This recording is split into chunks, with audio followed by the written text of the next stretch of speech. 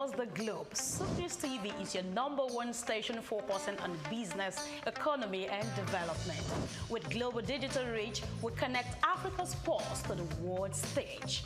Welcome to SOUQ News Television, and here we go beyond the headlines. From breaking news, in-depth conversational programs, to market analysis and indices.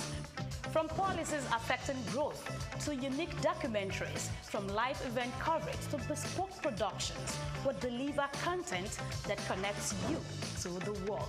At SOUQ News Television, we provide news surrounding business, economy, and development, infomercials and jingles that stand out, short and long-form documentaries crafted to international standards, independent production spaces with full technical support, special coverage for individual and corporate events, a special form of documentaries through our prestige package, Immortals, where we tell your story the way you'd love it, and business support services tailored for small enterprises.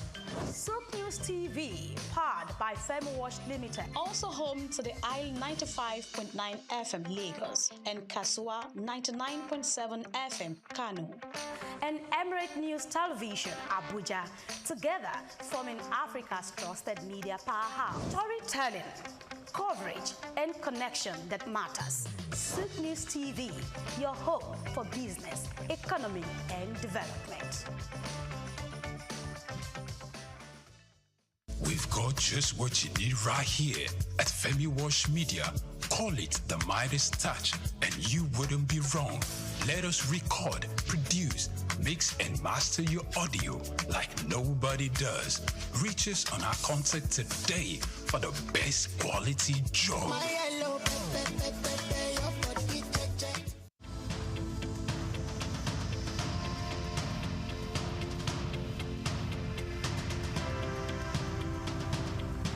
Eco Atlantic has become Nigeria's most sought-after city for its high-end infrastructure, prestige, and well-planned city layout, as reflected in an 8-lane boulevard, about 13 internal bridges, underground cables, and green footprints defined by over 30,000 trees. Additionally, having a building in the city has become a trend among the so-called big boys, as was the case with Old Ikoyi, Victoria Garden City, popularly called VGC, Osborne Foreshore, and now Banana Island.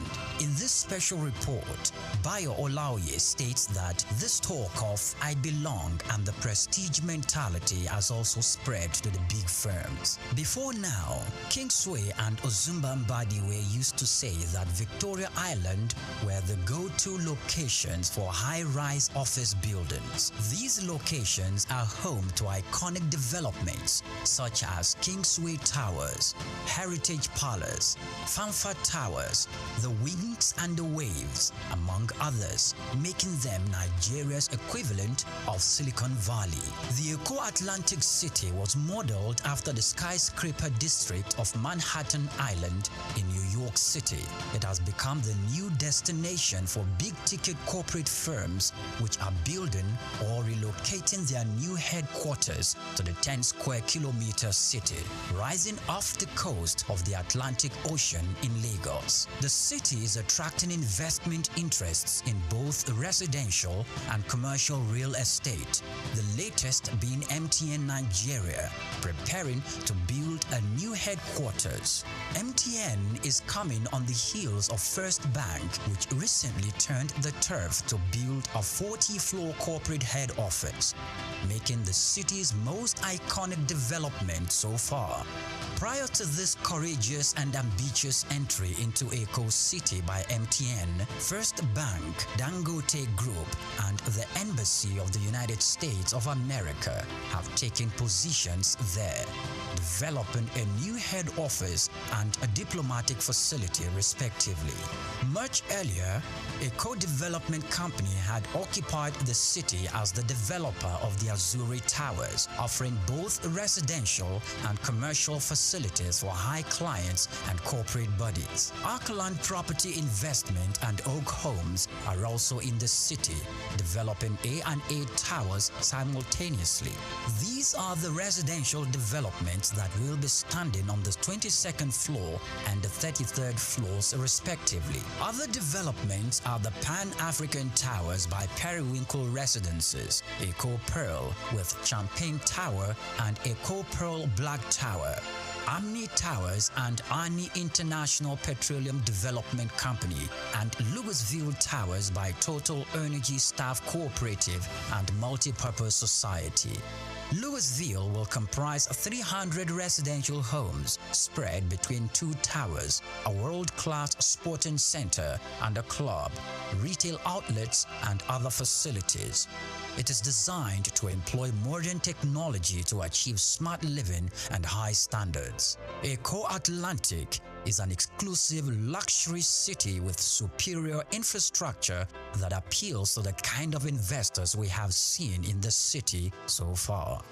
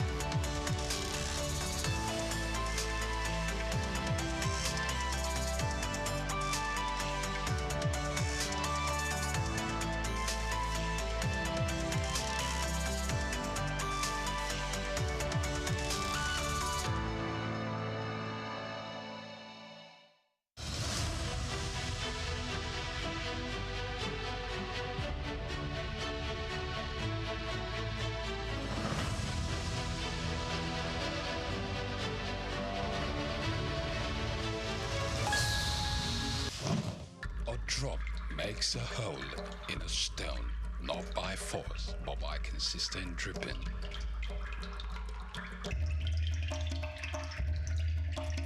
Nothing describes this woman more apt than her indomitable and consistent drive for excellence.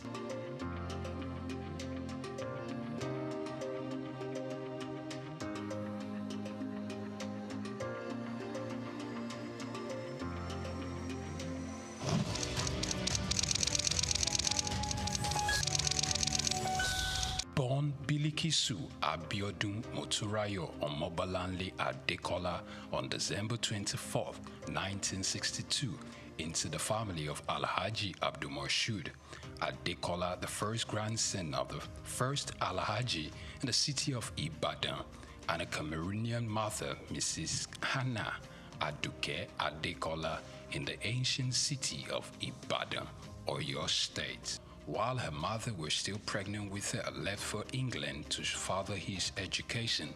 And while she was pretty much young, her mother left the country to go join her husband, to return while she was 8 years.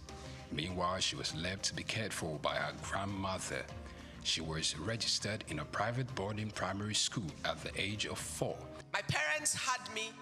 My father went off to England to go to school before I was born. He left my mother pregnant with me. My mother had me, and before I was a year old, left to join her husband in England, and I was left with my grandmother. I grew up with my grandmother before my parents came back like 8 years after. Spent my first, from about age 4 or 5, I was sent into a boarding nursery school. I lived in boarding school at a very early age because my parents wanted to protect me from becoming a local Ibadan girl. And she usually attributes these to her early independence and wisdom.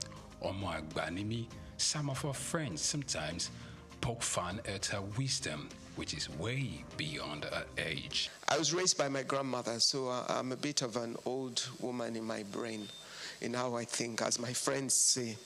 Her foray into business started at a very young age at her grandmother's shop where she sells salt. Little did she know that this was going to stand her in good stead in life. My first exposure to business was my grandmother's little shop where she sold salt.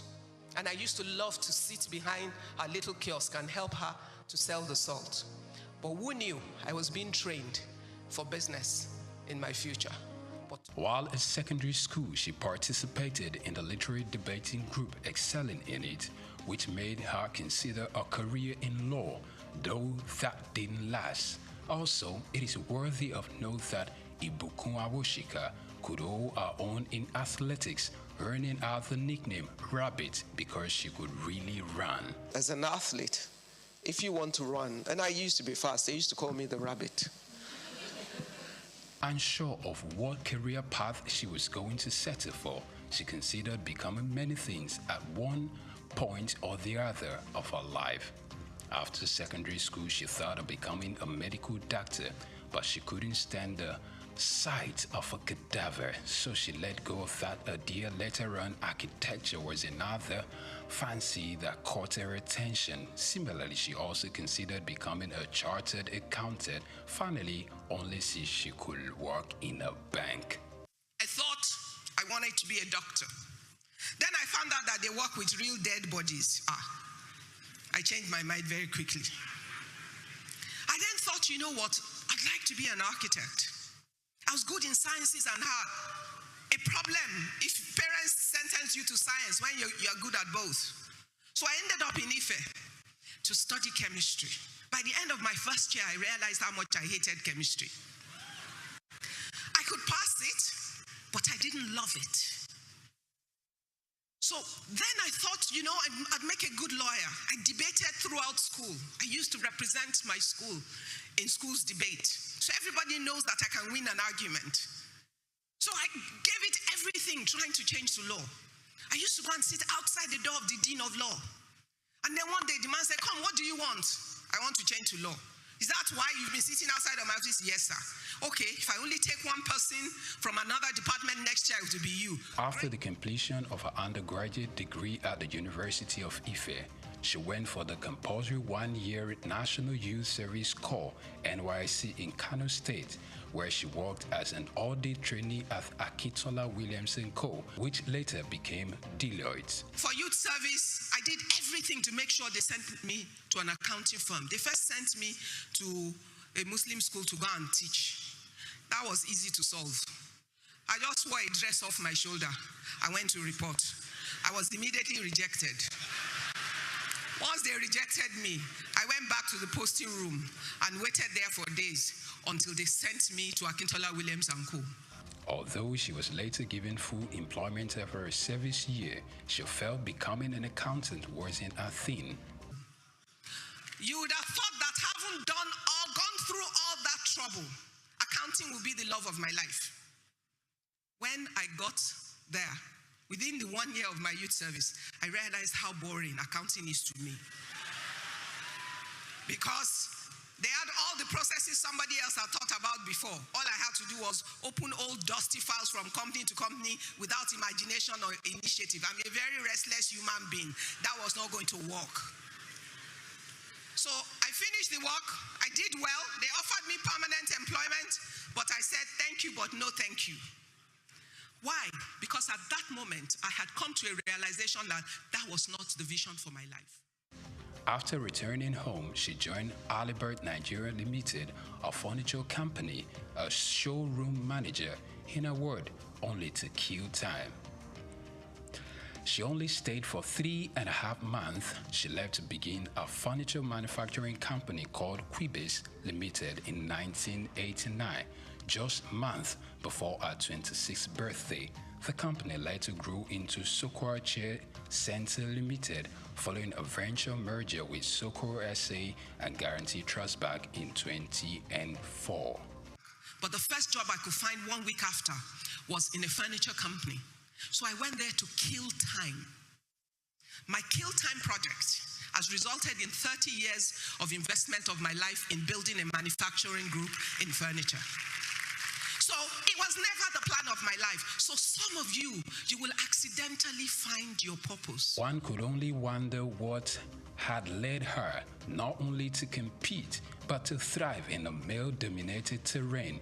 With over 30 years in business, Ibukun Awoshika is a woman to reckon with, encouraging more women to participate in the business terrain.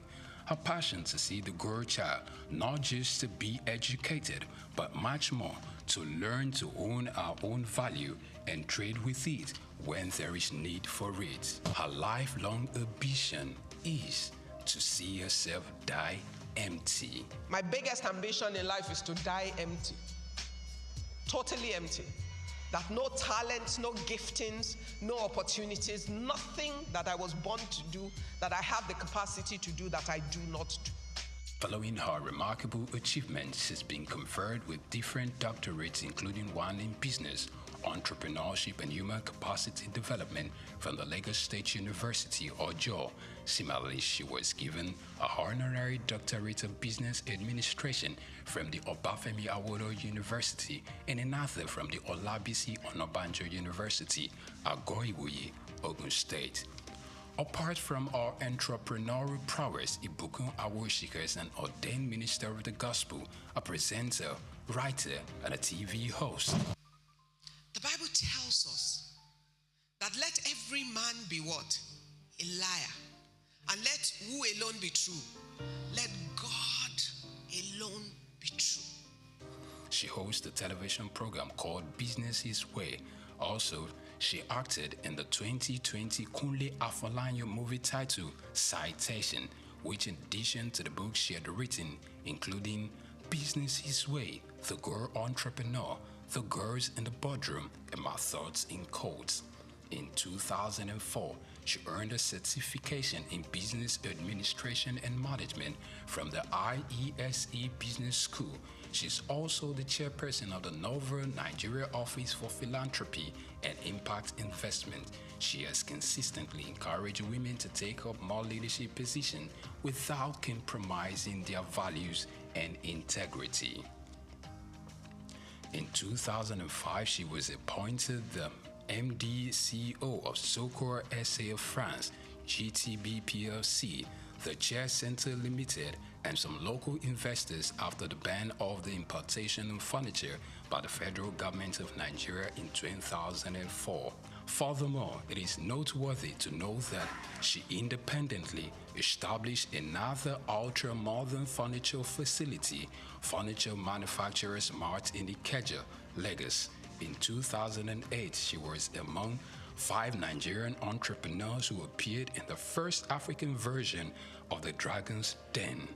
Unlike a great deal of others who knew exactly what they wanted to do from the beginning, she admitted to accidentally finding purpose. Ibukun Awosika is a member of the Nigerian Economic Summit Group, a member of the board of Nigerian Sovereign Wealth Fund, a former chairperson of the Board of Trustees of Women in Management, Business and Public Service, and a member of the IESC's International Advisory Board.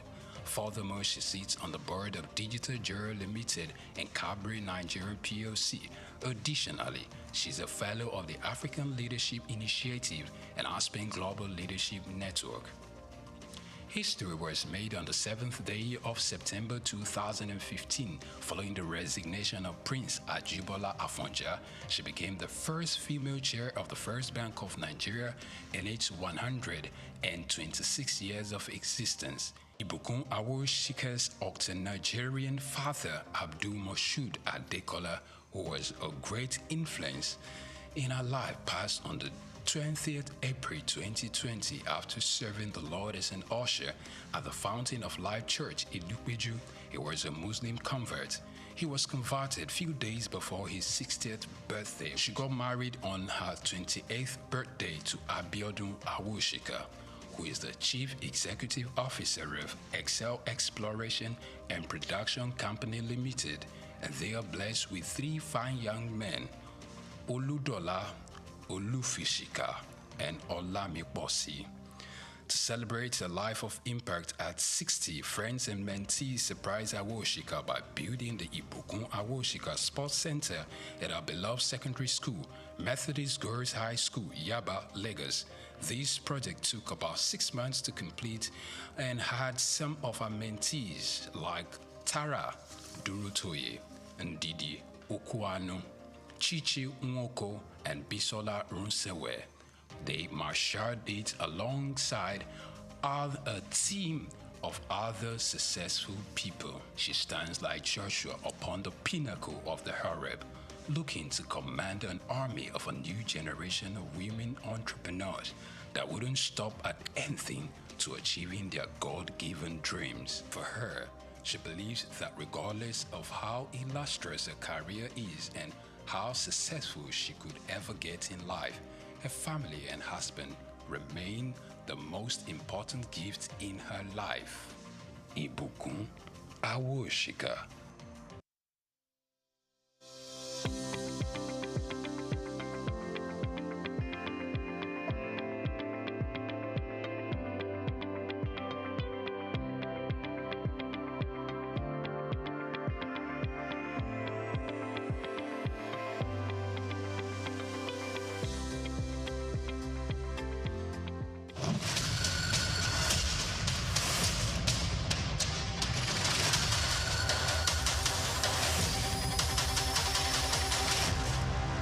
For more than a century, Zambia has stood as a prominent figure in the mining sector, particularly renowned for its copper production, which remains a cornerstone of the nation's economy.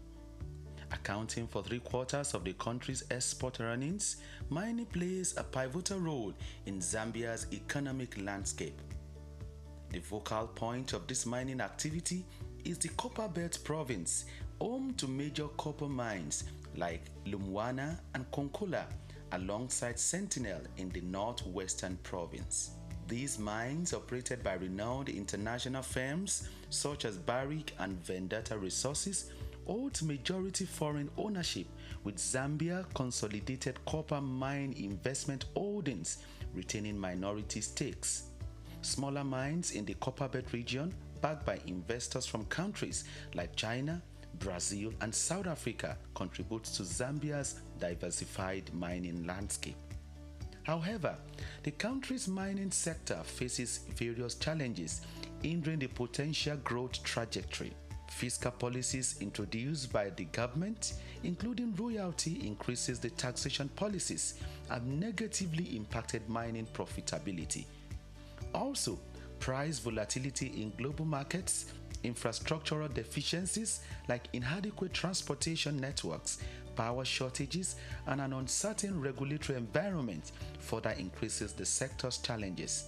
Moreover, labor disputes, safety concerns, and geopolitical risks stemming from political instability poses additional hurdles to Zambia's mining sector.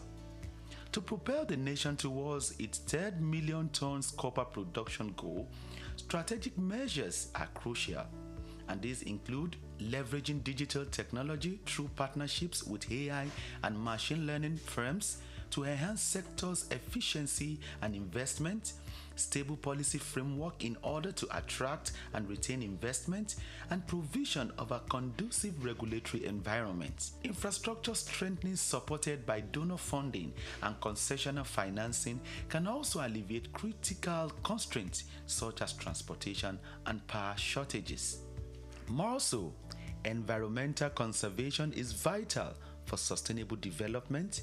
Hence, mining companies must provide government-approved environmental management plans, prioritize durable equipment, and proper waste disposal techniques to minimize environmental degradation. Given copper's expected dominance in Zambia's exports, maintaining its position as Africa's economic hub demands a concerted effort. Israel Adeyemi, SOUQ News.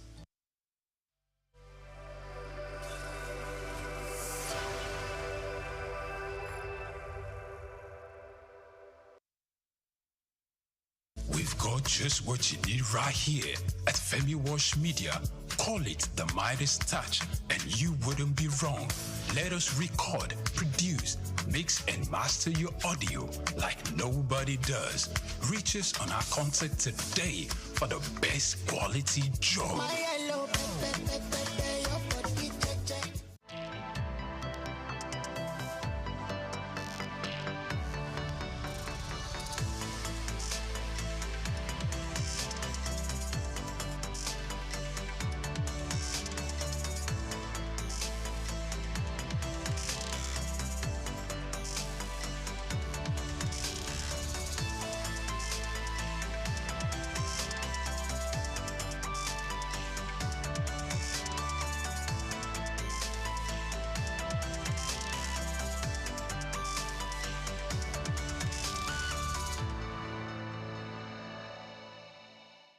Optimism is a strategy for making a better future because unless you believe that the future can be better, you are unlikely to step up and take responsibility for making it so. Responsibility is the price of greatness. How else can one explain the thought process of a 24-year-old youth leaving the luxurious comforts in the United States to fill in for his incarcerated father in sub-Saharan Africa, Nigeria, and run a family business holding the fort till stability was achieved? This is the story of Abdul Samad Rabiu, an unassuming, silent achiever.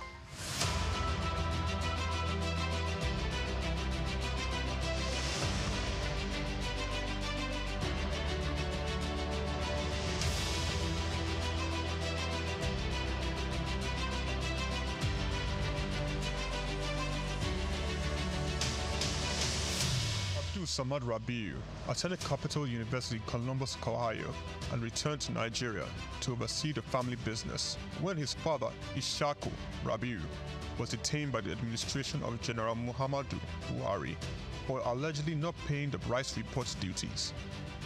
Not only was his father under investigation, the family business was under scrutiny. These harsh realities of being thrust right into the middle of it all shaped the young man's resolve to hard work in silence. Abdul Samad Rabiu is the son of one of Nigeria's foremost industrialists, late Khalifa Ishaku Rabiu, founder of Ishaku Rabiu and Sons Group. The family operated holding company with a history of investment in manufacturing, insurance, banking, and real estate. In the 1970s, the group invested in manufacturing, with its first investment being the Kano Suits and Packaging Cases Company, a factory producing suitcases and handbags. In 1972, the Bagauda Textile Mill, manufacturing woven clothes for uniforms, importing and trading in different segments of the economy, including frozen food service, sugar, and a motor vehicle and parts distribution company specialized in Daihatsu products. Abdul Samad Rabiu was born with a very big silver spoon in the ancient city of Kano on the 4th day of August in 1960, 57 days to Nigerian independence.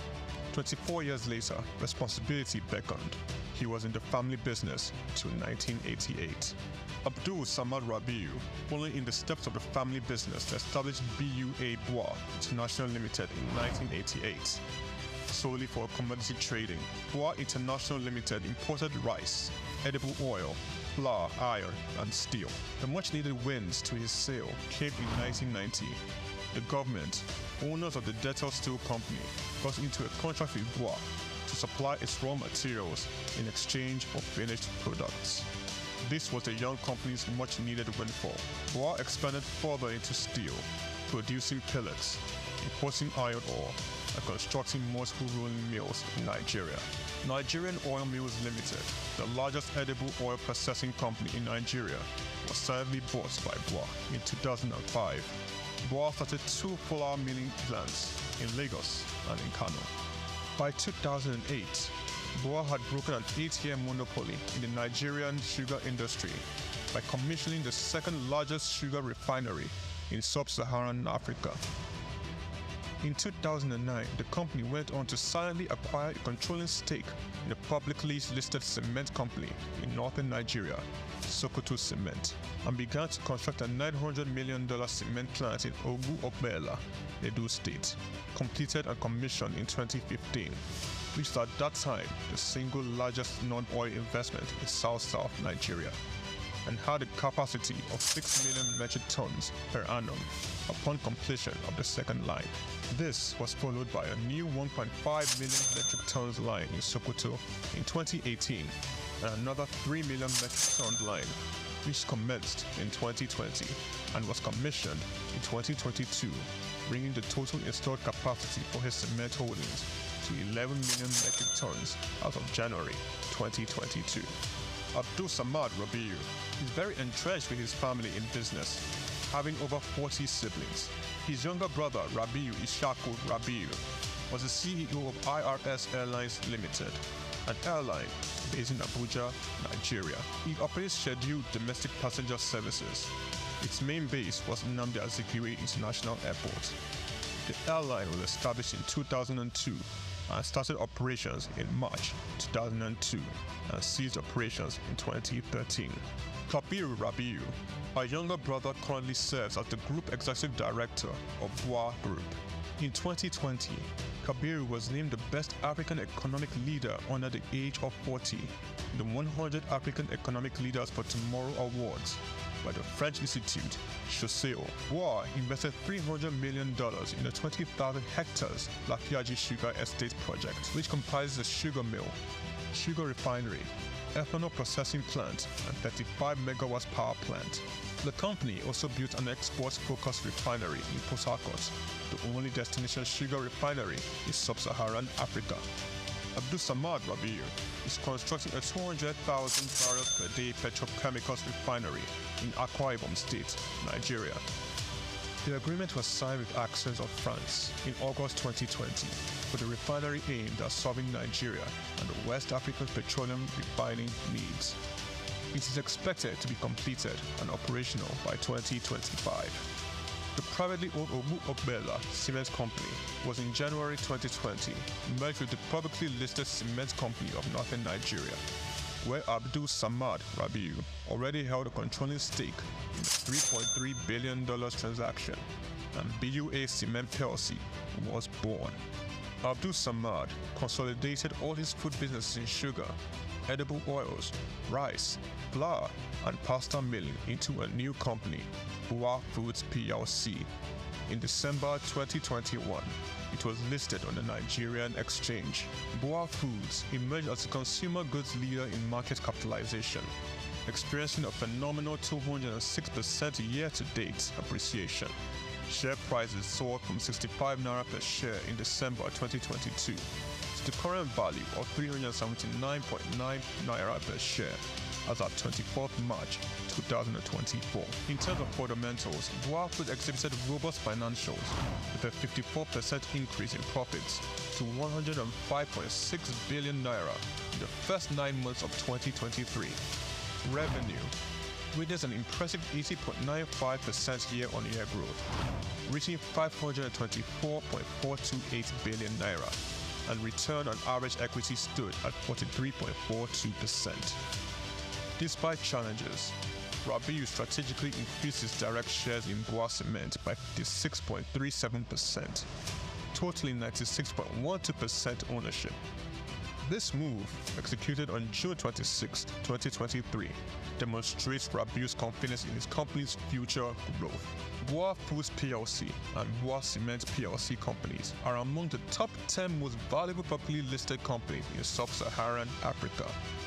From a relatively small company in 1988, BUA Group has grown to a world-class conglomerate, contributing significantly to the country's GDP while providing employment opportunities for tens of thousands of Nigerians. Abdul Samad Rabiu's philanthropy is silently second to none. He founded the Abdul Samad Africa Initiative, ASR Africa, and an African-focused fund for social development and renewal which seeks to support Nigeria and other African countries in the area of health, education, and social development. In October 2022, Abdul Samad Rabiu, through ASR Africa, donated $500,000 to the United States Agency for International Development, partner on tuberculosis control, HIV, and gender-based violence prevention efforts in Nigeria. Development of a 7.5 billion naira 200-bed specialist hospital in Kano State during the global COVID-19 pandemic. Abdul Samad Rabiu championed Nigeria's donation to this COVID-19 intervention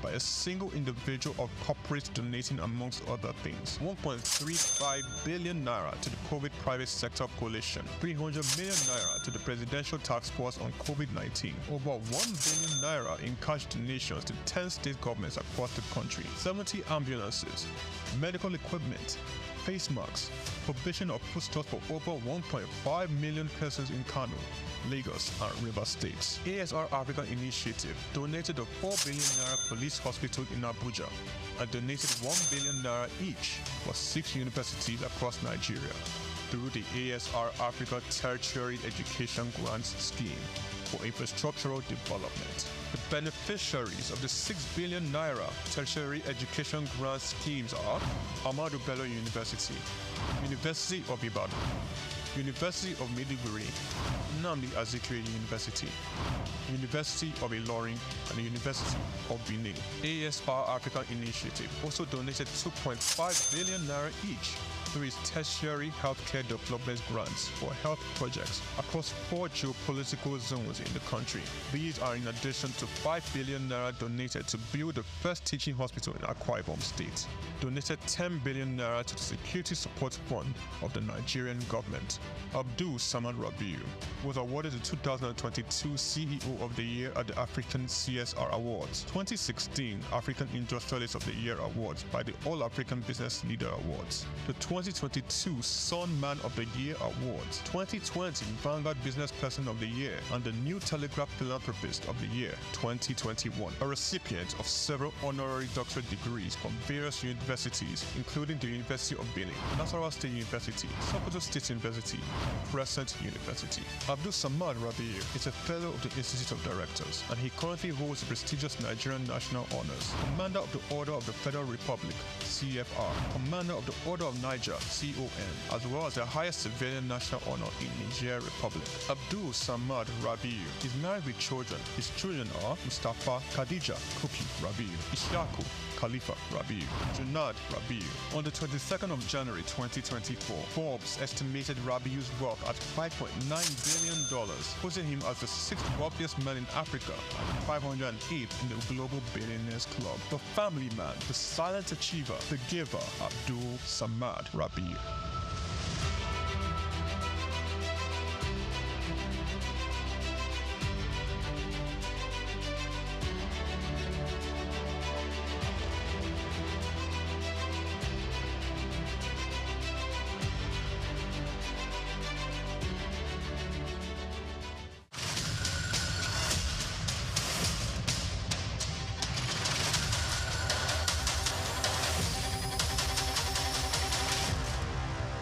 Africa is on the rise, and at the forefront of its growth is a sector as old as civilization itself: agriculture. Once marked by subsistence farming and challenges with food security, agriculture in Africa is now experiencing a powerful transformation.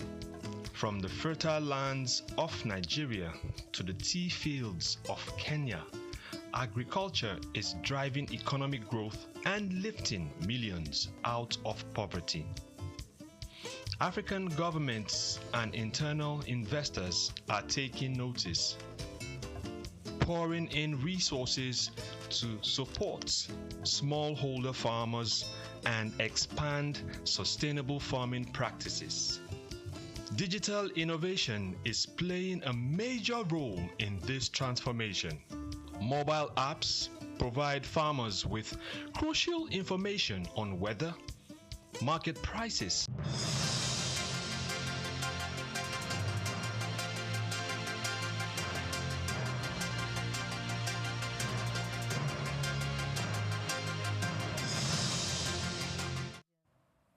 Hello and good morning to you and welcome to the update on SOUQ News Television. I am Olumide Shokoya. The federal government says the full revival of Aluminium Smelting Company of Nigeria, ALSCON, in Ikot Abasi, Akwa Ibom State, will contribute about 540 megawatts of electricity to the national grid once fully operational. The Minister of Power, Adebayo Adelabu, disclosed this during a visit to the facility, pledging to reconnect the plant to the national grid and complete the long-abandoned 330 kV substation in the area. He described ALSCON as a strategic industrial asset capable of driving job creation, boosting local aluminium production, and saving foreign exchange spent on import. Adelabu explained that the plant's 690 megawatts turbines were in good condition and could potentially be expanded to 660 megawatts.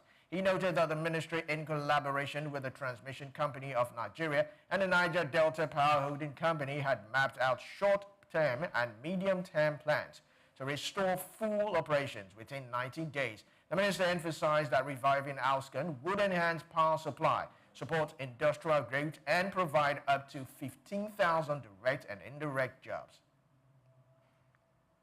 Nigeria will seek an increase in its crude oil production quota from the Organization of Petroleum Exporting Countries, OPEC, at the upcoming November meeting, according to the Minister of State for Petroleum Resources, Senator Heineken Lopobiri. Speaking in Abuja, Lopobiri said the country's current quota of 1.5 million barrels per day no longer reflects the true production capacity, adding that Nigeria now produces around 1.7 million barrels daily, including condensate, and can exceed 2 million barrels per day. He explained that improved output levels, better infrastructure, and renewed investments in the upstream sector positioned the country to justify a higher quota. The minister credited recent gains to the improved security, reduced pipeline vandalism, and strong enforcement of the Petroleum Industry Act by the Nigerian Upstream Petroleum Regulatory Commission. He also highlighted increased rig activity and rising local participation in oil production with indigenous firms such as Renaissance and Seplat boosting national output.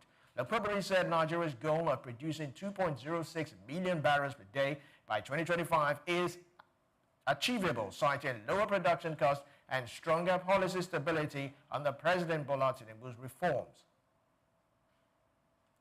Now, the president of Dangote Group, Aliko Dangote, has unveiled plans to expand the Dangote oil refinery from its current 650,000 barrels per day capacity to 1.4 million barrels per day, positioning it as the largest refinery in the world. Speaking at an interview with S&P Global, Dangote said the expansion would be funded through strategic partnerships with Middle Eastern investors. The refinery has already turned Nigeria into a net exporter of diesel and jet fuel and aims to deepen Africa's energy independence and reduce reliance on imported petroleum products.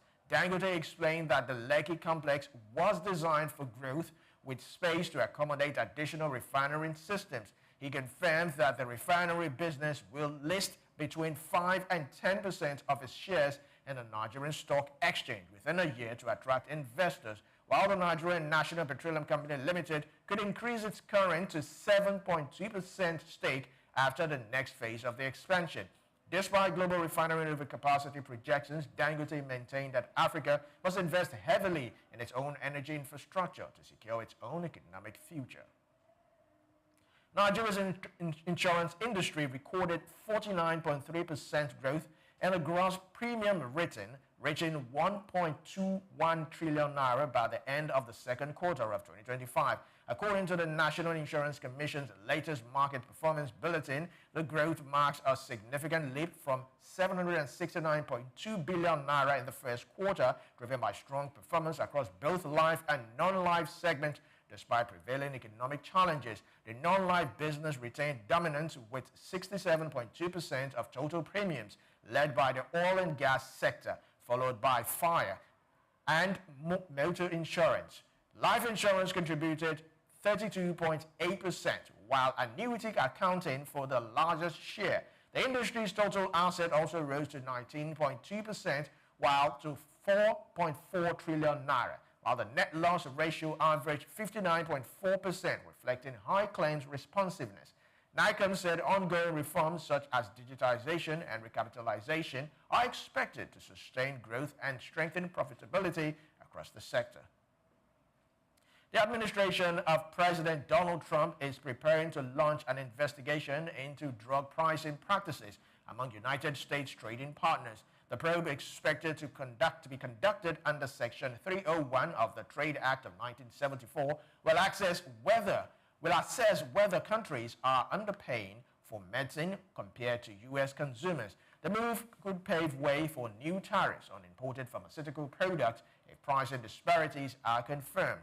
The White House has not commented on the development, but the plan follows Trump's repeated criticism that Americans pay nearly 3 times more for prescription drugs than citizens of other developed nations. In September, he threatened to impose a 100% tariff on branded or patented drugs unless pharmaceutical companies establish manufacturing plants in the United States. While the threat has yet to materialize, Trump has also written to major pharmaceutical companies demanding they align U.S. drug prices with international rates. Many thanks for watching. Do well to follow us on all our social media platforms at SOUQ News Television. I am Olumide Shokoya. Coming up shortly is SOUQ Business Landscape. Please stay with us.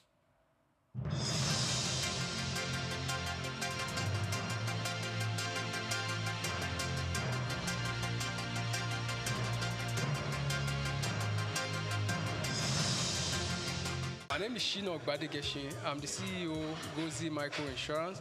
Continue to watch SOUQ News. Adenike Adeyemi, Executive Director of Faith Foundation. Keep watching SOUQ News. My name is Shepherd Michael Adewale Onofuye. I enjoy you all to always watch SOUQ News TV. Hey everyone, Majuli Obaje here representing Gigi. Keep watching SOUQ News, okay? Stay updated with SOUQ News. My name is Aton Keme. I am the head of MSME Banking. Please keep watching SOUQ News and stay glued to SOUQ News. I recommend that more and more people should watch SOUQ News because they deal with business news. Hi, my name is Amaka Wokolo. I am the director of the Faith Institute at Faith Foundation. Keep watching SOUQ News.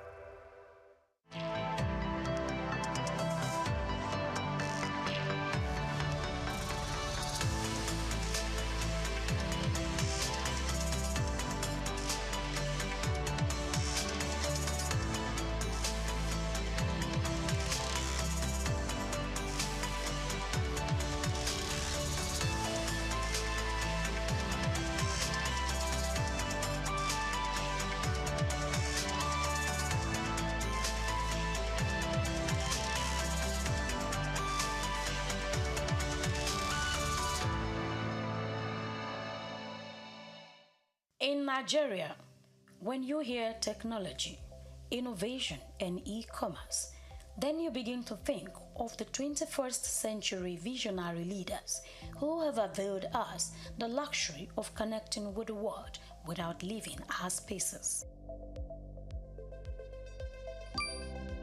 Nigeria, alongside some other developing countries, has occupied the tech space, networking and making a brilliant impact around the world, all thanks to people like LSK. I am Grace Komolafe.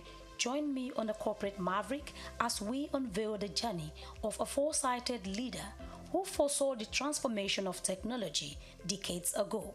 The year 2001, known as the third millennium, stands out for some individuals.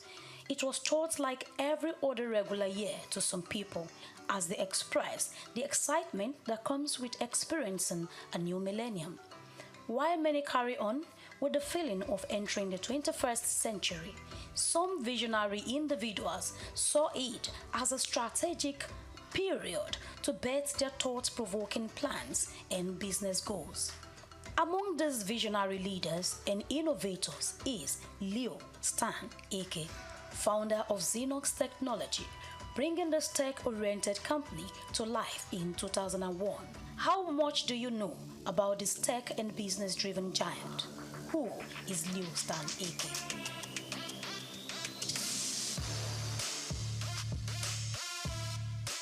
Dr. Leonard Stanley Nnamdi Eke, popularly known as Leo Stan Eke, is one of Nigeria's dynamic and influential figures, an African entrepreneur born into the family of Ihentuge Eke on February 22, 1956, in Imo State, Nigeria. His mom, a dietitian, and dad, a nurse. His roots is traced back to Ubommiri Mbaitoli, where he was raised in the household that valued education and hard work. His parents instilled in him the values of discipline and perseverance from a young age.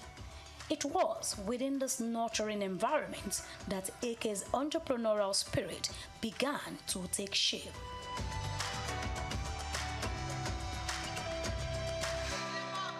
Like many visionaries, Dr. Eke's journey to success was paved with academic excellence.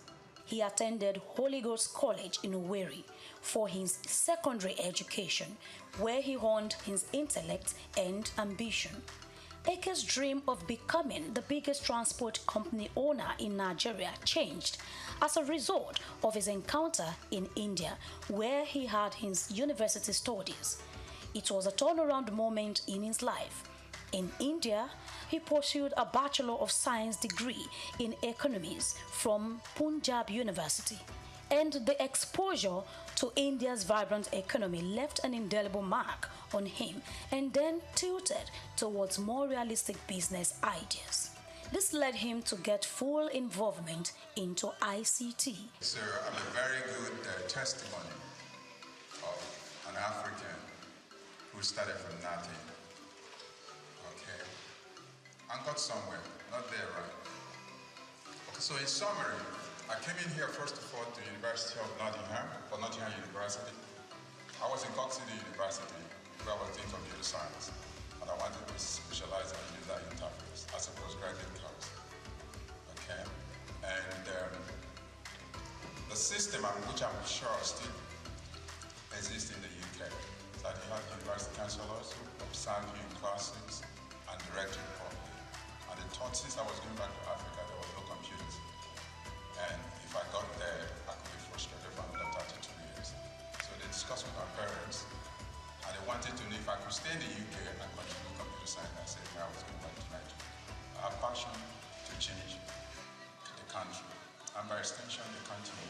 He later went on to earn a Master of Science in Risk Management from the Exton University of Nottingham, England, further enhancing his acumen in the field. With his tech startups dating back to the 80s, AK can be put in the bracket of visionaries who saw that ICT would define the world in no distant time. His ICT Solutions company commenced operation in 1989, focusing on desktop publishing and computer graphics. Over the last 3 decades, the company extended operations from Lagos to Port Harcourt and Abuja, implementing several ICT projects across the oil and gas, telecoms, manufacturing, and public sectors. I started small, like any other entrepreneur you read today. Okay, some started in the garage. Okay, most of them didn't inherit wealth. Now, so how could they have started? You start with your own. During our time, you have to start with your own sweat.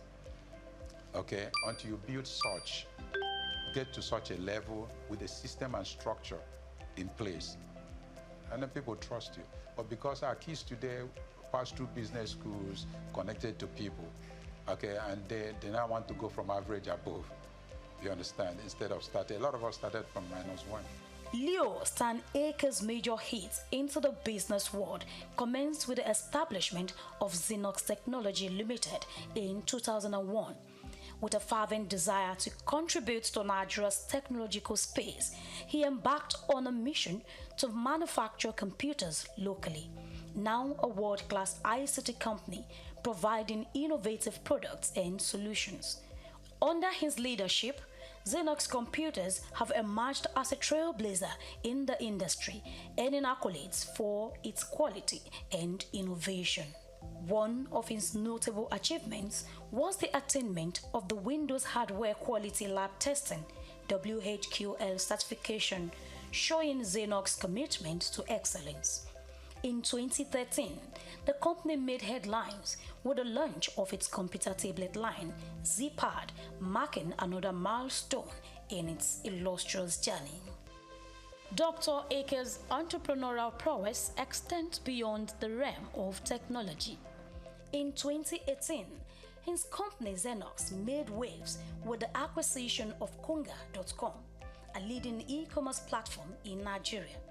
This landmark deal underscored Akers' strategic vision and his unwavering dedication to driving innovation in diverse sectors.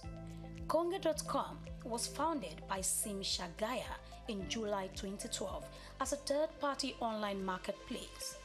99% of its shares were acquired by Xenox in February 2018. 3 months later, Konga merged with Xenox retail outfit Udala to form the biggest e-commerce company in Africa, retaining the brand name Konga. Leonard Stanley Ake also founded BuyRightAfrica.com Limited in 2008, at a time when credit card and e-payment infrastructures were still strange to many Nigerians. He did this to resolve funding issues for ICT projects and companies. He partnered with international financiers to help Africans acquire technology and compete globally. Some other of his establishments are Technology Distribution Limited, Tax Direct Limited, and iTech Solutions. He is involved in ICT Brokers and ICT Connect. Okay, but mine had a call. I had a call on the tech sector, and I've been consistent. And if you remember, my first step was to deal with the doubting Thomases, the media people. And it was like an evangelism. If you prove your worth to press people, to media people, because these are the critics of our time, then they follow you. You get to your destination faster. So when I did the whole media houses, transitioning them to digital economy through digital processing, through from typesetting to desktop publishing, computer graphics, okay, and multimedia. Then they started spreading the news. But again, we had to enhance that profile to the corporate world so that people can run offices with data analytics to guide them on advice, projections, okay, and where they're headed to. And then even our election.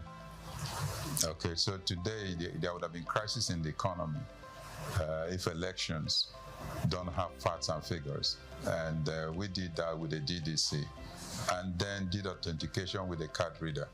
If you've come this far, kindly like, comment, and share. Throughout AK's career, he remained committed to empowering others and fostering socio-economic development. His philanthropic endeavors and advocacy for youth empowerment reflect his belief in the transformative power of entrepreneurship. He launched the Computerized Nigeria project in August 2000, thereby encouraging development and the use of computers. He also launched the Can I scheme, providing affordable laptops to young Nigerians with a repayment plan of 24 months window. AK's foundation furthers his charitable efforts, supporting various causes with different donations across the country. Now, I see entrepreneurs trying to live big. Are you with me? Yeah. Okay. I see entrepreneurs trying to show off. You must have incubation period. Every successful entrepreneurs are seen to be stingy because they know the value of every dollar spent. But they use the same money to sustain the society. Okay, so I just want to advise Nigerians here. I see a lot of you startups now selling debt. It means technically you are leaving the company.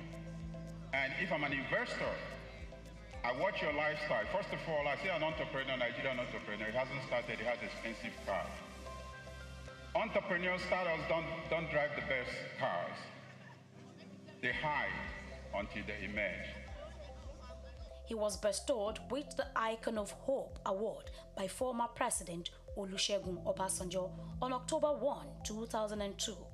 He also got Nigerian Science and Technology Achievers of the Year 2003 and Officer of the Order of the Federal Republic of Nigeria OFR in 2004. AK is also a member of the Nigerian Economic Summit Group and holds a life membership, Nigeria Institute of International Affairs. He also holds an honorary doctorate in business administration from Imo State University, Owerri, Federal University of Agriculture, Makurdi, Federal University of Technology, Owerri, and the University of Jos. He is a fellow of the Lagos State Polytechnic, Lagos, Federal Polytechnic, Ida, and Federal Polytechnic, Nekede, Imo State.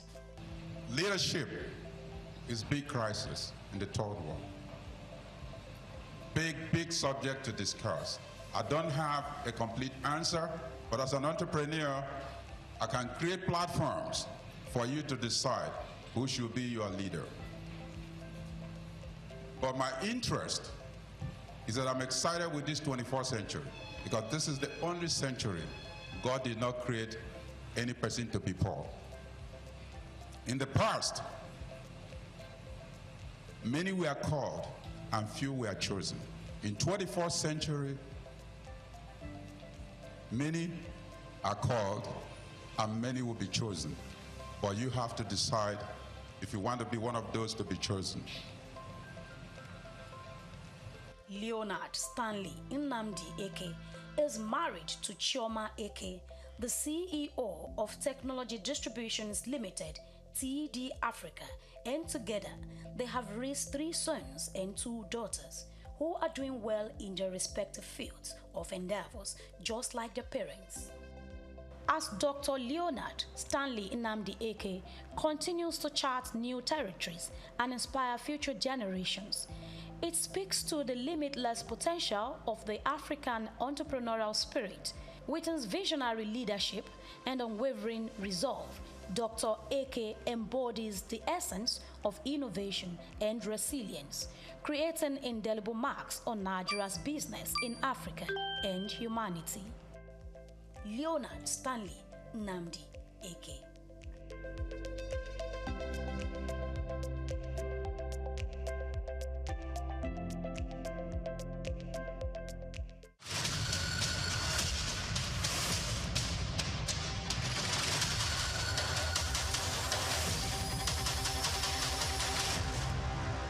Idumota Market. Eko Idumota, once a residential neighborhood, is home to Idumota Market located on Lagos Island. It is one of the oldest and arguably one of the largest markets in West Africa. Idumota is a historic neighborhood adjacent to the Lagos port that facilitated the slave trade and later, under the British indirect rule, it surrounded to exports that fueled the colonial enterprise. Idumota was also the location of an Armed Forces Remembrance Cenotaph called Soja Idumota, built as a monument to Nigerian soldiers who served with the West African Frontier Force. An Eyo Masquerade statue and a clock tower are also some monuments at Idumota. Idumota Market is so popular that large sales are recorded as early as 7 a.m. The market is made up of hundreds of lock-up shops occupying several multi-story buildings, with some measuring about 5 or more floors. In 2010, the Lagos State government demolished some illegal structures in order to improve vehicular and human movement in and around the markets. During weekdays, the neighborhood of Idumota is densely populated by shoppers, traders, and bus passengers. From the Quota Bridge ascending into Lagos Island, passengers can see the neighborhood before disembarking at their final destination. Idumota Market accommodates the substantial inflow of imported goods. The bulk of import from abroad are routed first through Idumota and then on to other markets through Nigeria and other West and Central African countries. The energy of private Idumota traders and wholesalers facilitate this activity, where millions of US dollars worth of wholesale is exchanged daily. Idumota Market, SOUQ Enlightenment. Augmented reality, AR, is a technology that merges computer-generated images with the user's real-world view, creating a composite experience. This interactive experience integrates various sensory modalities, such as things you can see, hear, and even feel, making the experience interactive and immersive. In recent years, the emergence of this transformative technology has seamlessly integrated digital and physical realms. This groundbreaking innovation relies on specialized hardware like smartphones and smart glasses equipped with cameras and sensors, AR software, and Apple's AR Kit and Google's AR Core. Then creates immersive experiences by overlaying virtual content onto the user's real-world environment. AR software such as Apple's AR Kit and Google's AR Core then creates immersive experiences by overlaying virtual content onto the user's real-world environment. AR's applications span diverse industries from gaming to education, healthcare, retail, and manufacturing. In education, AR enhances learning through interactive and dynamic experiences while in healthcare, it aids surgical planning and medical training. Retail experiences are transformed as AR enables customers to virtually try on products and visualize furniture in their homes. Despite its potential, AR faces challenges such as technical advancements and user privacy concerns. Overcoming these hurdles will unlock even more seamless and immersive AR experiences, making it an integral part of our daily lives. As technology progresses, the horizon for AR broadens, promising a future where our interactions with the world are richer and more interconnected. Augmented reality is not just a trend, it's a revolution shaping the way we live, learn, and work. Goma Fortune, SOUQ News. Fellow Nigerians, did you know that constituency and executive projects in your communities are not gifts from your legislators? They are projects sponsored by the legislators and funded by the federal government to improve your life and the lives of those around you. These projects belong to you. Without your vigilance, they might never be completed. Don't allow them to fade away into unfulfilled promises. Stand up, take ownership, monitor their progress, demand accountability, and report concerns to ICPC. Call our toll-free line now on 0800 2255 4272 or WhatsApp only on 0806 656 4726. This message is brought to you by the Independent Corrupt Practices and Other Related Offences Commission ICPC with support from MacArthur Foundation and the Center for Democracy and Development in Africa CDD. Hello Nigeria, hello Africa. Yeah, this is Sound Man. Keep watching SOUQ News. My name is Babalola from Excel LED. Keep watching SOUQ News. My name is Shepherd Michael Adewale Onofuye. I enjoy you all to always watch SOUQ News TV. Hi, I'm Tom Boggaballs, and please keep watching SOUQ News. Wale Seriki, SLG Lagos Island East, SOUQ News. Keep out watching them and keep a lookout for them. They're up and coming, and we're proudly to be affiliated with them. You alone where they make me go crazy. This your love in the cool of my brain. You're my medicine, I need you all day. Yo, it's Blackface Nigeria, and you're watching SOUQ News TV. Keep it locked on this dial, don't change it. You know what I say? Blackface Nigeria, love no bad. Take Nigeria because it's the mind that needs to first of all be rebranded. Idris said he's going to be putting Nigerian labor, Nigeria content and materials first. If you say Nigeria first and it is just us down here that, are pushing that agenda, it's going to be a big struggle. Do you think Nigerian firms, Nigerian organizations should start looking at getting their staff involved in this market or buying to keep for their staff? Within this side, let's also learn citizen diplomacy. See something. This is SOUQ business landscape. Take Nigeria because it's the mind that needs to first of all be rebranded. Idris said he's going to be putting Nigerian labor, Nigeria content and materials first. If you say Nigeria first and it is just us down here that, are pushing that agenda, it's going to be a big struggle. Do you think Nigerian firms, Nigerian organizations should start looking at getting their staff involved in this market or buying to keep for their staff? Within this side, let's also learn citizen diplomacy. See something. This is SOUQ business landscape.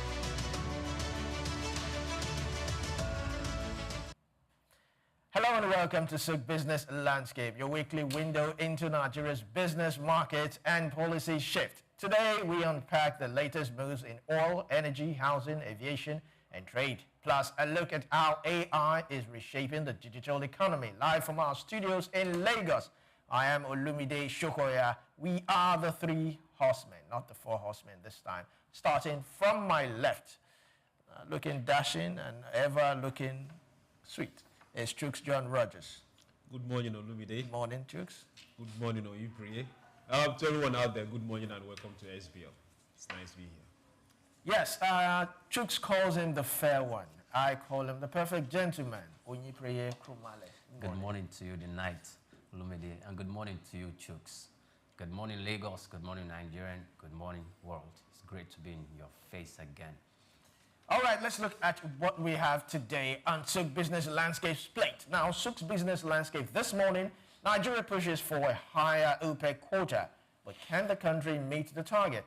All tax revenues plunge over 50%. What's behind the sharp fall?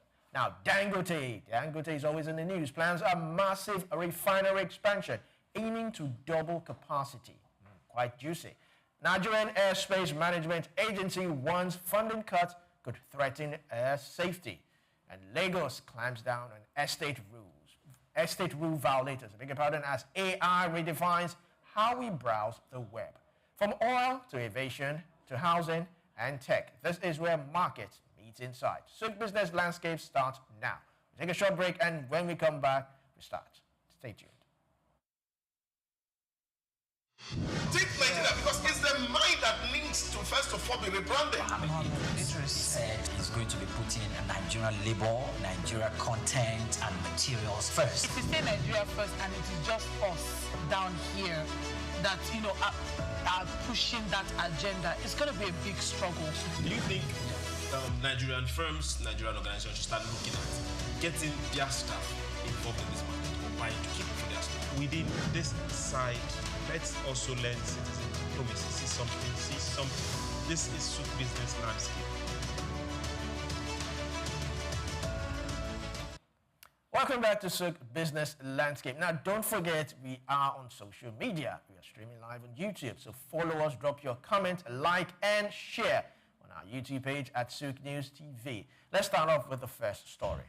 The Minister of State for Petroleum Resources, Senator Heineken Lokpobiri, has announced that Nigeria will push for a higher oil production quota at the upcoming Organization of Petroleum Exporting Countries, OPEC, meeting scheduled for November. Lokpobiri made the disclosure on Tuesday in Abuja during an interview with the media team of the Nigerian Upstream Petroleum Regulatory Commission. The discussion focused on Nigeria's upstream oil sector performance 4 years after the passage of the Petroleum Industry Act and the establishment of the commission. He noted that the current OPEC quota, fixed approximately at 1.5 million barrels per day, no longer reflects Nigeria's actual production capacity. Now, the minister argued that with improvements in infrastructure, regulation, and investment, the country is now capable of producing more and should be allowed to do so. The push for a revised quota is expected to be a key part of Nigeria's engagement at the OPEC meeting as it seeks to maximize oil revenues and attract further investment into the sector. Now, I'll also take the second story. It says, Nigeria's oil tax earning fell sharply in September 2025, dropping more than half and missing government's target amid failing receipt from production sharing contract. Now, this according to new data from the Federation Accounts Allocation Committee, that's FAAC, obtained on Tuesday. Total oil tax collection, which includes petroleum profit tax, hydrocarbon tax, and company income tax, that's oil and gas, declined to 302.5 billion naira in September, marking a 53.06% fall from 644.50 billion naira in August. Now, this sharp drop reflects mounting fiscal pressure and volatility in the oil sector. The figure also fell 49.6% below the monthly target of 617 billion naira, creating a revenue shortfall of 297.65 billion for the month. The decline is expected to weigh heavily on budget implementation and could force the government to explore alternative financing options to meet spending obligations. Now, I have to read these two stories because I wanted, one story is saying, hey, we're doing well, we're doing more than 1.5. We should request for more. And the second story is saying we are falling short. What do you think? Where should we even start from? Where should we even locate the problem? Because yes, we are approaching OPEC meeting. This is our proposed deal that, okay, give us more, what do you call it? Increase our quota. Increase our quota. So that because we are doing more than, or we've done more than that, but it's not reflecting in our books. Jokes, what's the problem? Okay, let's go first with the OPEC quota. Now, there are several member states of the OPEC. oil petroleum exporting countries. Now, there are several member states. From inception, 5 of them, then expanded. Nigeria came in, now we have OPEC plus. Yes. Of this, Saudi Arabia has a quota of 10.4 million barrels per day. Yes. Nigeria from 5 to 7 to 8 to 1.5 million. That's what we have. Venezuela, they have about 2.3 something million barrels per day. Now, Venezuela don't meet their quota thanks to their own internal crisis, orchestrated by some other Western countries. But now, let's look at Nigerian quota. It's been there for a very long time. Is it that we are not making more than 1.5? We have been producing more than 1.5. But we've always had, allegedly, it's always been there. The IOCs and their collaborators, they've not been able to tell us how much we produce per day. What they mark on their register is what we take. And over time, that has stood because it has not favored us as a country, because we as a people, let me use that word, we as a people, we've not taken control of that production away from what we've signed on paper with IOCs and co. Now the trend is gradually changing. We have more Nigerian companies. More data is being open there. And we're trying to see more transparency, even if we are not there yet, but at least we are seeing those steps. So we should be able to say, okay, good and fine. Dear OPEC, increase our quota. We have been producing more, even if we've been reporting less. But now let's produce more and report more. And OPEC give us that leeway to be able to produce more, because 1.5 million cannot sustain our budget. Let's be straight with that. Now, that being done, we have the right to go and ask, and we will get. If we can't get it, we should look at other countries that have not been meeting their quota and give that to us. But before we get there, now let's go back to the second side of the story. Over 53% shortfall on tax collection from oil in September is not acceptable. It's not acceptable. These are things that you ask questions. When there are mistakes, or when you have some error in mathematics, they will tell you, okay, once is over 0.5, then you start asking questions. Over 1%, then they will directly mark you wrong. Over 10%, something is wrong. Over 50%, then there is a disaster somewhere. We should ask ourselves those particular questions. What exactly is accounting for that? Did we not produce at all? Did some drilling companies not work at all? So what exactly happened? These are questions that we don't get to ask. But most times you see it written on books and say, okay, is the oil industry shortfalls? This can happen, that can happen. No. There is an extent to which error is allowed. Over 50%, no. We can't have done 600 and something billion the previous month, and we are doing 302 billion in September. What happened to more than half of the revenue that was supposed to be collected? Who are those in those particular places? They should come out and tell us directly what happened. These are what other clients will do. Senate hearing immediately. It's not 2-3 months. No, it happens by the day, and they account. Okay, this is what happened. This is who failed. This is what failed. This is what we can take care of. This is where we should go. Coming to you, Priye, Lokoberry seems very optimistic that we are producing more than 1.5. I mean, it was reported in a couple of months. I think we are producing 1.7. 1.7, 1.8. And he's insisting that, we should even go more. I mean, surprisingly, Saudi Arabia is doing 10. We should even be shooting up to 5 million, because we can't do it if every other leakages is sealed and is taken care of. Now we have 53-point-something% shortfall. I know NNPCAL is under a whole lot of scrutiny right now, but how do we begin to locate the error, and how do we begin to rectify it? This is beyond Lokoberry. I think and we have a minister for petroleum, even though he doubles as the president. But do you think that the Minister for State and the rest are up to the task to find the leakages? That's their job. The Minister of State for Petroleum Resources, Oil, Lokoberry. The Minister of State for Petroleum Resources, Gas, Ekpo. They're doing their job. Lokoberry, on his table, is telling us that, look, our production quota needs to go up, but we need to seek it through the formal means. And it's not rocket science. That's because when the former administration, former president of blessed memories, Muhammadu Buhari, came onto the saddle, he did the same thing. went to Saudi Arabia to lobby Saudi Arabia to increase Nigeria oil production quota. And we got it because the president then realized that we need lots of money to fund not only our budget, but also to cater to many of the projects that life followed that needed to be attended to, and which we got, and that's okay.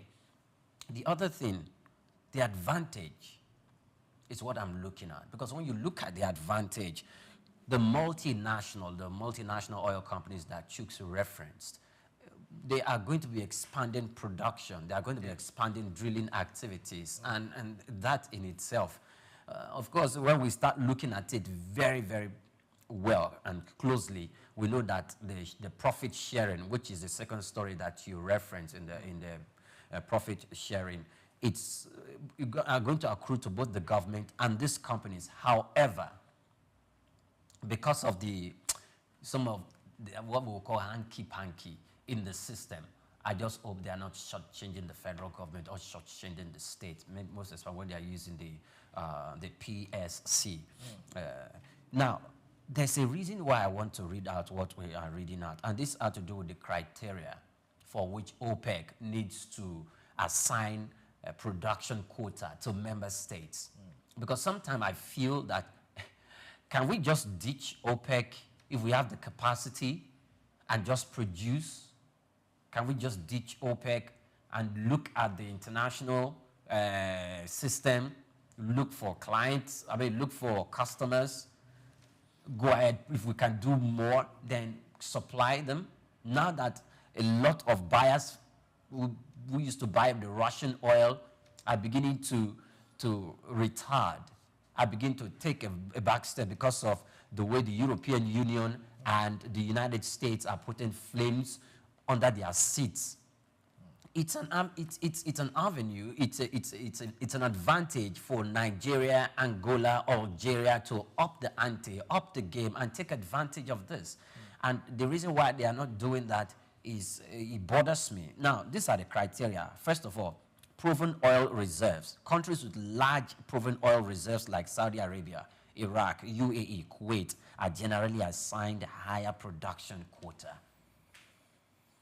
So let's start from there. We don't have proven oil reserve. We have, it might not be up to Saudi Arabia that has 260 billion barrels of reserve. What about Nigeria? Okay, so because I tend to look at it from a nationalistic disposition, and there are sometimes we just need, we are good boys out there in the international system.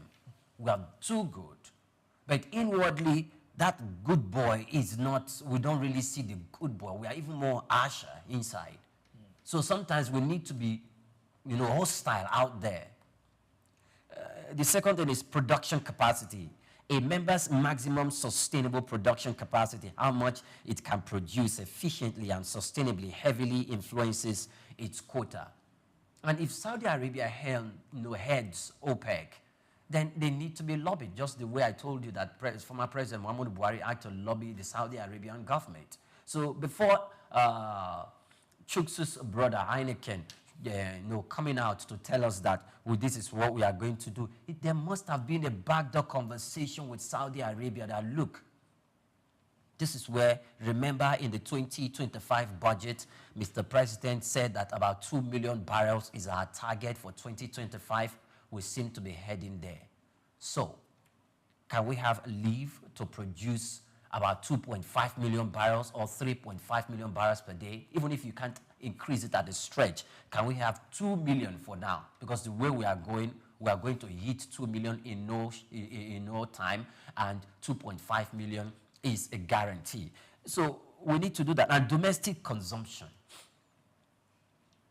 When we start talking about domestic consumption, we know that the price of refined crude actually dictates where the pendulum swings when it comes to looking at the Nigerian economy. Because everything, if there is an increase in price today, it affects the consumption, it affects transportation, it affects businesses, it affects energy, you name it. So we should be giving, don't Don't be giving us 1.5 million. You can even give us 5 million. If we can't attain it, fine. You know? So we should be giving 5 million. We should be giving a lot more. Before you do that, economic dependence on oil. This is what I just said. Our economy is completely almost reliant on oil. About 80% of our foreign earnings comes from oil. Yesterday in the news, the imports in the Nigerian import profile, more than 600 million of barrels we imported into the country. Oil producing state, one of the largest in the world, if not number 6. These are anomalies. Okay. While you look at those anomalies, let's also remember that if we are going to OPEC and telling them to increase our quota, we have to try and see how can we strike a balance between the entire OPEC quota itself, because OPEC controls over 80% of oil production worldwide. And each time OPEC naturally will not increase their quota altogether, total quota, because when they do, it affects oil prices. And that stability is what the entire economy depends on the long run. So how can we get them to increase our quota without affecting significantly the entire OPEC quota? These are a whole lot of the arguments we'll be having, and that Nigeria needs to be able to tinker out before getting to that particular table.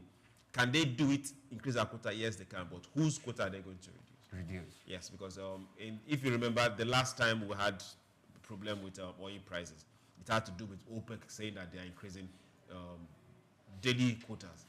Trump had to go to Saudi and say, please, can you guys reduce it? Because the US is not in OPEC. Yes, definitely. The US is not in OPEC. And also, we have a lot of covering being in OPEC than staying outside OPEC. We have better covering within OPEC. Than outside OPEC. My major issue is accountability. I'm a firm believer that we've always produced more than 1.5 million. Always. Both from domestic, local, and the IOCs. Is majorly the reporting. We've had that report over and over again, that a lot of companies allegedly underreport their production. So a lot of these ones that are not reported leave this country without accountability. So these are a lot of loopholes where this government should try and fix.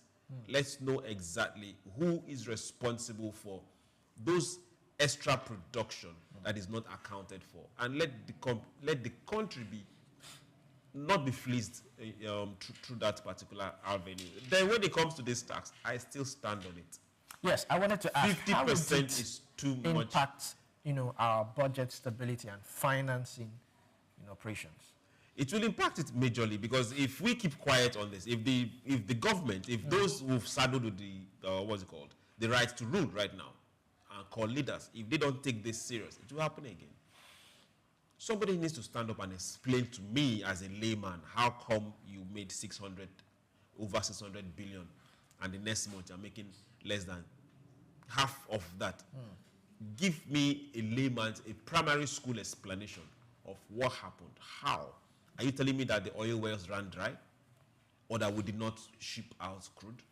Then where exactly are those shortfalls coming from? We need those down to the penny explanation on this issue.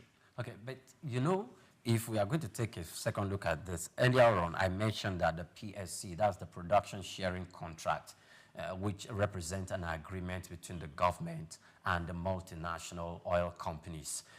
They provide all the technical expertise, the money, the finance, the infrastructure, the technology to go and drill or to explore, to look for oil. And if they are able to find oil, then they can now, explore that oil and sell. But first of all, there's cost oil and there's profit oil. So the cost oil is how the multinational oil organizations are going to get back all their expenses that they inserted in exploring the oil. So they are going to sell part of the oil they found, they've explored, to recover their investment, that's cost oil, then they will now bring up the other part to sell between, so that themselves and the state, Nigeria, in this case, will have to share the profit. That is now called profit oil. Now, who monitors the multinational organization when they go for this exploration? And when they discover this oil, who monitor their books to know how much they spent in that exploration, so that by the time they are done and they discover the oil there, or they explore all those, to know that, okay, this is actually how much they spent, so that by the time they are selling some part of the oil to get back their investment, first, we are not being shortchanged. Do we have government agency involved in that, as in actively monitoring that? If it definitely will have, but the question is, those people that are sitting at that table, are they representing Nigeria or they are representing themselves? Well, they are Nigerians. Yes, they are Nigerians. Yes. Or is it not in this same country that somebody almost signed off an entire industry for how much? Less than $1 billion. Okay, so that the country had to go to the UK to go to court in the UK. We've seen there are Nigerians that it's always more of and we do have nationalistic people that truly represent us and not represent themselves. Yes, they could be in any of the ministry or any of the government parastatals representing us, representing the ministry, but at the end of the day, is it Nigeria that they are standing for? That's the major question that I will put to you, because you have the solution. But those particular people, are they there just politically? That's another question we need to start asking ourselves. We should at some point stop giving credence to political appointments when it comes to these critical positions. Let's look for people that we can hold accountable and responsible for their tenure. That is why we have civil servants. So when they don't do well, you can fire the person at any point in time, or you can arrest the person at any point in time, or you can query the person at any point in time. It won't be a political settlement or a political agreement or a family affair. We've seen it happen several times, where we end up losing, and it will now be a political affair. So now, coming to you now, how do we solve, or how do we rectify this 53% drop in oil tax revenue? Where should we start from? Ministry of Finance, Senate hearing, EFCC, ICPC, petroleum ministers? Sometimes the audit is very, very important. And I'm not talking about the kind of audits that we are still talking about recently, when they said, oh, we need to extend the audit on the period which it covered to December 2024, which we saw some few days ago. That's not the kind of audit that we are looking at. So if we're going to treat that, we need to look at it from a business perspective, from a nationalistic perspective, like according to SOUQ, and also from the perspective where political will needs to come into place. Because if we look at that, and it's not being perpetuated by unscrupulous elements, if it's not being perpetuated by criminal acts, then we know that it's just market dynamics. Because I don't see how, maybe you should tell me. Market dynamics, 53% shortfall? Yeah, because I don't see how we seem to be going up in our production of oil, and what we are getting from taxation concerning that is falling down. SOUQ said we could be underreporting. SOUQ said some companies might be underreporting. Exactly the same thing I referenced earlier. And you know, the multinationals, because they're not just the multinationals, profit-driven. Well, we cannot single out them completely. We also know that other government agents can be complicit. Definitely. Complicit, because one entity cannot unilaterally, cook try the books. They can't. So that is something the radar of the EFCC and the ICPC need to really spread around, and for us to, make sure we rectify. When are we actually going to get the total accurate record from NNPC? What is actually producing per day?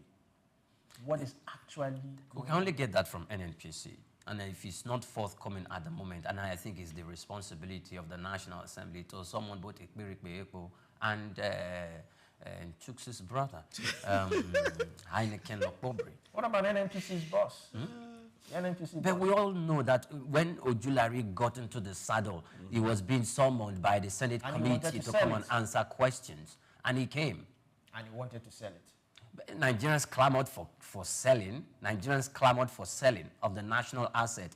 The rights advocate, Femi Falana, came up and said, we cannot sell it. We need to go through constitutional provision because the existence of that national asset came into being by way of the acts of the National Assembly. And he gave his own perspective from the constitutional perspective. So it's neither here nor there. However, I know that the government, the federal government, if that is going to be profitable to Nigerians, because the same Nigerians that are clamoring, sell it, or Nigerians that are clamoring, don't sell it. When it's not being sold, and we begin to see unsavory news such as this, and that we are not performing at the optimum level, they raise their voices. Then when it is finally being sold, Nigerians will say the administration sold it to their cronies, to their political allies, and to their business friends. So it's neither here nor there, but what we're just looking for is accountable leadership to steer the sail so that we can see this efficient and this level of efficiency and production go up. But however, one thing we must give to this administration is that we've been going up gradually since they got into the saddle when we're talking about our production capacity and how much we are churning out daily. Is it truly reflecting in the books? Of course, it's reflecting. It's reflecting because you've seen that now we are IGR, about 90% used to go to settle debt, and now it has reduced about 50-60%. It is reflecting. Chuks, do you agree? Well, when we look at reflecting, it's more of closing a lot of gaps where we've been losing out. The more gaps we close, the better for us. My mind still can't wrap around the 53% loss in revenue for September. My mind still maybe they overshot it. Maybe it's quite less than can't wrap it. So we need to start holding people responsible and accountable. So when we get to that point where we start seeing those Senate hearings, that happens on the regular. What happened? Why the shortfall of 2%? Okay, good and fine. The books can arrange that. Why the shortfall of 10%? No, somebody should explain. Why the shortfall of 50%? Fire somebody. What about auditing? Yeah, auditing is not a monthly thing. Auditing happens quarterly, half a year, 1 year. Then internally, you can now do weekly or monthly. But we can't wait for the audit to get things right. We can't have 50% shortfall in revenue generation. 50% is too much. All right, let's move on to the next story. Still on oil, president of Dangote Group, Aliko Dangote, has revealed plans to expand the Dangote oil refinery's capacity from 650,000 barrels per day to 1.4 million barrels per day, positioning it as the largest refinery in the world. Now, Dangote disclosed this in an interview with S&P Global, where he explained that the expansion will be funded through partnerships with investors from the Middle East. The ambitious scale-up is expected to significantly boost refinery capacity and reduce Africa's dependence on imported fuel. Earlier reports in July shows that the refinery aimed to increase capacity to 700,000 barrels per day by December 2025. With latest development, the project scope has more than doubled, reinforcing Nigeria's position in the global oil refinery landscape and potentially transforming the continent's energy market. Chuks, this is the good news. But one thing I do not find so good is the investors. Where the investors is coming from, the Middle East, and why the Middle East? They see possibilities. Why not Nigeria? Well, Nigerians are invested in it already. Okay. I hope you know, Nigerians are invested in it already. If you remember, why not Africa? Well, there are still a lot of refineries that will come up in Africa. Some are under construction as we speak. If you remember very well, when he was having initial issues with NNPC, his next sidekick was Otedola, and who still remains his major sidekick. And Otedola is also heavily invested in that particular project. Now, is the Nigerian government invested in that project? That is what I will want to see. I think they had a stake there. Yeah, they had a stake and it did not work. They had a stake and it did not work. Why it did not work, I really don't know. But well, it now reduced. It now reduced. So at this particular point in time, we've seen that a private entity is working and can work. From getting to about 600 and something barrels to 700,000 barrels, and that is going to be completed in December. Now we've seen expansion, we've seen growth tied to time. That is workable. So you now start asking ourselves, okay, government establishment, this is how businesses are done. People are not just, he's not just being accountable to himself, he's also being accountable to the people that are not even invested in that particular company. Why? Because he knows that his product at the end of the day is going to be consumed by the people. Now they are looking forward to 1.4 million barrels per day. Now, this is just Dangote. Just Dangote. So let's now imagine five we have Dangote. 5 of these Dangotes. And mind you that when you were saying why the Middle East, yes, the Middle East.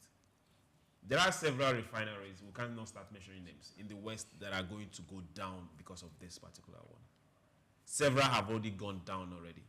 Africa used to be the dumping ground for refined products, whether good or bad, they just dump it this way. And since this has come up, a lot of those that have been importing this set of product have been having issues.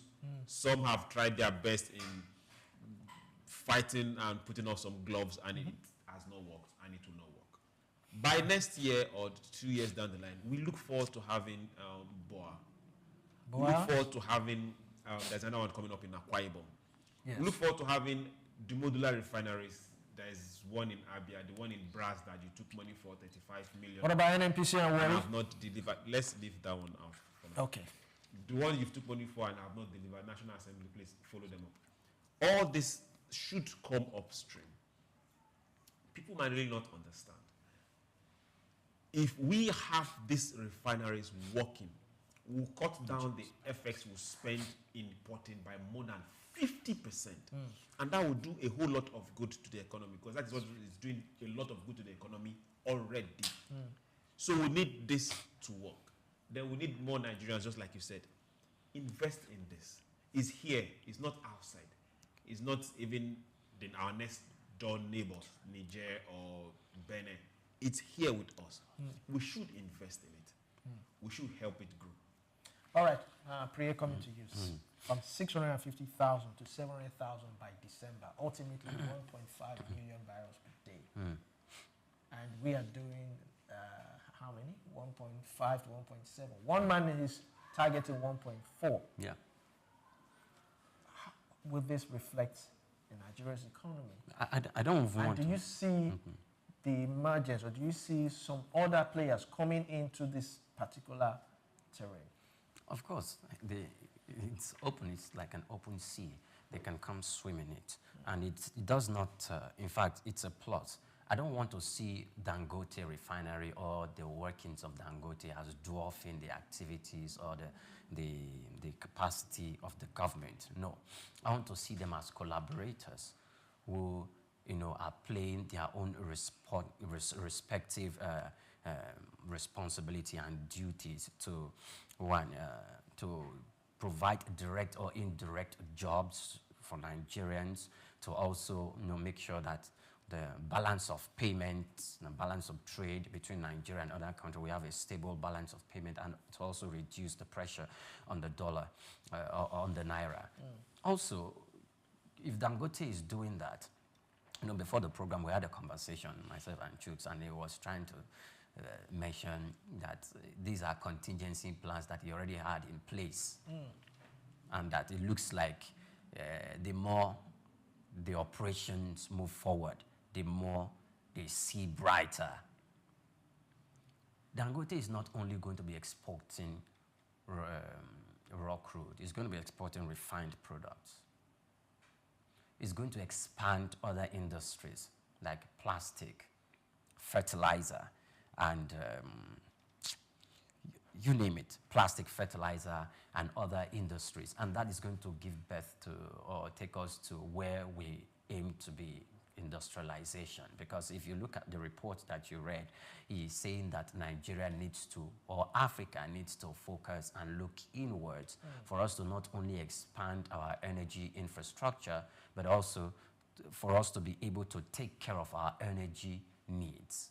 And because this is the source for which Africa draws, and not the renewable energy gospel that is being preached to Africans and Nigerians by other climes. So I think this is good. And by the time all other investors that Chooks mentioned, the BUA and all others, you know, they are equally expanding that level of production. I tell you, a time will come, there will be no need for even those who import petroleum products into this country to continue in that line of enterprise. All right, so do you see a reduction, a total price reduction in fuel? Of course. With this? The possibilities are very, very much clear. He didn't just bring in 4,000, what do you call them? Trucks for nothing. Because both for gas and petrol, he's taking them to every nook and every cranny. And we also know that one of the bottlenecks that, you know, brings in the obstacle of price is the logistics. So if he has taken care of that, and I tell you he's going to even do more than 4,000 the way he is going. But he still has, well, it's been settled. The union thing. The union, I think that's going to be... It affected his... of course, it did. And we can look at it from two perspectives. The union should not use themselves as an instrument in the hand of his business rivals to defeat the expansion, the growth of his company, of that organization, because it is meeting the needs of Nigerians, it is meeting the needs of Africans, and it is providing jobs and indirect jobs. So the unions should be very, very careful. I know it will take the unions to have two heads to sometimes not submit themselves or succumb to whoever wants to use them as instruments, most especially if that person is coming from or has any attachment or affiliation to the corridors of power. Yes. All right, coming to you, Chooks, when the truck drivers, when these people who were laid off, when they were absolved, they were not absolved back to Dangote Refinery, they were transferred to other places. And not all of them. Not all of them, okay. And it affected somehow even his own operations. So moving forward now, he's going for 700. He's going for 1.4 million, which means more people would have to come in, more jobs will be created. How would he navigate through this, knowing fully well that Nupeng is still there and every other unions are still there, and he still has this thing with the union. And he's saying that, no, you cannot do this in my own company. It's my private business. How would he navigate all this? Okay. It's nice we have this as a base. The company should not be seen as an enemy of the union. Neither should the union be seen as an enemy of the company. Now, how they resolve a conflict is one way we need to now start asking them, hey, good, you can resolve your issues, you can have issues because we are human and we are definitely going to have issues. You can resolve your conflict without it spiraling away and affecting production that will affect the people in the long run. So these are things we need to iron out. Will the company grow? Definitely the company has to grow. Because there's a rate at which a small business will grow. It will grow beyond the owner of the business. You now get incorporated. You now get quoted.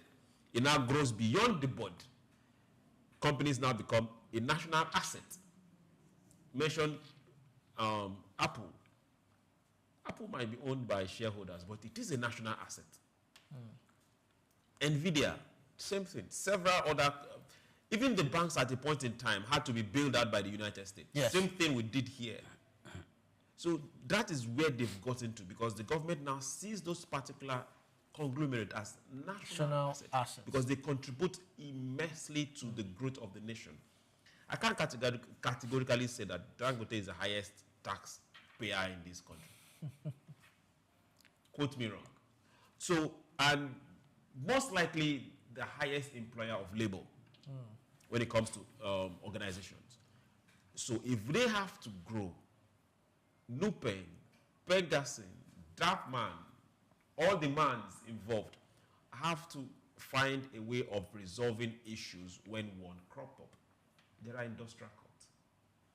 If we live in a climate where the judicial system is as impeccable as it is, or we want it to be, I can't wake up and sue Pegasin because I found it difficult to come to work. Some other person might have lost its business. So I can't also sue them. So if everybody knows that, hey, there is a boundary to cross, who all acts right. But now, my thought on this is our crude production level. We are producing 1.6, 1.5, 1.8 something. On paper, Dangote needs 700 barrels by December.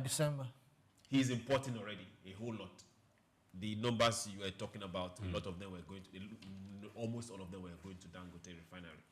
Now Dangote wants to scale up to 1.4 some years down the line. That is almost over 90% of what we are currently on paper producing, which means we have to scale up. This has nothing to do with OPEC Quota. This has absolutely nothing to do with OPEC Quota. OPEC Quota is what leaves our country up. Now, we have to scale up. I've always been an advocate of this.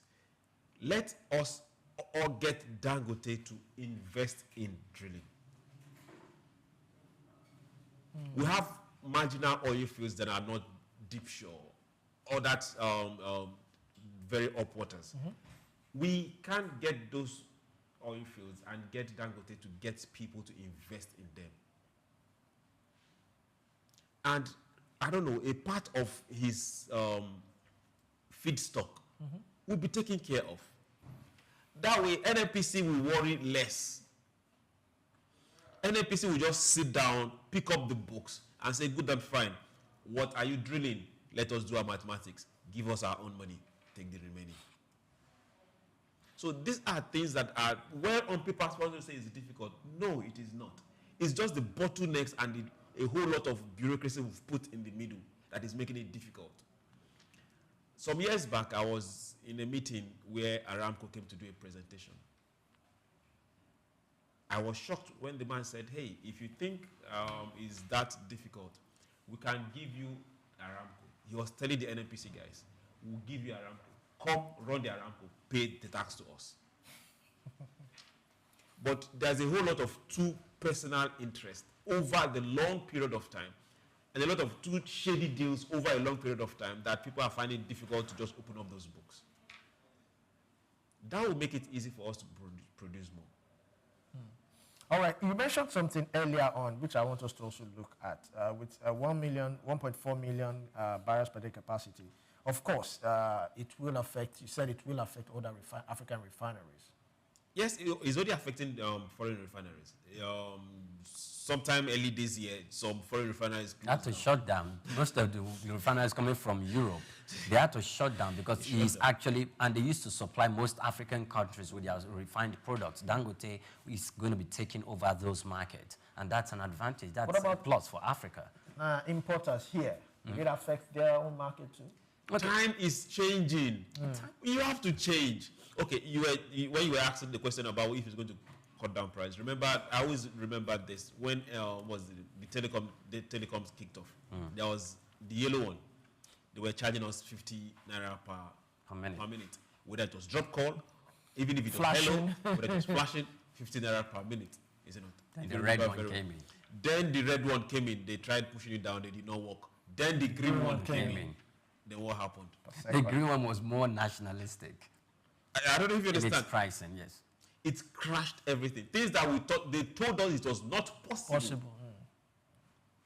It turned out to be possible. It's doable. It's just people that have the people at heart and not profit and business that is ultimate. Profit is very important, definitely. Everybody opens a business for profit. But you also have to look at the long run, is it doable? Now, if 4 or 5 refineries come upstream, the fuel price is going to go down. Quite interesting. I think at this point, we need to start encouraging more Dangotes. If Dangote is planning 1.4 million barrels a day in the nearest future, imagine if we have 5 more Dangotes. The Warri, Port Harcourt, and every other refinery should actually, I mean, this is almost like a wake-up call to other refineries, both the national ones and the personal ones, that we need to scale up. We actually need to scale up. We'll go on a short break, and when we come back, we'll continue with SOUQ Business Landscape. Stay tuned. Take Nigeria because it's the mind that needs to first of all be rebranded. He said he's going to be putting Nigerian labor, Nigeria content and materials first. If you say Nigeria first and it is just us down here that, you know, are pushing that agenda, it's going to be a big struggle. Do you think Nigerian firms, Nigerian organizations should start looking at getting their staff involved in this market or buying to keep for their staff? Within this side, let's also learn citizen diplomacy. See something. This is SOUQ Business Landscape. In Africa, if there's one man who has consistently been a household name and index of reference in the business arena, the name Aliko Dangote apparently stands tall. The Africa's richest man clearly benchmarks success, wealth, and prosperity.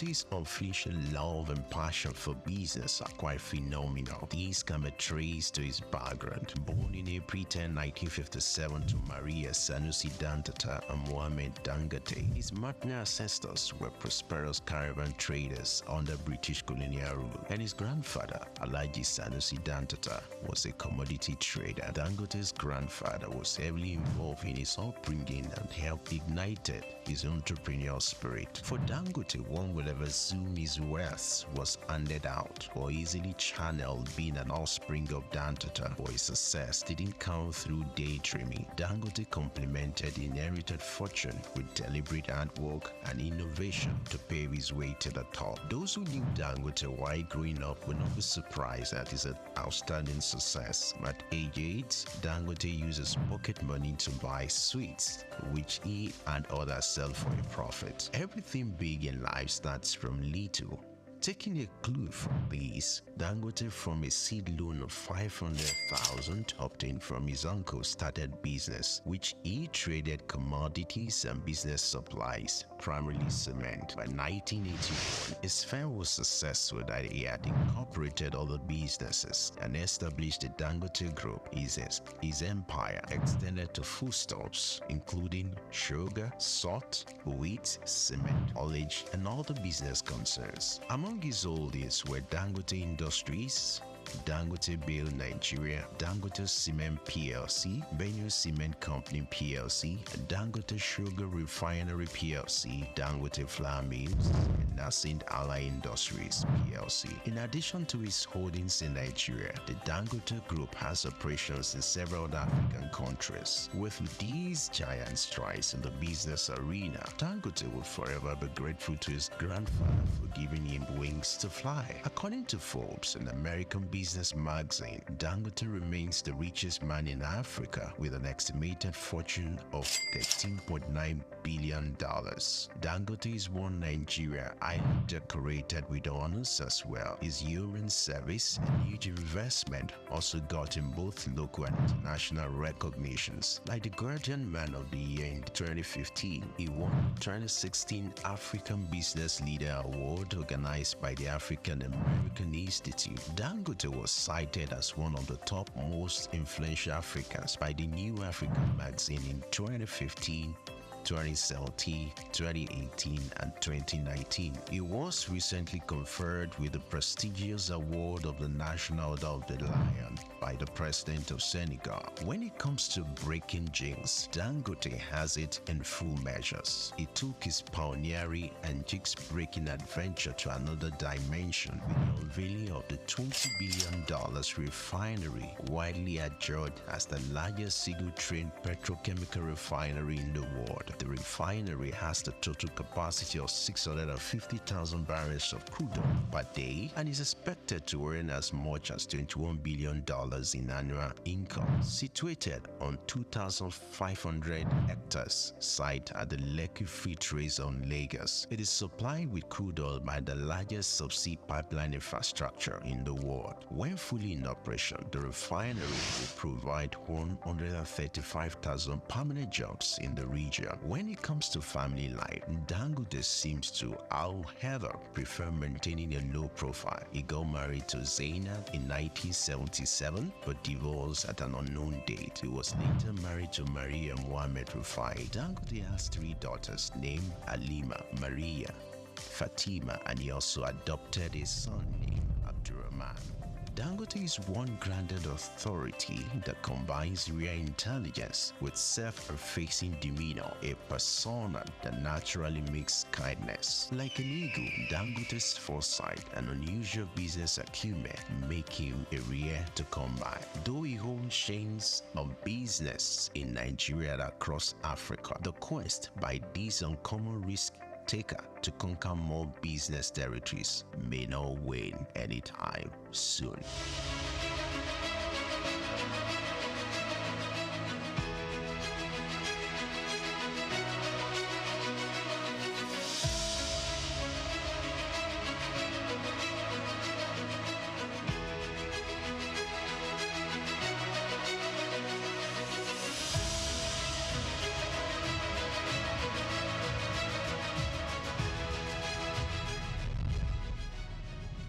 Hello Nigeria, hello Africa. Yeah, this is Sound Man. Keep watching SOUQ. Take Nigeria because it's the mind that needs to first of all be rebranded. He said he's going to be putting Nigerian labor, Nigeria content and materials first. If you say Nigeria first and it is just us down here that, are pushing that agenda, it's going to be a big struggle. Do you think Nigerian firms, Nigerian organizations should start looking at getting their staff involved in this market or buying to keep for their staff? Within this side, let's also learn citizen diplomacy. See something. This is SOUQ business landscape.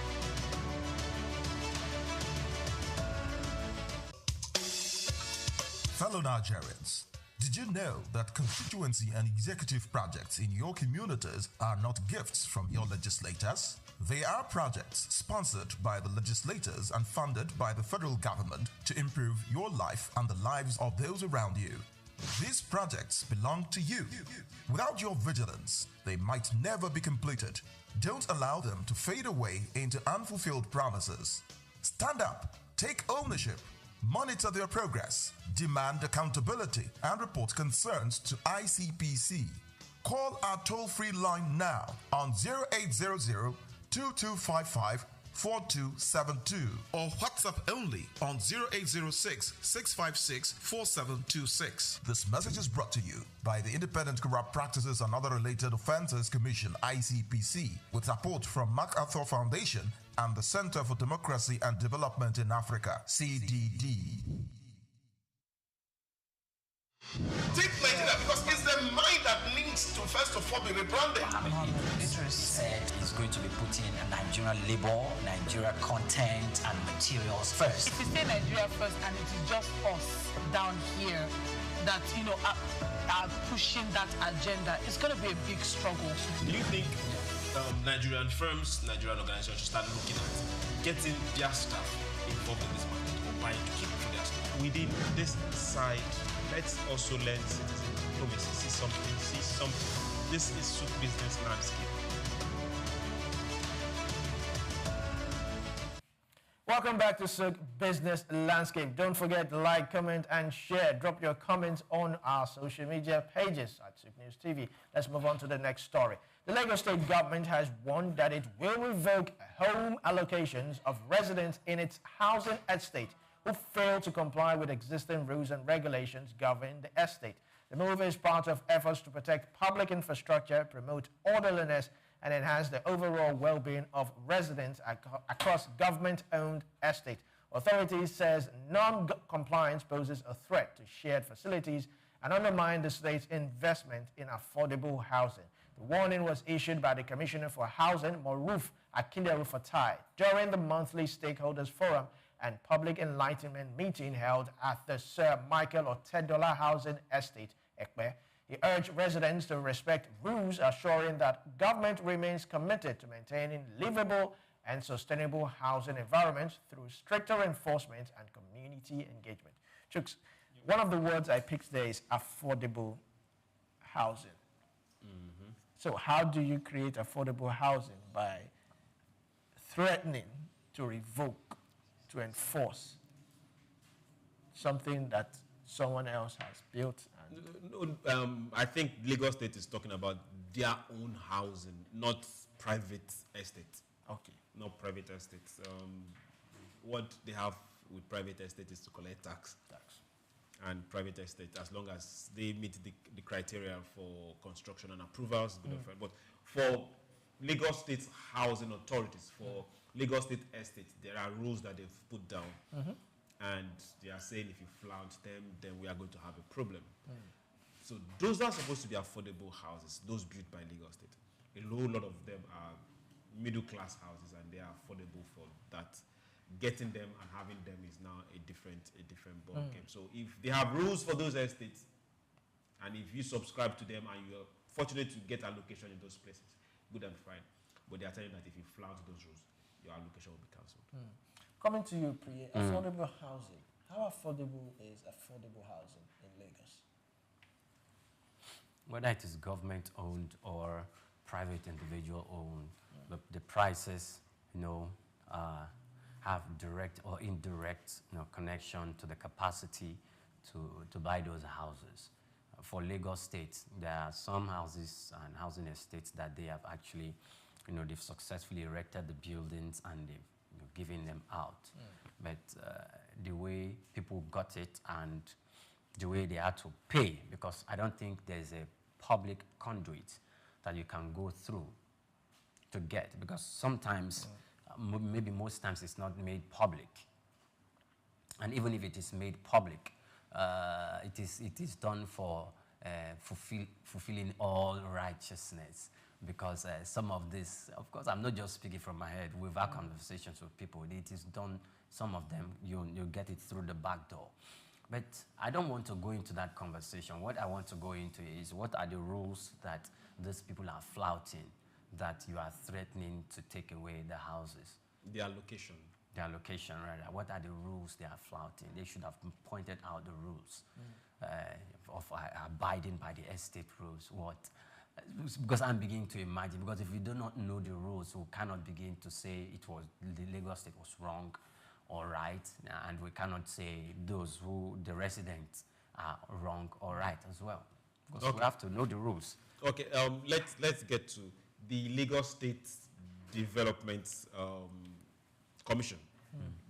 They have several estates that they've come up and they are building, but let's now face the fact that we are talking about. They make it very public. Okay. In fact, they really play and make it very public. You would think they're already building mass housing for 1 million people, but the truth remains that it's a strata of society. It's not just for a strata. The number is not that much compared to the housing deficit we have here in Lagos. So they are constructing about 500, 8,000, 200,000, 3,000, whereas we have a housing deficit of that runs into millions. So the number that will be subscribing for the few is way, way too much. Now, how do you now get that allocation? That is now a different ball game. Those within the Lagos State ministries are most likely to get those allocations, not just those in the private sector. Okay. Because they are inside they are in the system already, so it works faster and closer to them, and they have more information in assessing those particular construction. Then for the rules, the rules. I think I got some of the rules here. Oh, beautiful. So can you now, since you were asking for it, go ahead. Okay, so major rules for the obligations for residents and allottees. One, allottees must occupy their allocated unit within a reasonable prescribed time. For example, units should be occupied within 3 months of allocation. Okay. Then now let me also help you from what you were saying. Now, a lot of people, those that go through the back door, are majorly not going to live there. They are getting it as a property because it's cheaper coming from government. So when they now try to sell or rent. So that now makes that place vacant for more than 3 months, and it's a good thing if they are going to reacquire it back from their allottees. Yes, so they don't keep other people waiting who are supposed to have the houses. I have another one. It's a payment of facility, service and maintenance fee and insurance premium for estate infrastructure, security, waste disposal rather, and street lighting. And Chooks, it says no unauthorized alterations, modifications, renovation or redesign of the housing unit or estate infrastructure without official approval. That's a major one. That's a major one. Even when you rent a house, it's in the contract. If you want to do any renovation, you have to call your landlord because he can sue you to court. Those are landlords who have good houses with nice and good designs, not the one you are relocating into, and the roofs are almost falling off, and the landlord is not taking the initiative to fix it. And they're telling you pay your fee so you can fix it, and because you need a place to pay, you pay your fee, and they're telling you, they are just stuttering all over the place, and you go and take care of it, and you're telling them that, look, in next year rent, I'm not going to give you the full amount because I'm going to estimate or cost what I'm going to spend here, and I'm going to deduct it from the next. And these things, without a written, what's it called now, agreement, can snowball into conflict between the landlord and the tenant. Okay, well, let's remain within the confines of the government. No conversion or use of resident units for unapproved commercial purposes or leasing, subletting to persons who undermine the integrity of the estate, e.g. suspected fraudsters, internet fraudsters, or drug users. Compliance with environmental and sanitation rules, keeping surroundings clean and not erecting illegal kiosks or hawking in setback land, abiding by estate design environment, and lastly, adherence to the letter of allocation, memorandum of understanding with the government, deed of sublease, and estate bylaws and regulations relevant to specific estates. Now, some of the illegal kiosks and hawking, can we actually stop that?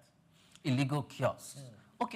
Okay, fine. Illegal kiosk. If it is illegal. Most houses, there's always a kiosk. They said it's illegal. It can be legal. That's where I'm going. It can be legal. It can be legal in the sense that you have about 500, 1,000 residents in an estate. Of course, they are going to need water to drink. They are going to need soft drink. They are going to need a barbing salon there. They are going to need, other services. So I'm sure they provided spaces for that purpose, and that is going to involve. And you seek permission. And you seek get the permission. You won't, in fact, if you're not quick, you're not going to get a space because those are the first targets. Yes. Okay. The people who are targeting the residents sometimes can be different from the people who are targeting those spaces because these are revenue-making ventures, enterprise. So by the time they get that, then they move on and they pay returns to the government. But sometimes, some people can go through the back door and set up illegal structures in open spaces and start doing business within estates. And I'm glad they are not going to accept that. And that is good if we are going to maintain estate design, structure, and in fact, it doesn't even have to do with estates. Outside Lagos State at the wall, whether you go to residential areas, there are some places, I'm sorry, the way you extended your shop from your house, it got into this, it has crossed the demarcation, and before you know, the authorities are there to cut down, throw walls down, and these are things that should be put into proper perspective. So coming to you for easy process, he mentioned payment of dues and all that. I was thinking, isn't there a way that could be deducted from the source, from your salary directly? Well, payment of... Especially for civil servants. civil service? Estate dues is different from what buying the property for mortgage. Okay. For mortgage, yes, you have that sign already. They will deduct from source. But estate dues is we are the people in the estate. It's our estate, so we agree that we are going to pay for this or pay for that. So it's not salary deducted. It's not. It's also is not that. It's not that big compared to what you're paying for the property, and that can always be negotiated. And also, I know if you want to get a property or if you want to rent a property outside, private property, the landlord will do some investigation. So do you think this might have been as a result of not running due investigation prior to allocating such properties to these owners? Well, for you to get government property in the first place, they will do their due diligence, knowing fully well that you're not paying outrightly, you're paying through mortgage. So the bank themselves will do a due diligence on you. You will submit a whole lot of papers and formal clarification. So at that point in time, if there is any discrepancy, is the human factor. I'm talking about going to where you lived before and asking. You know how landlords do it? They will go, the agents will go to where you've lived before. They will ask, how is this person? Are they banks? Why is this person? Some landlords will even ask you, why are you living where you are currently living? Okay. They want to make sure that you don't come to vandalize or become an obstacle in their property. Nobody wants to harbor elements that you're not too sure of. So, if government is also saying, hey, if you get an allocation, do not resell, do not turn it into a rented apartment without our notification, and do not harbor criminal elements. I don't think there's anything wrong with it. Well, I want to point out a few things. Some few years ago, not very few, more than 10 years, I think, ago, I wanted to, how it feels like to live in Osborne. The highbrow. The Osborne, the Koi quarters. And Banana Islands. So I looked at there's this flat they are called, when you rent the apartments, you don't pay, you don't really, they call them service apartments, and some of the furnitures, you meet them in the house. So I'm like, oh, let me call the number. It's a nice place to live in. And I called, and I was told, oh, it is 6 million naira per annum. I said, okay. For a service apartment? It didn't start. I'm telling you about 10 years ago. Okay. I was surprised. So it's 6 million naira. I said, okay, I didn't start. And the next question is, what do you do? Oh, definitely. For a living? I can't remember the response I gave, but I knew that was the last time I called that number. So what I'm trying to say is, sometimes if these are properties that the government is giving out to people, one of the things that the government should take into consideration to make it very easy for people to come into those places and to live in there is for them to find a way to access the prepaid meter on behalf of these residents. They do. They do. Because if they do that, they would have solved almost half of the problem these people are going to experience when they live in those quarters. Government facilities, they take care of that. You take care of that? Yes, they do. Great. All right. Now that you live in one of the government facilities, good to hear. Let's move on to the next story. OpenAI has unveiled ChatGPT at last, a new AI-powered web browser aimed at competing with Google Chrome and transforming how users interact with the internet through artificial intelligence. ChatGPT at last integrates advanced search and browsing capabilities with OpenAI's language models, allowing users to perform tasks, summarize content, and get real-time information using conversational prompts. Now, the browser also features paid agent mode, which enables automated searches and intelligent task handling, providing a hands-free web experience for power users. The launch marks a strategic move by OpenAI into browser market, positioning Atlas as the productivity tool that blends traditional browsing with AI-driven automation. With growing demand for smarter, faster ways to access information, ChatGPT Atlas could challenge established players by offering a more interactive and intuitive web experience. Quite a beautiful one, but shouldn't we be looking at having our own artificial intelligence platform made by Nigerians with every other Nigerian factor included, could come in different languages? Igbo, Yoruba, Efik, even dialects, Ijebu and the rest of them.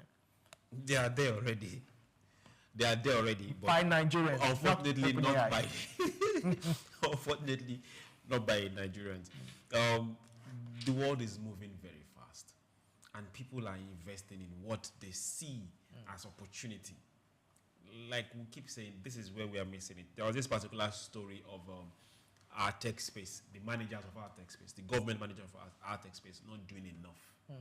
That story is out there, and people are really pushing that narrative that, hey, we are holding back our tech space. We are becoming more of consumers, not producers. In that particular sector. And it's telling. Before OpenAI even thought of, there was Google. Yes. Before Google, there was Yahoo for browsing. Yes. Before Yahoo, there was America Online. Before America Online, there was, I'm trying to remember their names. But you see, over time, a lot of this company either have metamorphosed or have gone to another service area or have just died. We are moving very fast. I won't be surprised if you remember very well if in time past, by the time you bought your systems, it came prefabbed. You were not paying for anything.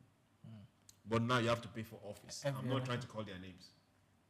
You pay for every of those platforms. Apps, yes, platforms you have. All those apps you pay for. This is where it's going to. It's going to get to a place, a time where you will pay to even browse. Now you might pay something. You were doing that before. Pay to browse? Yes. You buy data. Now, your search engines is where I'm going to. We'll get to a time where you pay for your search engines, and they might not even collect money from you. They might tokenize it and make it something that won't cost you anything. But if you see the aggregation of the whole, is billions. That is where we are heading to. OpenAI is getting there already. And right now, your Google search and your search engines are going beyond just you being the one giving them smart concentrations and smart words or words to search or keywords. They are going to be the ones offering you keywords. That is happening already. And OpenAI is the next big thing. Google is also not sleeping on it because they are also coming up. Same thing if you see Grook. Yes. With all those search engines, all the micro plugin sites, they are all coming up with new innovations when it comes to their own search engines and giving you response and answers to what you are likely going to search. Have you asked yourself this? Sometimes when you want to key something and find, before you even tried keying it, it will give you suggestion of what exactly. Actually, yes. Because they have followed your input over a period of time. Yeah. And they can, to a large extent, guess correctly what you are trying to do. So imagine when they start monetizing these things. And like you said, a lot of this is not coming from us. We're only consuming. Coming to you, Pri, I've used ChatGPT. Google has its own, I think it's Gemini. Both of good performance. Sometimes I even prefer the one Google offers than ChatGPT. But how will this affect Google's Chrome's dominant market? It's a competition. It's a competition, and whichever suits your needs, that is meeting your needs fully. There are some that you are told that, oh, if you want to write a term paper in school or a project in school, there's one they propose to you to use that you shouldn't use ChatGPT.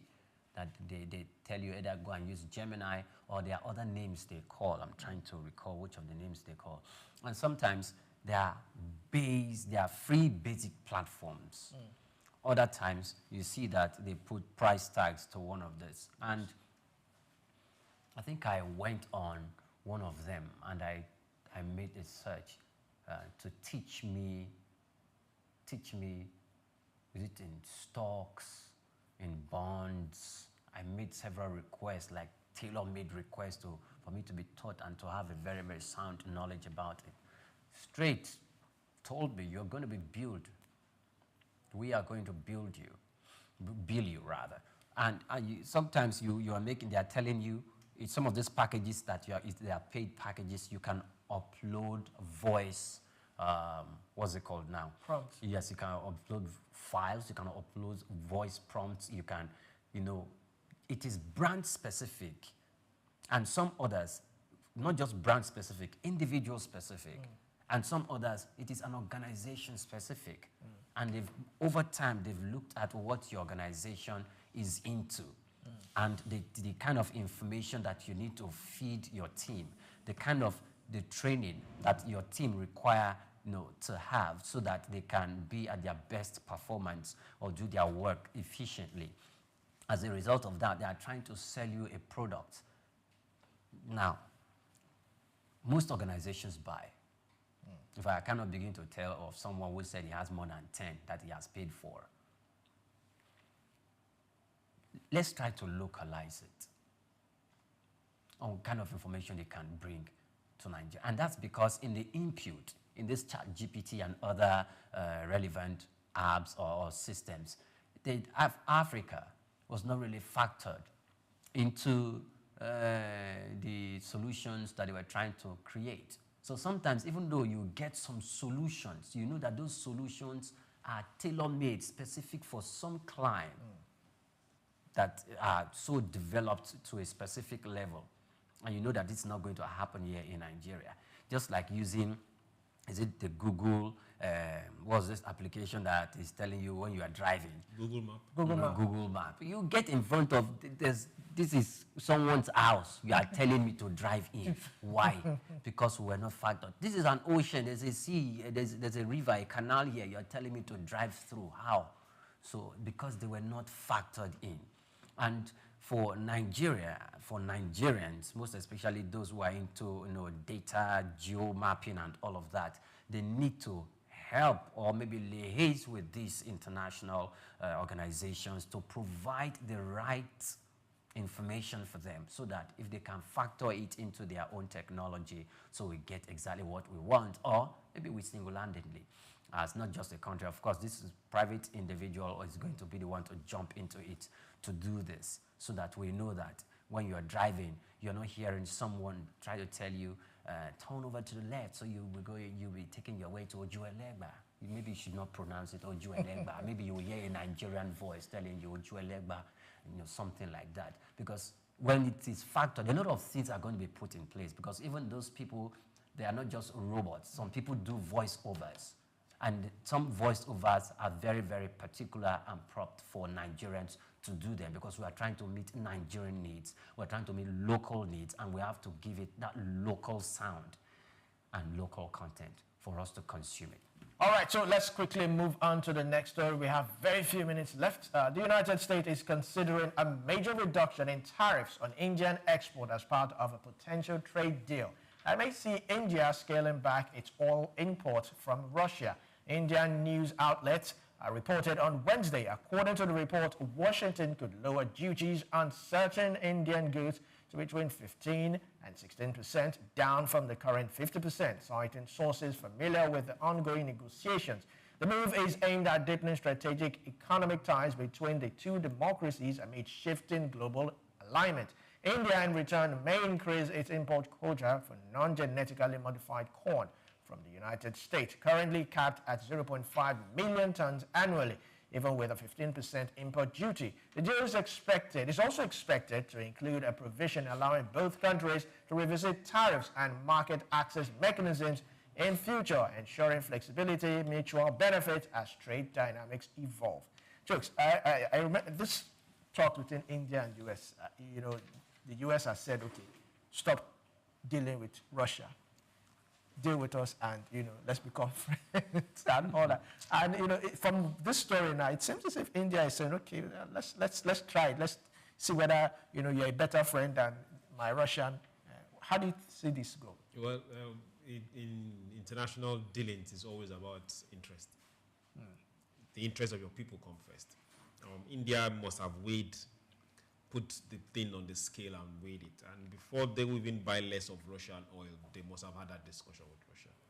So there are other ways of going about this.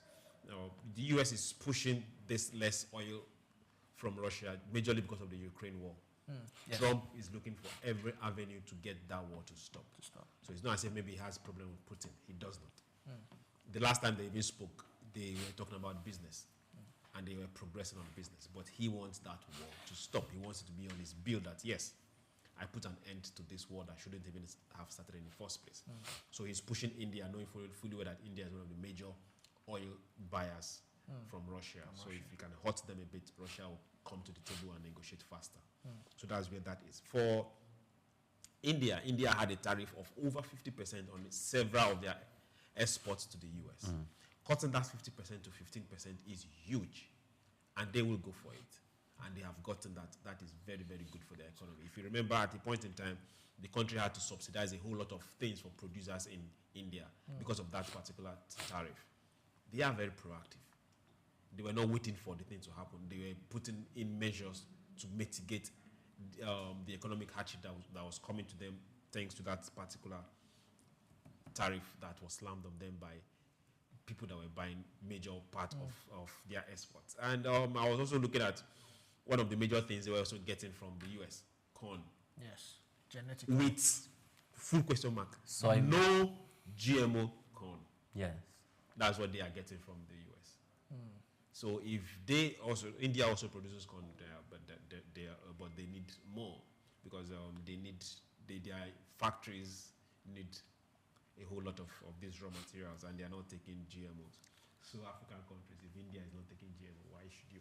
Okay, this is there's a whole lot of talk on that particular thing. This is a win-win for India and a win for the US. It's interesting. Coming to you, Priye, what do you think Russia? How do you think Russia would react to this? Yes, Russia will understand.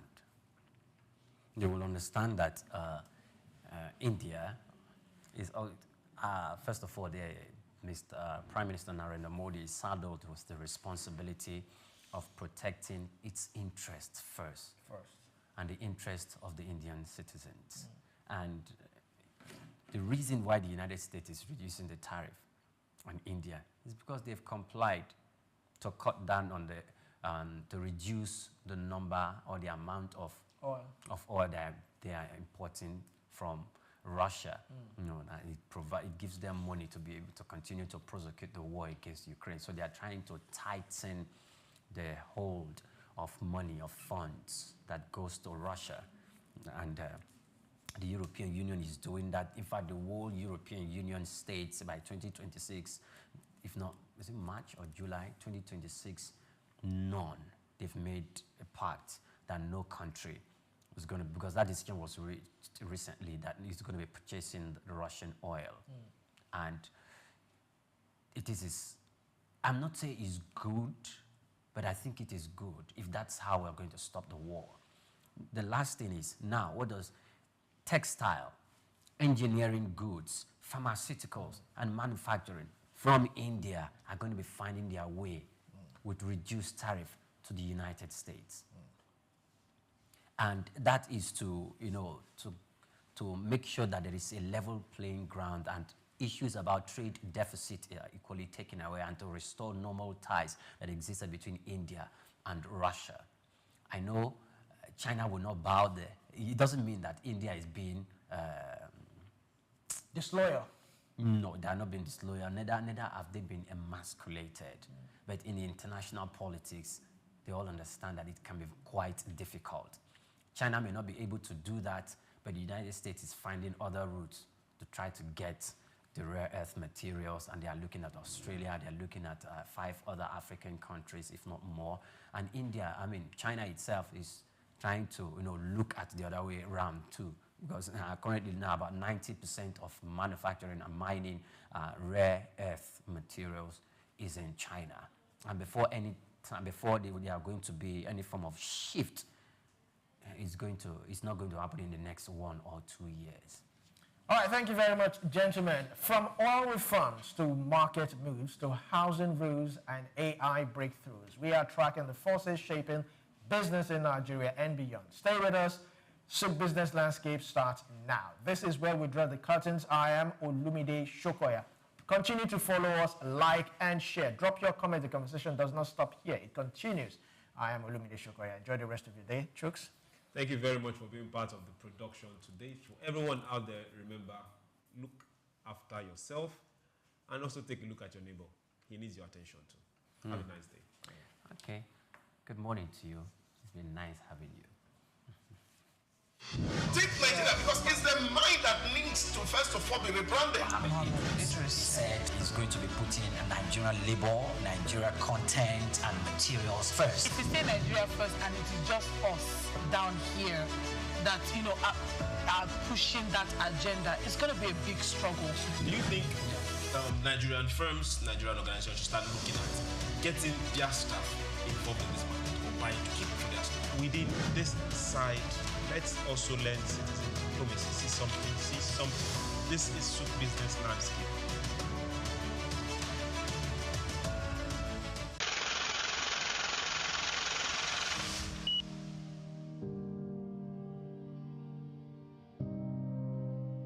Wole Soyinka, born Akiwande Oluwole Babatunde Soyinka on July 13, 1934, in Abeokuta, Ogun State, southwest Nigeria, stands as one of Africa's most celebrated literary figures and a global icon of resistance against oppression.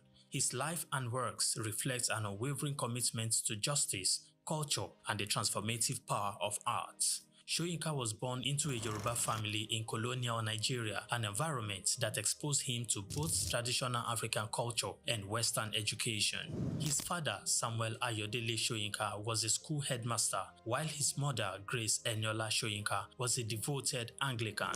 This blend of indigenous and colonial influences deeply shaped Soyinka's world. Soyinka attended Government College Ibadan and later proceeded to the University College Ibadan, where he studied English and literature. Soyinka completed his education at the University of Leeds in England, earning a degree in English and later a doctorate degree.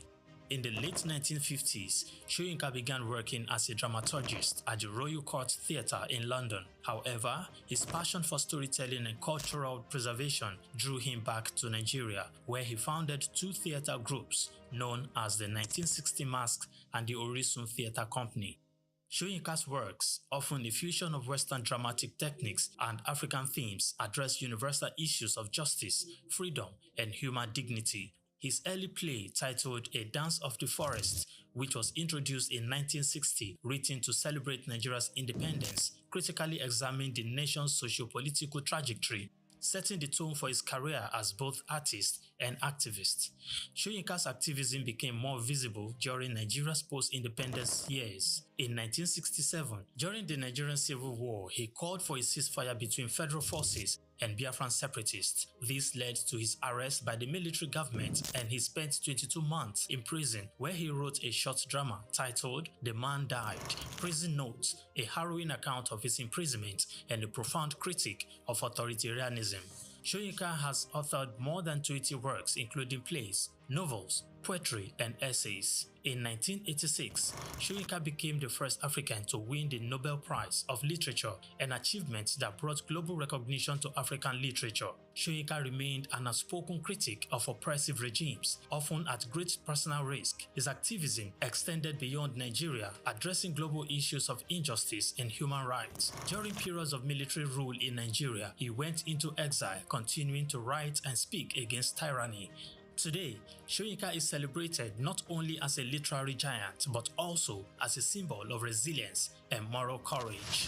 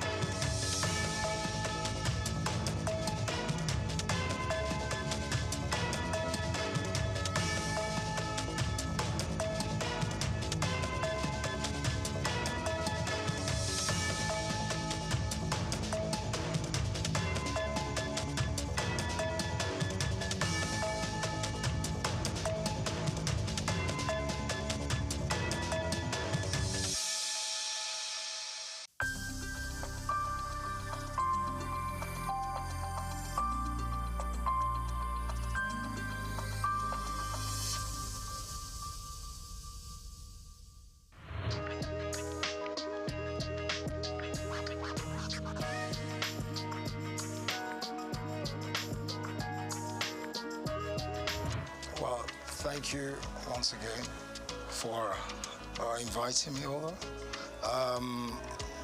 What would I say? Just doing a lot of wonderful things all over the world, working towards development of humanity in the areas of most especially sports development, football management, football administration, and other businesses I'm involved in. So that's what I've been up to.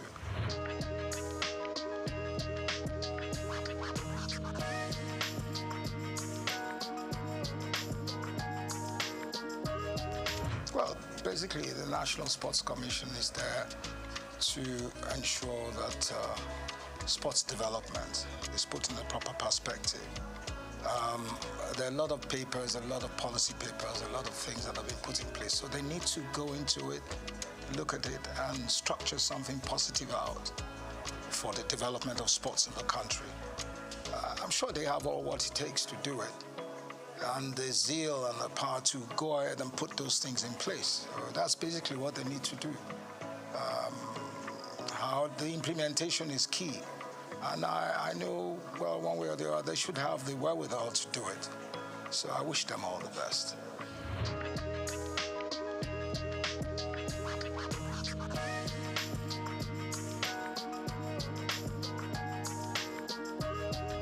Well, you see, I don't like criticizing. I think I've gone away from areas of criticizing, but the standard of the league is very poor.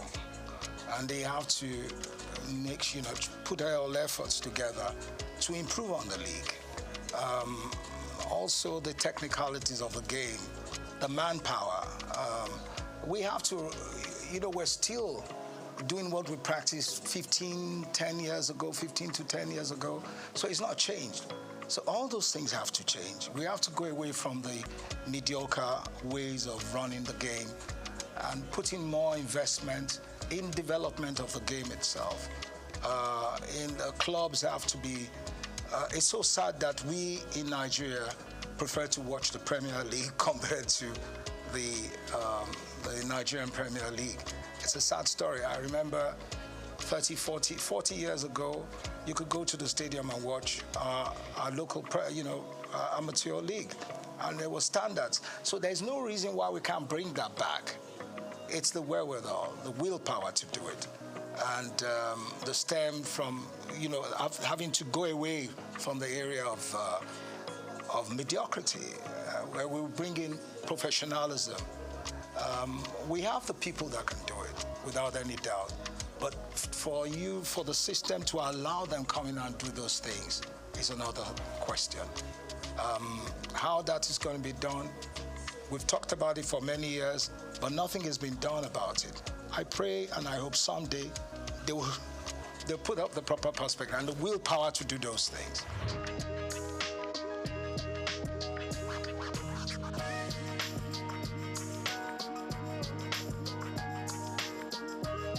When it comes to grassroots football, we really have to start with kids from a very early age. We must have we have to start with them from age 5 to 16, to 18, to 20.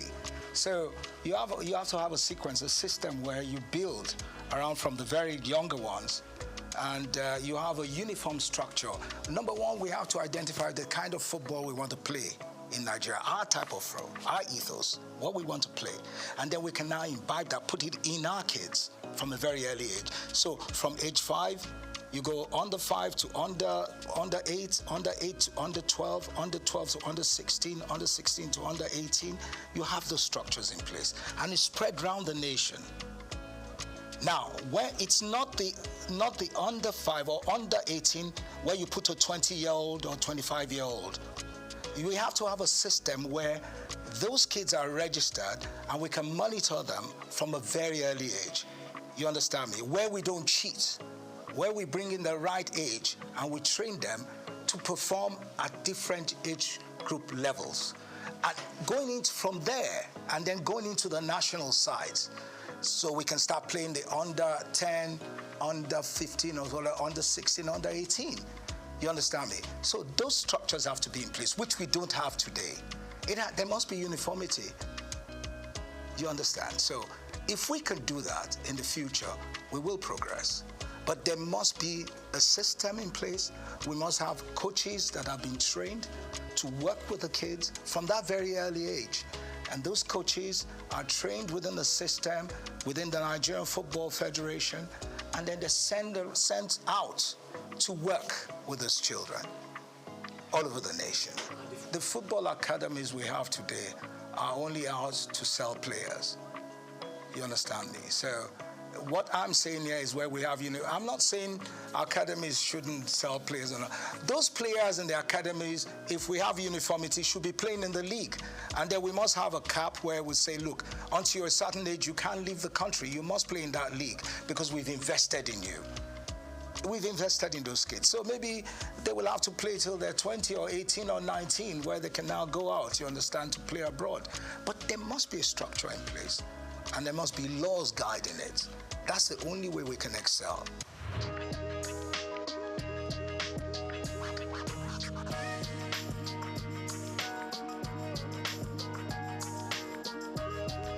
It also goes to it also goes back to what I've been saying. The girls, the female team in Nigeria today, I believe the girls, I call them girls or ladies, are the ones that will ever win the World Cup first. They got the capacity, they got the women football, they can win the World Cup. They've got what it takes. But then it now goes back to our attitude and the corruption in the system. You understand me? If you allow the other girls from a very early age develop, and you have the same system I'm talking about, that cap of under 5, under 8, under 10, and you structure and you do it continuously in uniformity, we will be world beaters. We will win the World Cup at any given time because the women have got the grit. They pick up very faster than our men. They tap the balls. They are more technically better, within that range. So, but it's for us to develop those things and to take away corruption.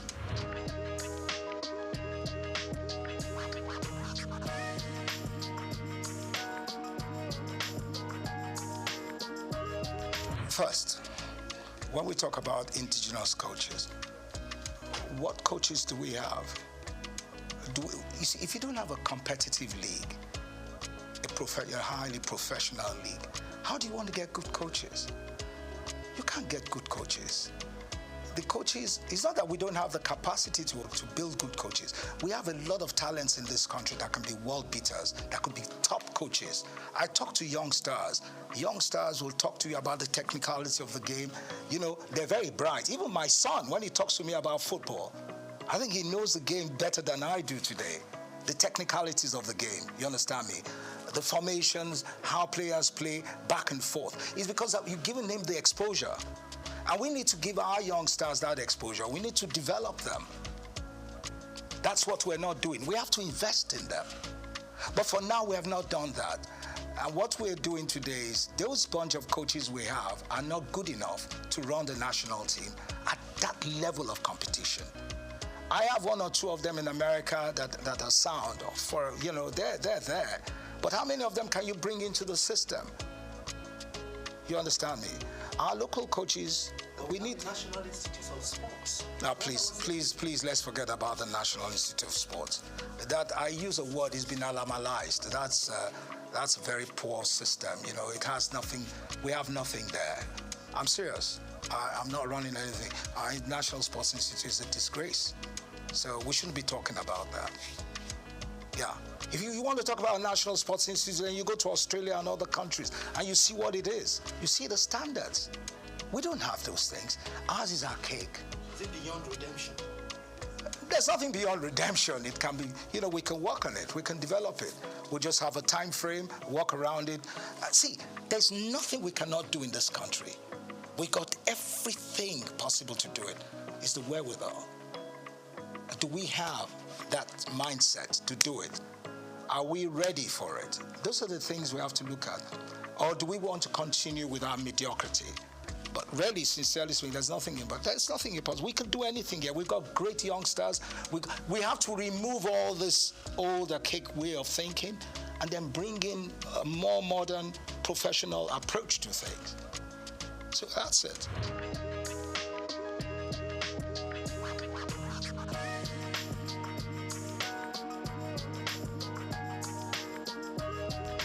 media is one of the most corrupt anyway, I'm sorry to say. The sports media and all that, the sports writers, I worked in the system, I know how corrupt they are. Majority of them are corrupt. I'm saying it. They can challenge me, but it's the truth. Until we get rid of all those things, where our boys go and collect envelopes to write or favor people, we're not going to get anywhere. I'm not saying the press in general, but the sports writers, I disgrace.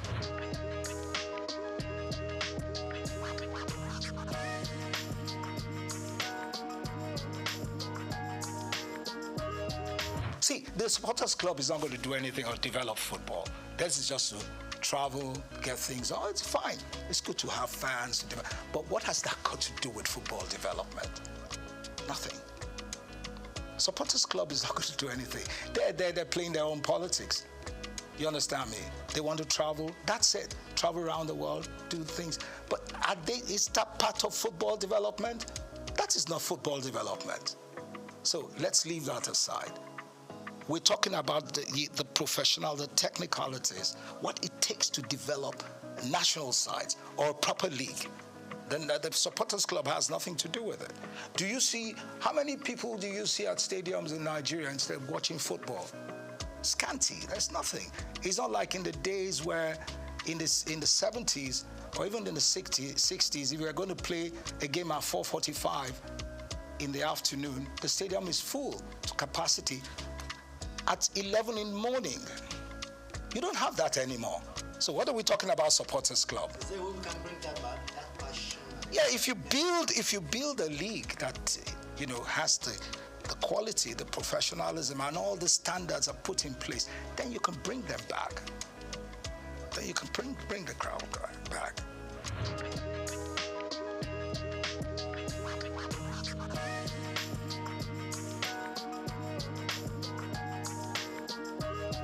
I think it's very unfair to call it lesser sports. All sports are tops.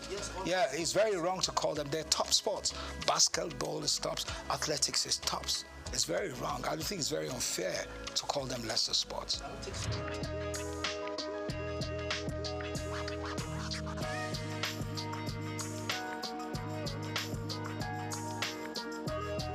See, bottom line is the politics, the greed. You understand me? We have top talented basketball players all over the world. We could put them together. It's all about management. It's all about commitment. But you don't have those things there. It's about myself. It's all about self-aggrandization. What do I get from this? It's not about what do we do to build these teams or these athletes to be world beaters. Do you understand me? So you're not going to get anything out of it.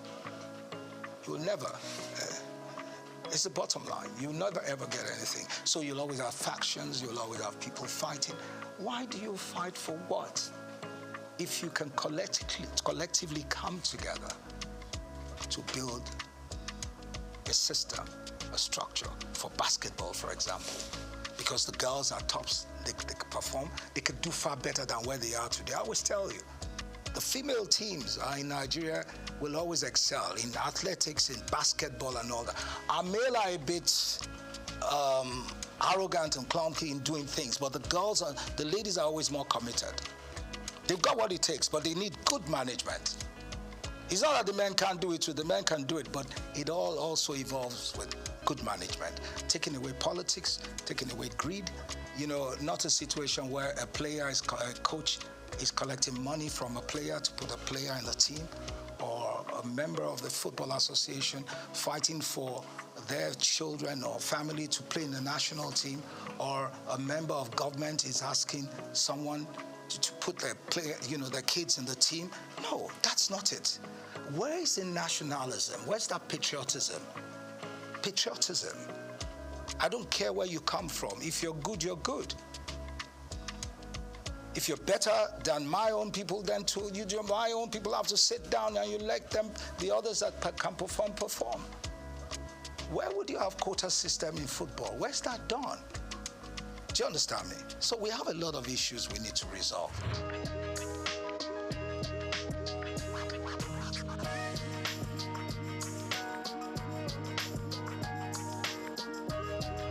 Well, what do you expect? The athletes themselves are far more successful and far more exposed than the administrators.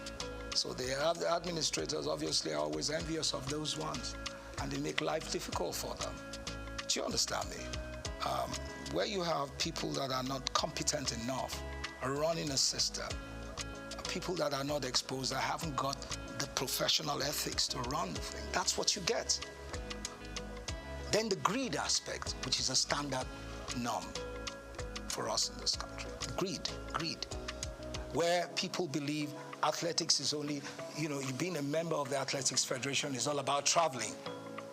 You understand me? He wants to travel, she wants to travel. She wants to be in the, what do you call them, in the group of people that are going away. See, you can never get no results.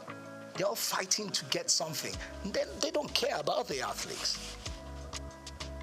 They want to be in a delegation that is going to travel. Do you understand me? So that's basically it. They're not interested in the development. They haven't got the zeal. You understand me, sir? So once you don't have those things, you can never get anything right.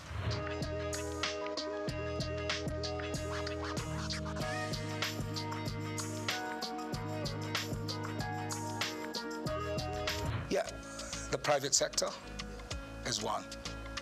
The cricket has more because, government involvement is not as, I think you have more of the private people, interested private people that have gone to schools, top schools, that played cricket in those days. Those are the ones that are promoting cricket. So you're going to get results, you understand me? Because they're far more exposed, they understand what it takes. So the commitment is there. They're using their own funds to push, to develop the game. You understand sports. So that's why cricket is picking up.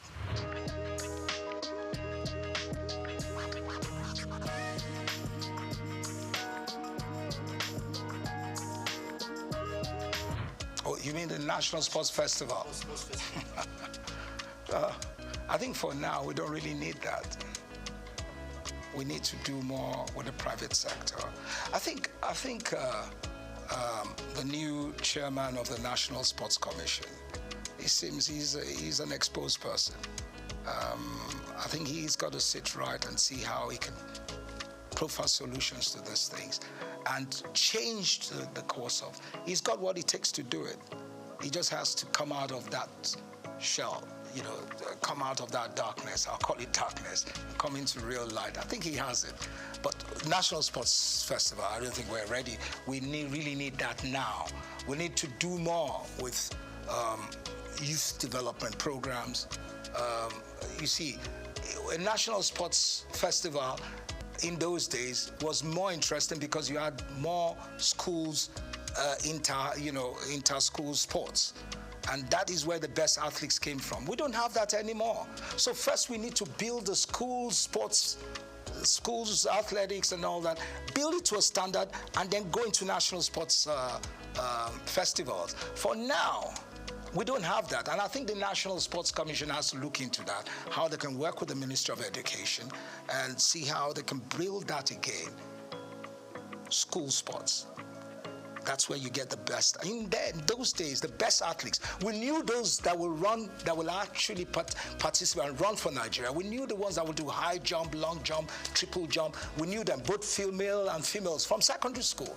You don't have that anymore. So where do they come from? Nowhere. So now you have, like in those days where some schools will go and get mercenaries, pay for them to come and run. That's what you get today. So it's corrupt. Now, the Sports Commission has to work on that. It has to change it. And I know they can do it. They just need to sit back and look at how they will change the course of things.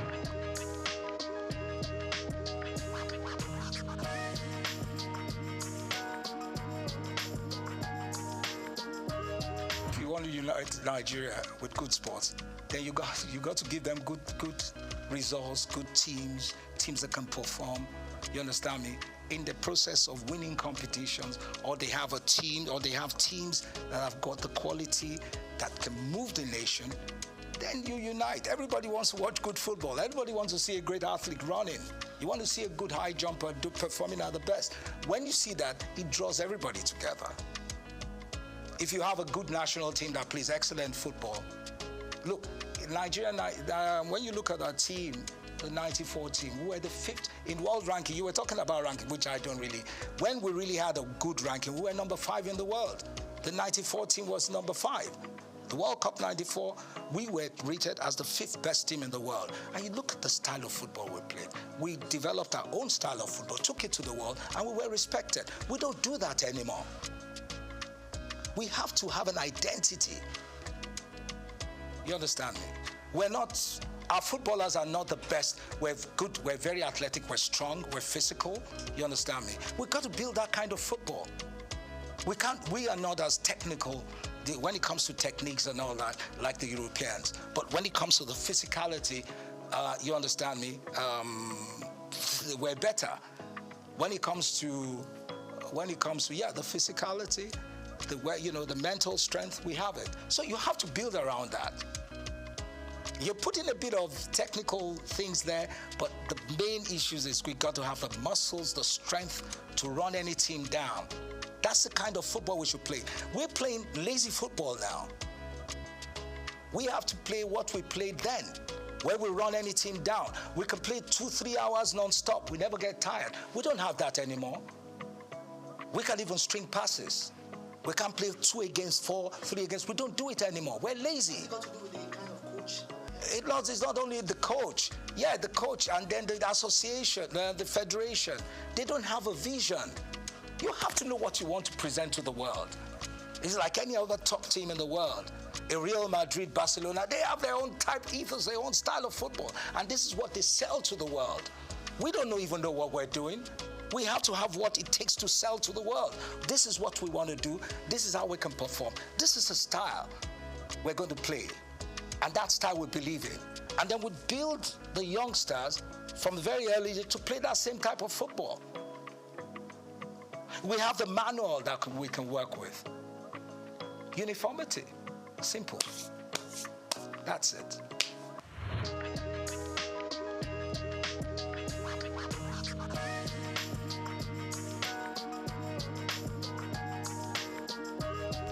No, it's individual and the corporate organizations. They're not doing enough. Everything can't just be government. Today, you don't even have Nigerians pumping money into sports like they used to do that. I'm sorry, I don't want to digress, and I don't want to say what my father did.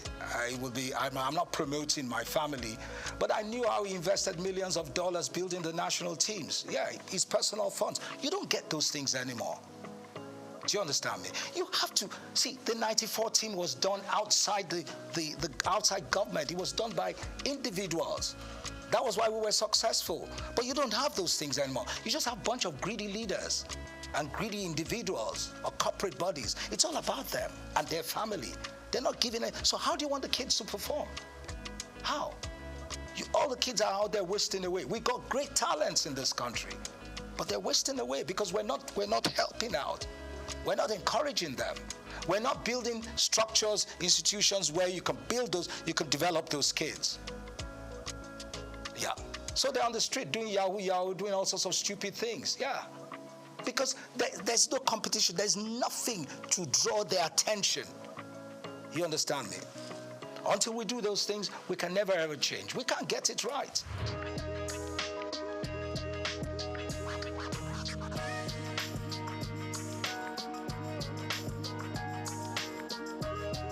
Yeah, well, for me, I don't see any difference for me, whatever you give to the female teams, you also give to the senior, to men. Because our team, our female team, at the world ranking today, we're tops, we're recognized. So you have to also allow, but for men, anywhere in the world, men always have an advantage. But doesn't mean the disparity should be so much. You give the ladies, I remember when I was the FA chairman, I remember once the female team was in camp, and we went there in Quota. When we found out what they were earning, it was disgraceful. They couldn't even buy their, I'm sorry to say that, what you ladies use, your pads, you couldn't even buy it. I had to tell them, these are women. Why are you treating them like rubbish? They have to be looked after. Because they're going to need more of those systems because you have more wastage than men. Don't let me go into what I'm saying, but I understand. So the women have to be well taken care of. Yeah, simple. So you got to give them what it takes. Strike a balance. You have to strike a balance.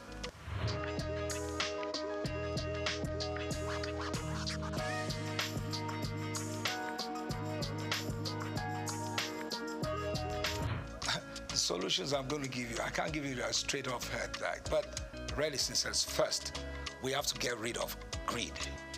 We have to go away from all this religiosity in the system, because religion has destroyed the fabrics of a nation. See, being a Christian or a Muslim or whatever doesn't mean you've got to cheat people or lie to people or not show love. You understand me? Or the religious, when I come to religion, the churches, the institutions we have today are not developing education. There must be uniformity in education. They're not developing education. Education is key. But you know what we have today? Half-baked educated youths. Half-baked. And that's the worst you can ever have. And that is key in anything we do. First, to have good leaders, well-structured. In Germany, in Europe, and now, the kids that go to the best universities, some kids are developed, they're built up to be top civil servants. So they go to Oxford, they go to Cambridge, they become top politicians. Then you have the ones that will become big and top engineers, and now they go to certain universities. All those things are structured. We had it before in the past. It's gone. We got to find the way. It's not about just giving licenses to universities. But for me, the foundation, education, is very key. When you have half-baked youths, and you have half-baked leaders that haven't got that structure in place, that proper education, they can never excel. What are you going to tell them? They will never get it right. So that's very key. Now, when you talk about policies, who are the ones that are going to put the policy papers together if they're half-baked? Because you need policy papers, you need to have a better understanding of your environment, of the society. You have to have a better understanding of how the society will grow. So if you don't have that in mind, you can never develop. So you need those things to make the nation change. I'm just giving it in a nutshell.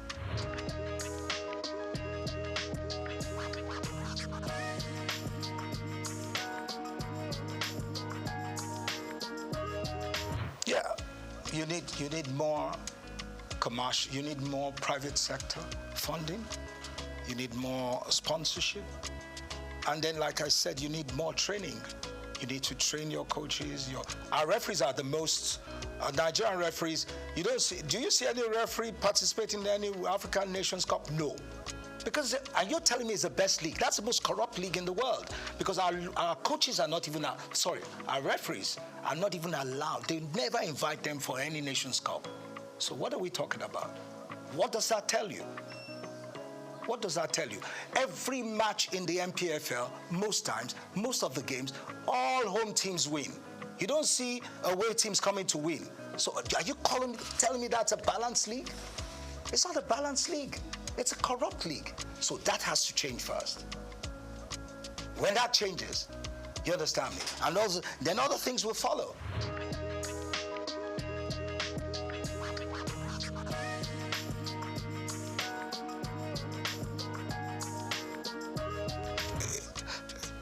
You see, you have the National Olympic Committee that is run, by the private sector and government. Now you need to get the right people in the private sector to come in there to work with some people in government, people that have got the wherewithal, that got the financial muscle and the commitment to do those things.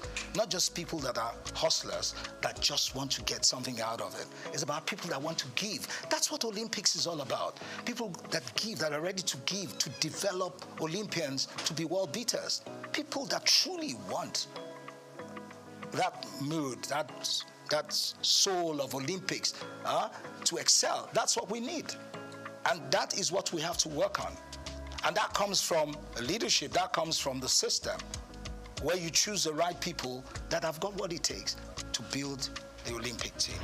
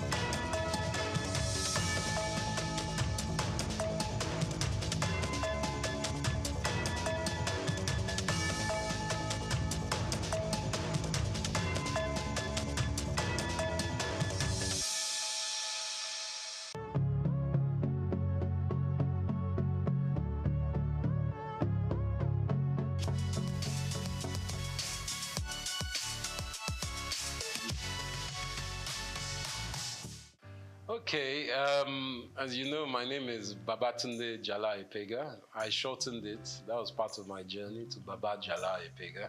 I was born here in Lagos, just a stone throw away from here, in actually Lagos Hospital here. And I was expelled from school. I went to Corona Ikoyi at the age of 6. My teacher, who I found to be quite unjust at the time, made us all stand, and I remember this, even though it's like almost 45 years ago, but I remember standing outside Corona School in the heat with all the students in my class because one boy had done something and no one owned up. So I found that quite unjust that all of us had to suffer. So I picked up a stone and I threw that stone at my headmistress's glass and it broke her window. She told my parents, and my parents weren't very happy, of course, but they realized that I wasn't meant to be in school like that here. So the teacher actually asked me to leave, and my parents took me to England. They said, take this child to England. We can't control this child here. He's a wild fellow. So as soon as I got to England, I went to Tunbridge Wells in Kent. I went to school there, and it was the most cold experience I've ever had in my life. I was 6.5 going to 7, and I went to boarding school at that age. And I think that woke me up in life straight away, that even in comfort, you still have steel. And by that I mean that everyone would think, oh, you are lucky, you went to England at 6, 7. But I was very young. I was put in a dormitory with children from England, from Japan, from Saudi Arabia. We were all very young. There was a lot of crying in the dormitory, 12 boys, 6 on each side. And the room was very cold. I remember the cold. But one other thing I got to learn was rugby. And through my life, rugby and learning to deal with my condition and environment has instilled a strength in me. And as we know in Nigeria, you have a lot of things that happen that are out of your control, but you have to find a way to evolve and adapt. And I think from the age of 6, 7, I was very lucky to have that. I went to the oldest school in the world called King's Canterbury, started by St. Augustine in 598 AD. This was the secondary school I went to. And my life seemed pretty, what they say, gold-leafed at the time. Everyone's like, you enjoy, you're in Nigeria, you're in London. I learned to speak Spanish. Unfortunately, I lost my Yoruba, but I'm trying to get that back. I learned to speak Spanish and French. But at the age of 17, my father had a stroke. And he was working too hard, obviously. And sadly, my mom and dad had split up by that time. So my whole life that seemed so rosy stopped because my father's business partners, all of them somehow took the business and it went away. And from that going away, we were left destitute. My dad was in a coma for 3 months, and my mother, who wasn't working, because my sisters and I have 2 lovely older sisters, Yewande and Gigi, we were still in school. So much so that my last year's school fees were not paid. But one of my uncles kindly paid for my school fees, and my mother had to go to work. She started her own business. She too was a journalist, Mrs. Ibiene Epega, but she started a chauffeur driving company and started using cars to drive people with her staff. So from that age where I thought a university was going to be given, I was left floating in the abyss, because we didn't have financials. So for 1 year, I had to work in a post office in London. And it was quite an eye-opener for me, but it didn't stop me from adapting. And again, adaptation helped me grow. So from being in a very wealthy family as a young man, coming to the age of 17 to become an adolescent, a grown-up, I realized that nothing is given. My father sadly was in a stroke, and when he had that stroke, he became semi-paralyzed. For another 30 years, he was semi-paralyzed.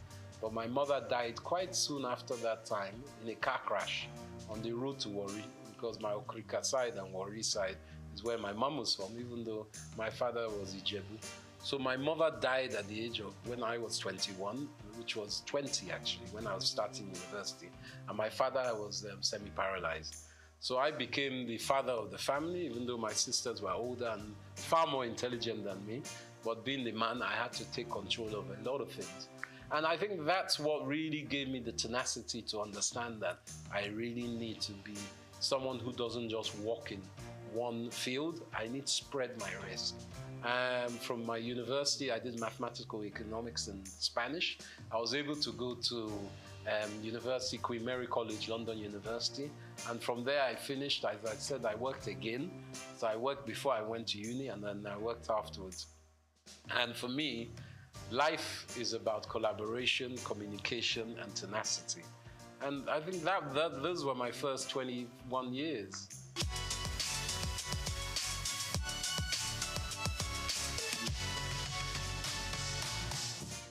There were less people in Lagos in those days. I won't lie. I grew up every summer and even Christmas where we could afford it. Back in my day, 1978, 79, Naira was 0.8 to £1. So you can understand that people were very wealthy. I think in those days there was like 40 million people. It wasn't that much of it because my dad was an estate surveyor. So we used to go to Abuja a lot. And he was one of the surveyors that gridded Abuja when it was being built during the late 70s, 80s with Obasanjo, and even before Murtala Mohammed. They were gridding it. And Lagos was, should I say, Abuja was made the capital. And Abuja is a model city of Milton Keynes, which is a model city of Paris. Just like Brasilia in Brazil was changed from Rio de Janeiro as a capital. So for me, coming back to Lagos was a joy. I enjoyed it because I was young. We used to just walk, run the streets on our bicycles and cycling, just exploring.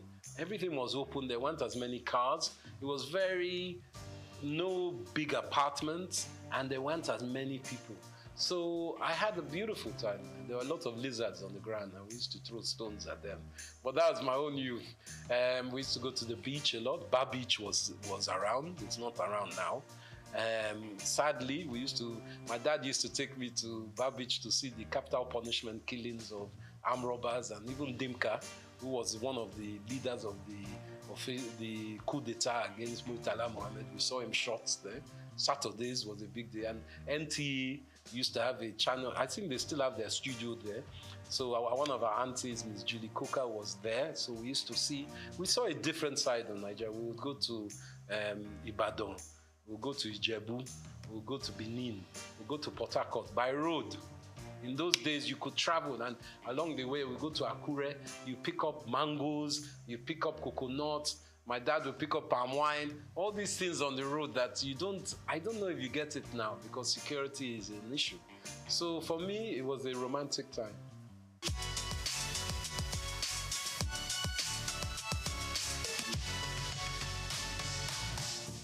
I think fashion, evolving through Nigeria, has started as a siloed industry.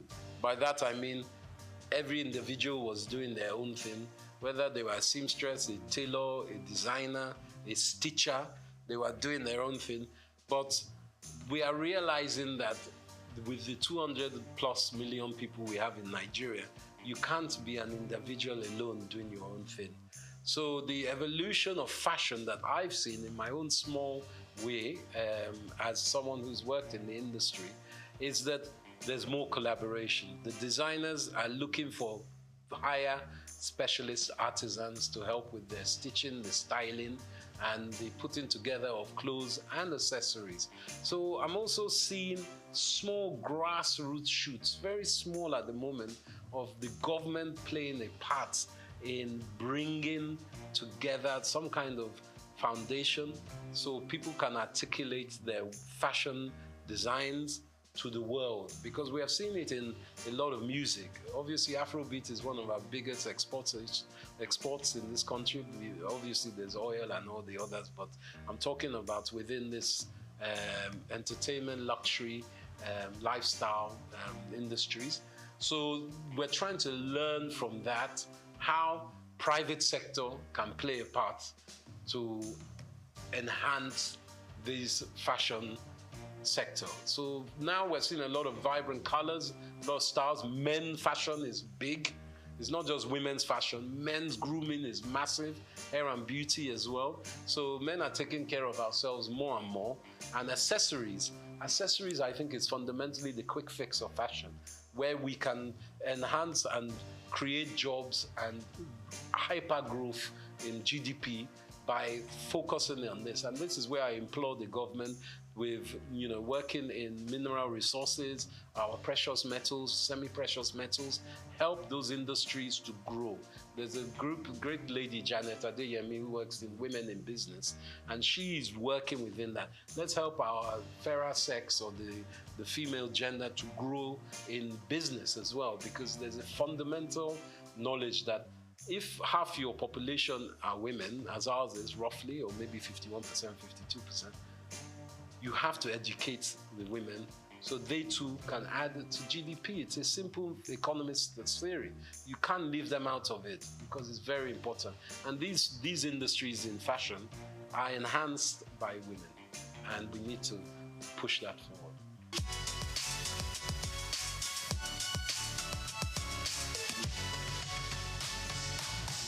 I think the banking system needs to be augmented, and I'm saying this from the government's perspective. The ease of doing business in Nigeria, as an investor myself, a foreign investor as well as being an indigent in Nigeria, the problem is not getting your money to Nigeria, it's getting your money out of Nigeria. Not that you want to suck all the money out of the country, but what can help is the floating exchange rates, the flow and liquidity of money that can come in and out of the country. A lot of investors are worried about how they get their money out of Nigeria. So I think our banking system, going back to the central bank, which they're working on, needs to be much more fluid. So people feel they can invest and take money out. But also, we need to articulate what is on offer. We need to start some kind of documentation of who is available to have investment with, where they can be found, because it's because we are quite an opaque economy, meaning that people can't see the end of where they're putting their money.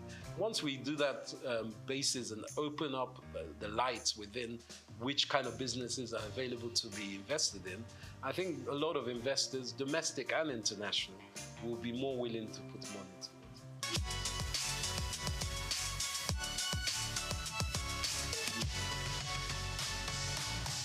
I think content creation for me has been an evolution. I started as an ex-banker, as I said. I used to trade futures and options in Barclays Bank. I was on the Life Exchange, trading bonds, and I found that wasn't my life. I wanted to be more closer to people. Some people can be bankers on the trading desk or trading floor, but not for me.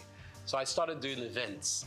I was very lucky enough to show that I was quite adept at doing events. So a big company called Richemont, they owned Cartier, Dunhill, Hackett. They were part of British American Tobacco. They took me on to do their events. So I was doing a lot of polo matches, a lot of Christmas parties, a lot of brand activation events in England. So for me, I got a lot of content knowledge from that. Different styles, people, different countries. But in the last 10 years, I felt that helping companies like LinkedIn, Google, all kinds of big banks in Europe and America was not my remit. My business, EMC3, was going very strongly in America. But as a Nigerian man, I didn't feel love in America. I know that everyone says it's the land of opportunity, but being someone of my own African descent, I didn't like the mentality there. People are good, but the infrastructure is racist institutionally, as we know. So I felt I wanted to give something back to Nigeria. And with all the 20 years of, at that time, about 17 years of knowledge I gained from doing some of the best Grand Prix parties in the world, Formula One, around Monza, Silverstone, Abu Dhabi, I was doing a lot of events. I thought, let me take this back to Nigeria. I didn't have to come back to Nigeria. I wanted to. And I know with all our grievances with Nigeria, if you ask many Africans about Nigeria, they'll say, they look up to us. You guys, you have Chinua Achebe, you have Wole Soyinka, you have Fela Kuti. What's your problem? You have Chimamanda Adichie. What's your problem? So we have to take ownership and say, yeah, we do have all these people. We have Afrobeats, whether it's Burna Boy, Davido, the Venus Bushfires, all these different people that are exported. Let us look inside and say, wow, we do have a lot. So I wanted, as a content creator, to show Nigeria in all the different sectors that we do have a lot. And that's why with the marketing and communications company that I've started, my own company, I felt I could touch so many sectors. And finance, as I mentioned, I work with banks. Also government, Nigerian Investment Promotion Commission, a very great entity. I work in fashion, with brand labels and people across the board. There are great shops like Alara here that also promote African fashion and African business. And did you know even Leventis does a lot of research, Nigerian bottling company, to help this country. And you know Nigeria was blowing glass 1,000 years, almost 1,000 years before Europe knew glass blowing. And it's been found in Oyo State only recently. So it's very important that architecturally, we take ownership of our country. The Nok civilization that has been in the mid to, I think it's above Abuja, near Benue, and even Niger River, above those basins, that has a lot of artifacts and a lot of archaeological excavation potential. But we've allowed that just to linger. People have stolen a lot of our artifacts. Nigeria was known for Benin bronzes. We were the best smelters of iron before people were smelting iron. So these are things we have to take stock of. And me as a content creator, I bring all that information together and I make sure that people acknowledge it and are aware of it. So then that will uplift us all.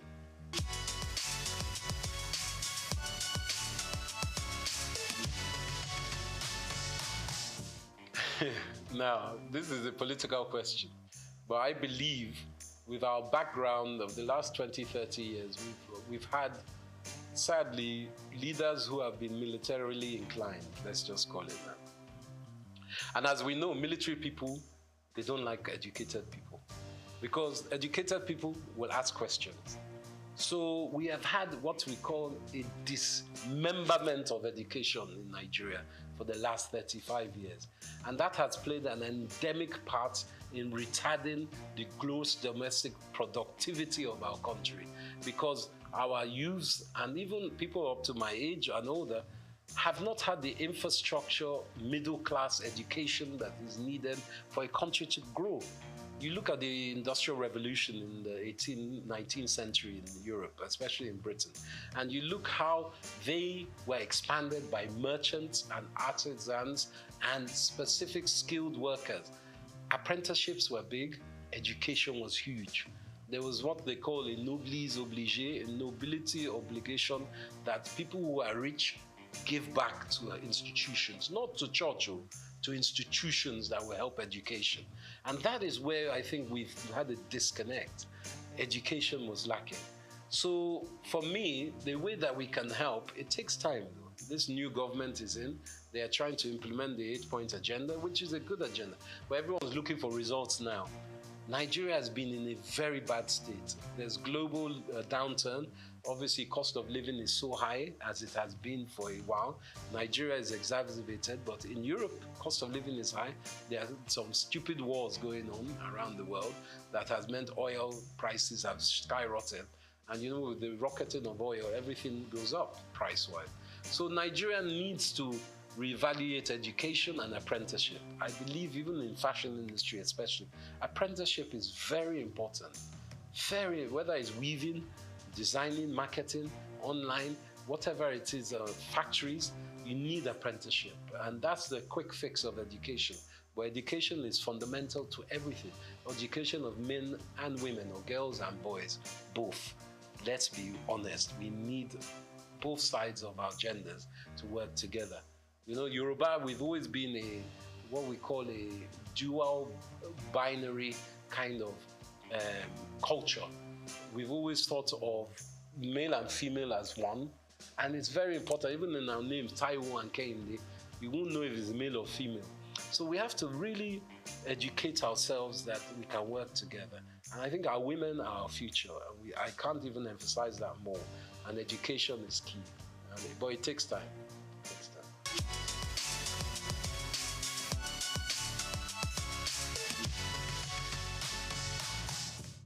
I think Japa syndrome is very real. Everyone wants a better life. Let's not lie. You want a better life for yourselves, but for your family, your parents, your children. And the opportunities in Nigeria, even when you have been educated and you finish graduate here, to find jobs is not easy. The infrastructure is very bad for job creation. And this is being worked on, we know. And the last 8 years has been fundamentally broken.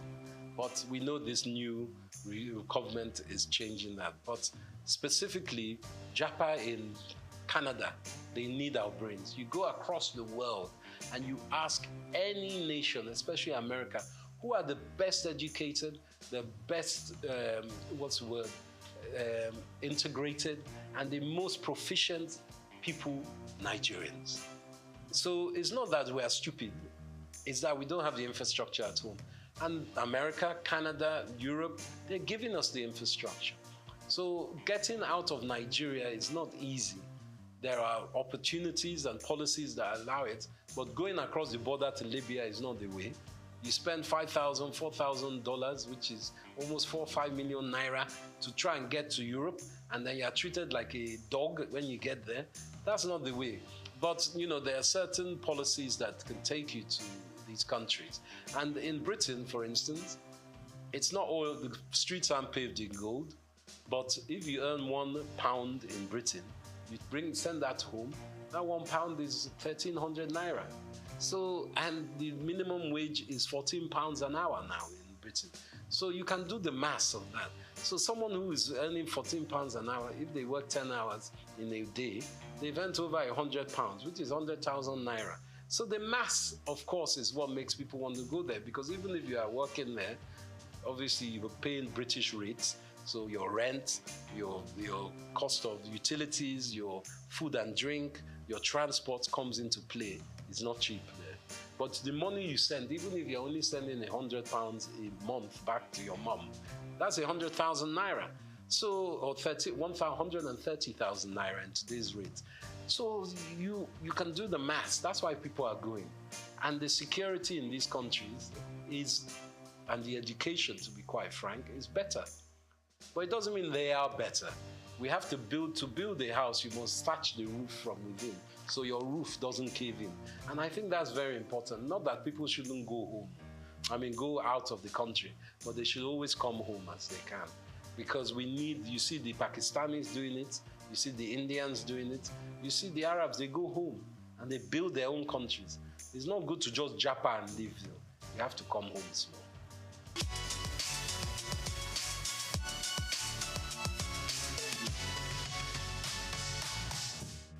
I think my success is down to, as much as I can say a success, because it's still a book that is not finished and the stories are still unwritten, is a tenacity of hard work. It's very important that people understand that it takes a lifetime to look like an overnight success. It doesn't just come. What I'm still doing, I'm not the most successful in my business, but I love my business. And if you can find something that you love and you can make money out of, then you're in heaven on earth, to be quite frank. I think my spirituality and my faith is very important, as is my wife's. My wife, Helen Epega, she wrote the world's first Pidgin English opera. And we've been staging it here in London. We played in Cape Town, in Nairobi, and in Lagos, And we've staged it in London. We're at the Royal Albert Hall next year. I'm executive producer of that. So I think my success, to add to that, is that I put all my eggs in one basket. And I work very hard to make sure I research and obtain knowledge of the next thing, or what was the last thing. I'm a historian as well. And I put things in perspective. And I try to add value as I can. But as my momsy used to say, you have 2 ears and 1 mouth for a reason. So I like to listen as well. And from children you can learn, from grandpapa you can learn. So humility is very important. I'm not arrogant with it. And I think that's the most important part. Collaboration, humility, and shared drive. But also knowing that for me, Saturday and Sunday, I'm off. That's my time for the family. I take a break. Sunday, even God rested on the 7th day. Me too, I rest. I'm not 24/7, even though this weekend we have a big fashion event, but that's work. But when I take my tools down, it's tools down. No one can call me on Sunday morning. So you can't be BOing to people. Never let anyone own you like that. That's what I say. Someone calling you on Sunday morning, obviously in journalism, in film, it's a different from projects. I'm not saying every time, but just be aware of yourself and your mental health. That's the most important.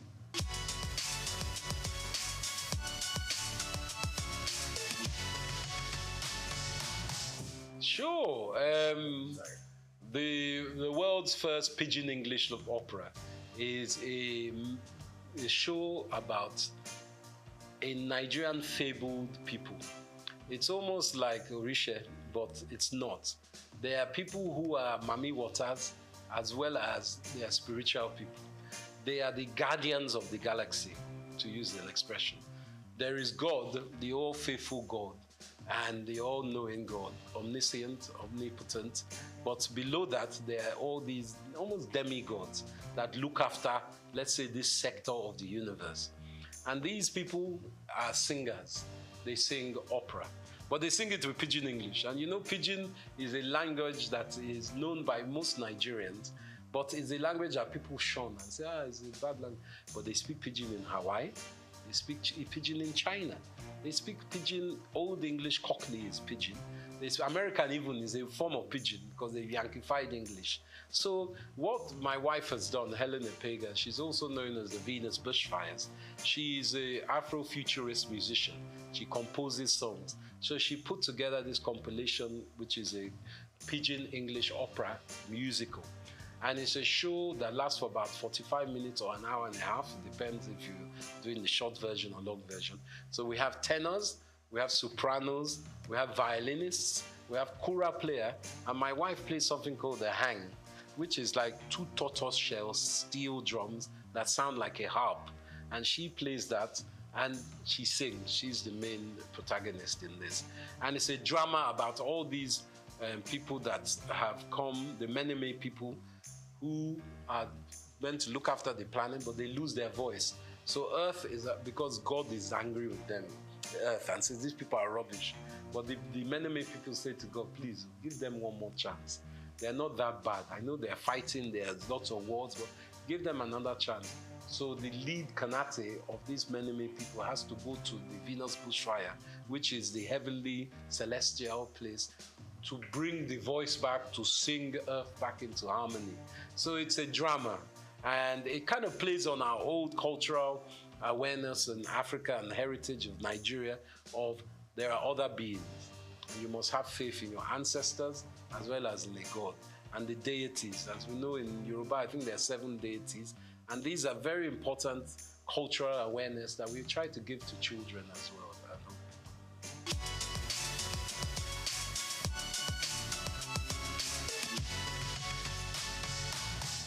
I think the filmmaking in Nigeria is burgeoning.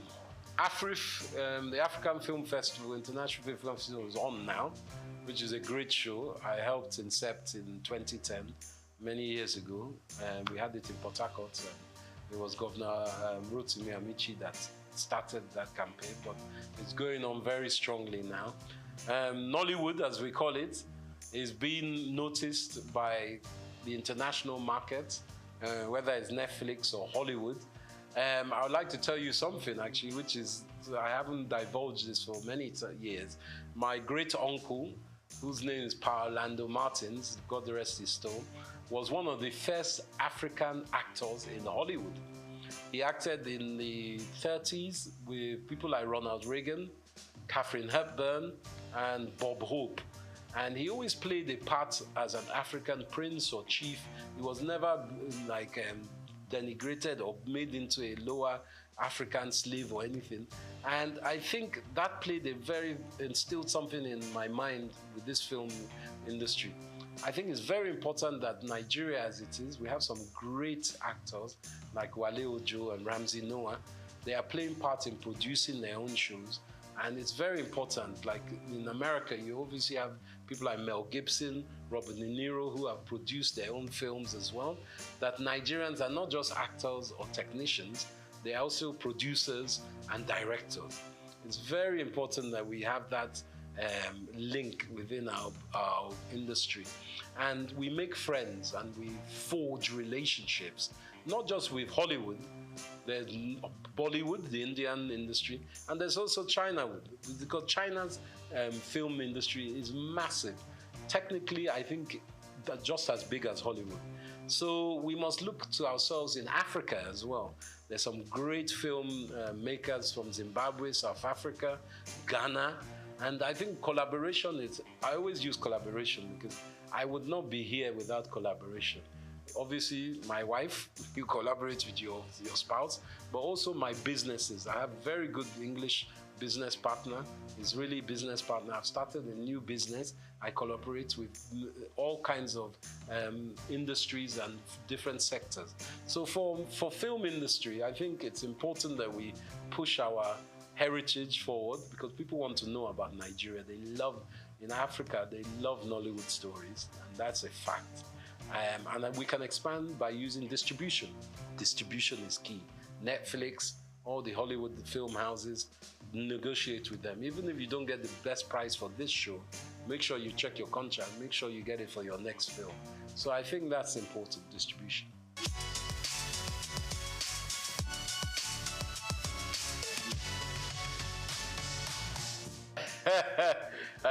While I'm still alive, that's a very good question. Hope springs eternal with me, and I am optimistic about Nigeria. I think Nigeria is not what we all will think it will be. It's something it's a country that needs to be more fluid. We have in diaspora a lot of powerful individuals and groups. I think we need to connect even more with those individuals and groups who need to invest in Nigeria. Our youth is very talented and is very able, but it's also very abundant. So we need to find a way to link up education, apprenticeship to these youth to give them something that is productive to work in. And that means expanding your mind as parents. It's not just doctors, lawyers, bankers that we need. We need artisans, we need creatives. And that's the most important point. It's a mind block. So for me, if we can work on Nigeria's mind psyche, and the taboos of oh, we don't want our child to marry a musician. You know, even as a musician, you don't just have to be a rapper. You could be a music engineer. You could be a filmmaker. You could be an engineer that works with the technical aspects of editing. You could be a designer. There's so many aspects. So I say to my utopian Nigeria, learn from your brothers and sisters.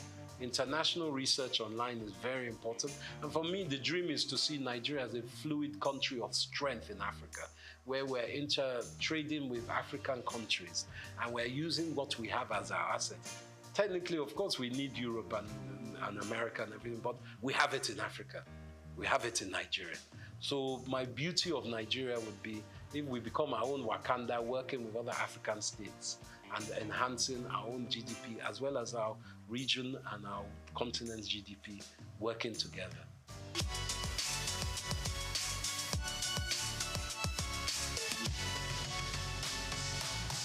Gosh, my favorite, what's the first one? Food. As you can see, I like my food.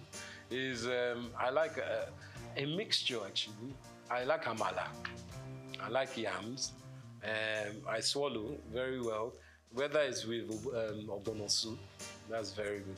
But also, from my mother's riverside, there's one okra, seafood okra that my mom used to make. And I still strive to find that. I go and find that whenever I go away.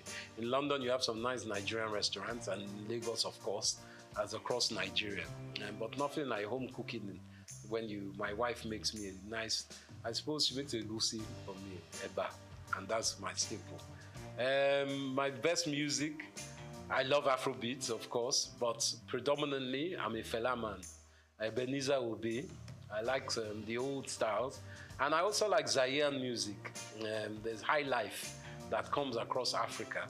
But to be a lie to say I don't like Jimi Hendrix. I like Jimi Hendrix. He's a guitarist, a Native American, African-American guitarist. I love his kind of music. So those are my mainstays, and Gorillaz and De La Soul are still very great music of mine. Those are my Spotify at the moment. What was the other question? I like wrestling. They used to call it Gidigbo back in the day, Yoruba wrestling. I used to love that. I haven't seen that much lately, but I like Nigerian wrestling. Obviously, we play good football. We're great footballers as well, globally. But you said Nigerian sports. Polo. Nigeria, I like Nigerian polo as well.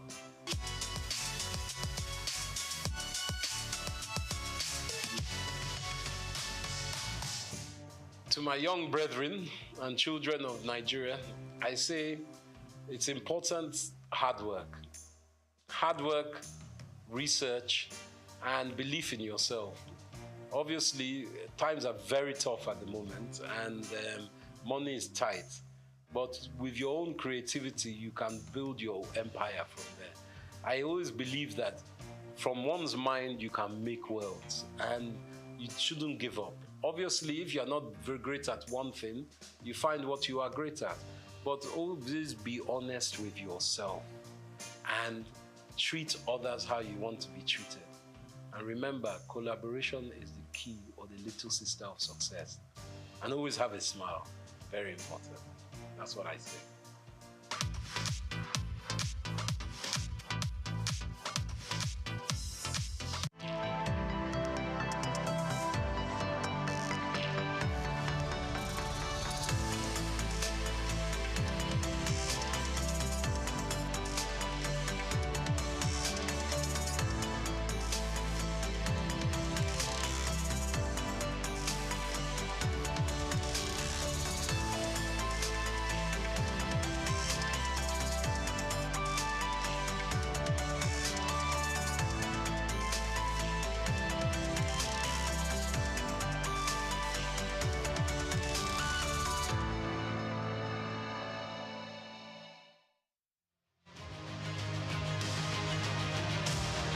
The world of business is one filled with men and women willing to dine with risk. And when we seek African business shapers, we see individuals who have denied self to build conglomerates. From controlling over 90% of diesel trade in Nigeria to almost throwing in the towel, then getting on the Forbes list, we present Olufemi Peter Otedola.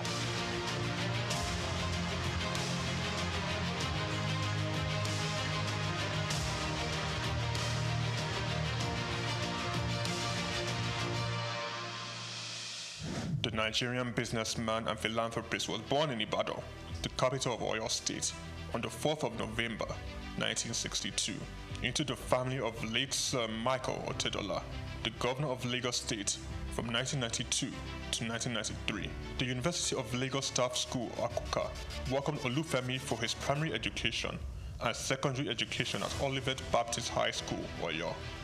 Olufemi proceeded to Obafemi Awolowo University, Ife, for his first degree, graduated and joined the family printing press business, working hard and gaining experience. Femi Otedola ventured out starting Centreforce Limited. The company focused on finance, investment and trading. The oil and gas sector was Femi Otedola's next port of call. From quite a very humble beginning in the oil and gas sector, utilizing connections and networks of family and friends, he cultivated partnerships in diesel supply chain. Him being the last man to the final consumer. Challenges breed opportunities, and in Femi's case, it was a late delivery of diesel from his supplier with a broken truck, and he caught the idea. He could do better and provide better services. He ventured into diesel supply business, buying diesel from a retailer and supplying to companies. Femi Otedola encountered several difficulties securing his supply and timely meeting the demands of his growing clients. This definitely was an opportunity he identified in the fuel retail market. Otedola secured the finance, and Zenon Petroleum and Gas Limited was born, petroleum products marketing and distribution company. Otedola, owner and chairman of Zenon, in 2004 invested 15 billion naira in downstream infrastructure development and acquired storage seaports at Ibadan, Apapa, as well as 4 cargo vessels, amounting to a combined total storage capacity of 147,000 metric tons. Zenon Petroleum and Gas Limited also acquired a fleet of 100 DAF fuel tanker trucks. By 2005, Zenon controlled a major share of the Nigerian diesel market, supplying fuel to most of the major manufacturers in the country, including Dangote Group, Cadbury, Coca-Cola, Nigerian Breweries, MTN, Unilever, Nestle, and Guinness. Zenon Petroleum and Gas was the name on major invoices and Femi Otedola the name on every lips, playing toe-to-toe with major multinationals. Zenon, in a very short period, silenced the competition and almost unilaterally determined the price of diesel in Nigeria. The competitors came to Zenon for supply. Femi Otedola, with the massive success Zenon Petroleum and Gas achieved, bought a 28.7% stake in African Petroleum. Otedola branched into the financial sector and aggressively stocked up the shares of leading financial houses. He became a top shareholder in Zenith Bank, United Bank for Africa, and the largest importer of diesel in Nigeria. He acquired major shares of Africa's Finance Corporation, Mobil Oil Nigeria Limited, Chevron Texaco, and Visa Phone. Otedola has his hands deep in real estate investments, including an acquisition in February 2007 by Zenon of Stalin House in Victoria Island, Lagos from the federal government. Lagos, London, Dubai, Monaco all have the signatures of FO Property Limited. He was appointed chairman of the Transcorp Hilton Hotel Abuja and tasked with driving its expansion and upgraded to a 7-star facility. Otedola has served as a member of the Nigerian Investment Promotion Council since 2004, was appointed by President Goodluck Jonathan to Nigeria's National Economic and Management Team. Otedola is chief executive and president of the Seaforth Shipping Company Limited and was at one point Nigeria's largest ship owner after extending control over the distribution of diesel products. One of his ships, a flat-bottom bunker vessel with a storage capacity of 16,000 metric tons, was the first of its kind in Africa. In January 2006, Otedola was appointed a non-executive director of Transnational Corporation of Nigeria PLC, a multi-sectoral conglomerate established in 2004 by then President Olusegun Obasanjo to respond to market opportunities requiring heavy capital investment in Nigeria and across sub-Saharan Africa. He held this post until February 2011.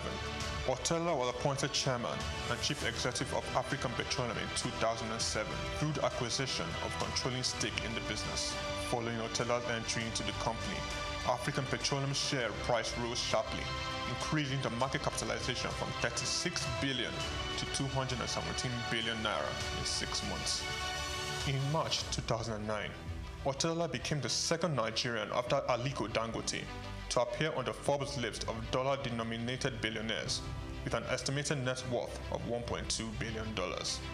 Otedola announced the move to upgrade African Petroleum's liquefied petroleum gas storage terminals in Lagos, Kano, and Port Harcourt in October 2009. Harsh economic conditions necessitated by the slump in the oil prices and credit squeeze of 2008-09 led African Petroleum to record a loss in 2009. With the world oil price crash came difficult moments for Zenon and Otedola. He was very close to complete bankruptcy. I said to myself, I was not going to have friends and enemies. I was going to have only competitors. I had two options: commit suicide or weather the storm. African Petroleum, rebranded in December 2010, changed its name to Fort Oil PLC. Otedola paid his near $1 billion debt and invested in the financial industry, making him a top shareholder in Zenith Bank and United Bank for Africa. Otedola restructured the business, focusing on technology and improved corporate governance. And in 2012, Fort Oil returned to profit. Otedola financed 57% of Fort Oil subsidiary, Amperion Limited, which acquired the 414 megawatt Kirigu power plant for $232 million in 2013. Fort Oil improved financial position and diversification into power generation resulted in a 1,321% rise in its share price. The first half of 2014 saw the company's pre-tax profit more than double year on year to 4.1 billion naira. Revenue growth for the whole year was 33%. Fort Oil sold 70% of its equity to Swiss commodity trader Mercuria Energy Group in September 2015, giving Fort access to global commodity markets. The deal was thought to have given Otedola an estimated $200 million. In 2019, Femi Otedola sold Fort Oil PLC and announced plans to change focus from oil to power with his company, Geregu Power PLC. Geregu Power PLC became the first power generation company to list on Nigerian Stock Exchange, demonstrating to stakeholders in the sector how they can fix financing and make profits sustainably. The company's market capitalization is now 726.75 billion naira, and the share price now 290.7 naira from the 2.5 billion shares that were listed at 100 naira each. Otedola, the chairman of Geregu Power, sold down a Geregu stake to bring on institutional investors. In October 2021, Femi Otedola was announced as the single largest shareholder of First Bank PLC.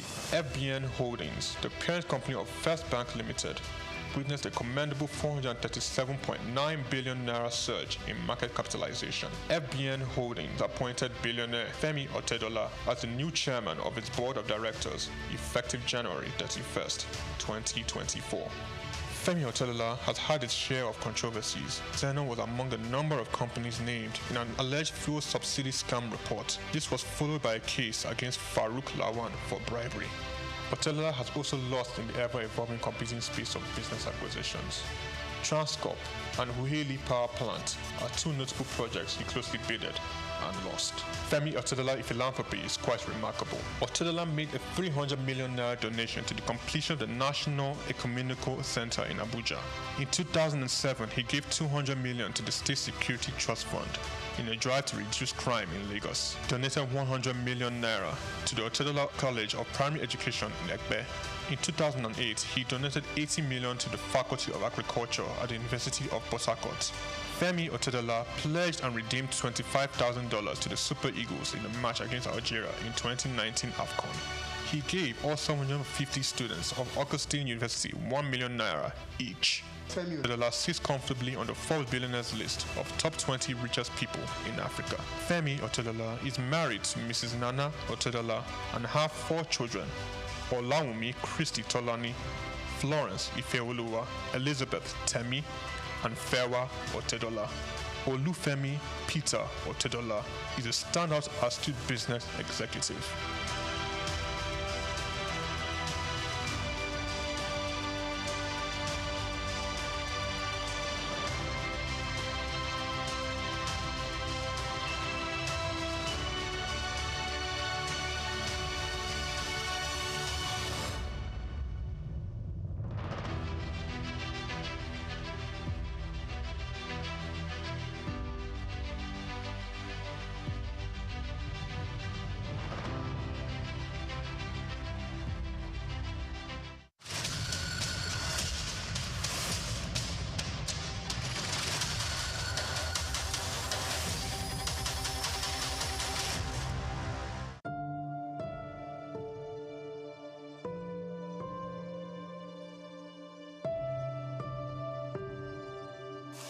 In April 1960, just months before Nigeria's independence, a 26-year-old ascended one of the most revered thrones in Yoruba land.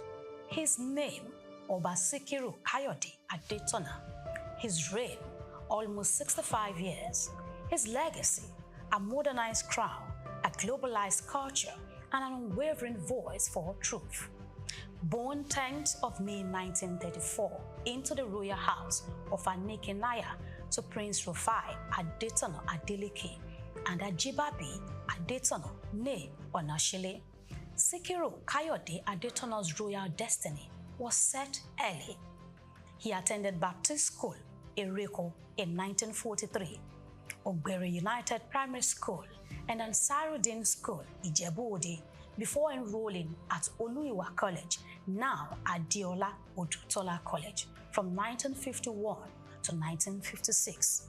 He later worked briefly in the audit department of the Western region in Ibadan before leaving for the United Kingdoms in 1958 to study accountancy. But history had other plans.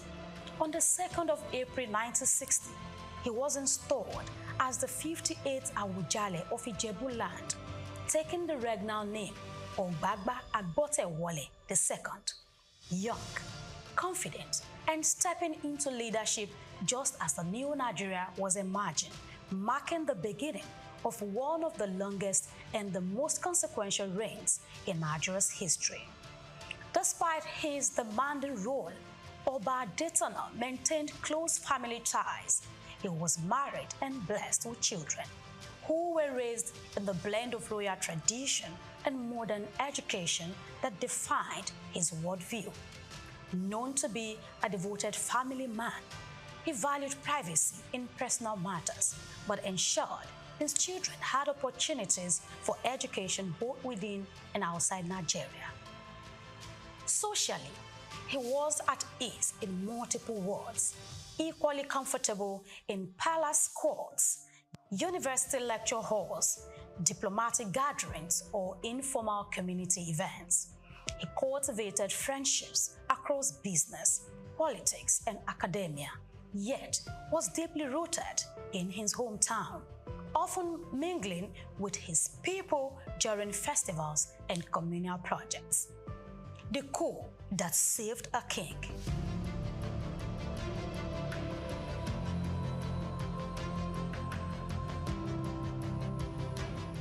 But destiny tested him.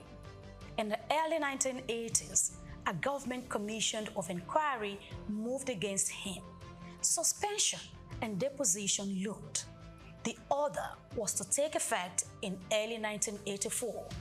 Then came 31st December 1983.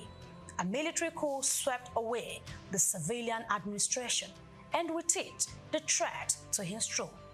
The Awujale returned more respected, more resolute.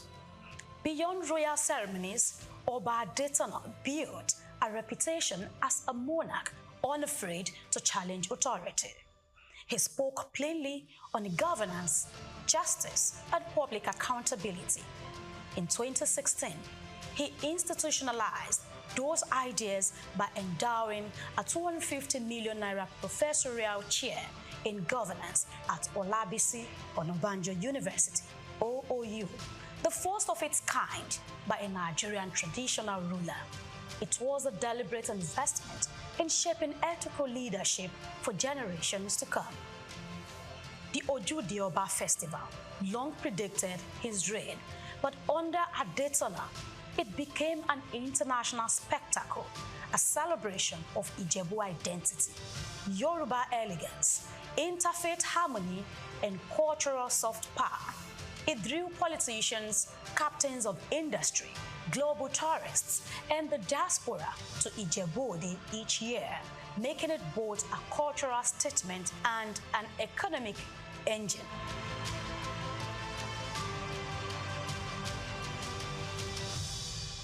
Adetona presided over a kingdom of religious plurality, Islam, Christianity, and traditional worship, often using his platform to advocate tolerance.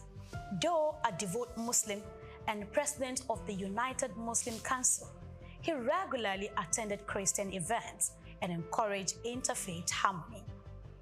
And now, the final chapter. On 13th July 2025, Oba Sikiru Kayode Adetona Ogbagba Agbotewole II passed away at the age of 91. He was buried according to Ijebu customs in solemn rites, shielded from public view.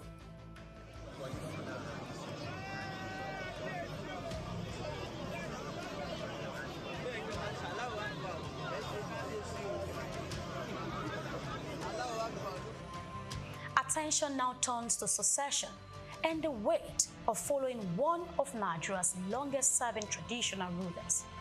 Oba Sikiru Kayode Adetona reigned across three Nigerias: the colonial twilight, the start of military rule, and the promises and failures of democracy.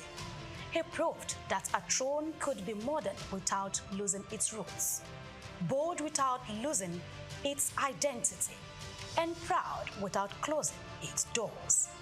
His voice will echo in the university lectures he inspired, the festival he globalized, the cultural pride he nurtured, and in the personal values he instilled in his family. As Ijebuland turns the page, one question lingers: whether or not the next Awujale will match relevance with integrity and tradition with transformation, following the path of the past hero. Grace Komolafe, SOUQ Perspective.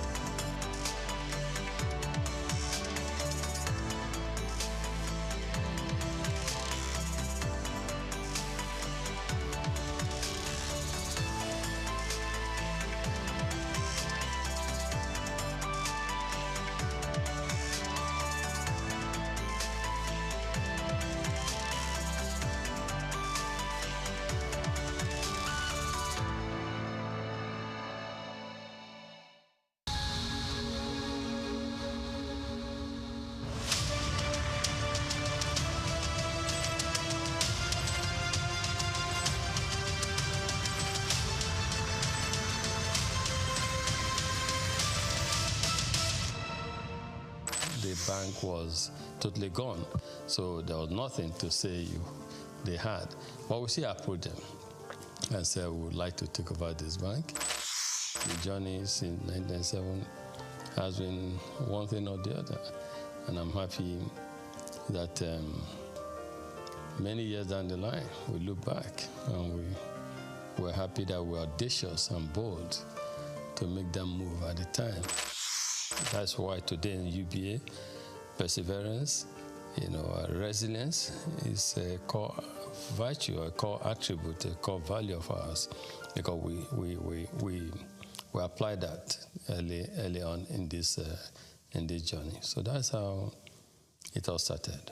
Leadership, according to some Peters, entails vision, enthusiasm, trust, verve, passion, and consistency. If there's one man who graciously combines these virtues, the name Tony Elumelu comes to mind. They say that success to a large extent is dependent on being at the right place at the right time.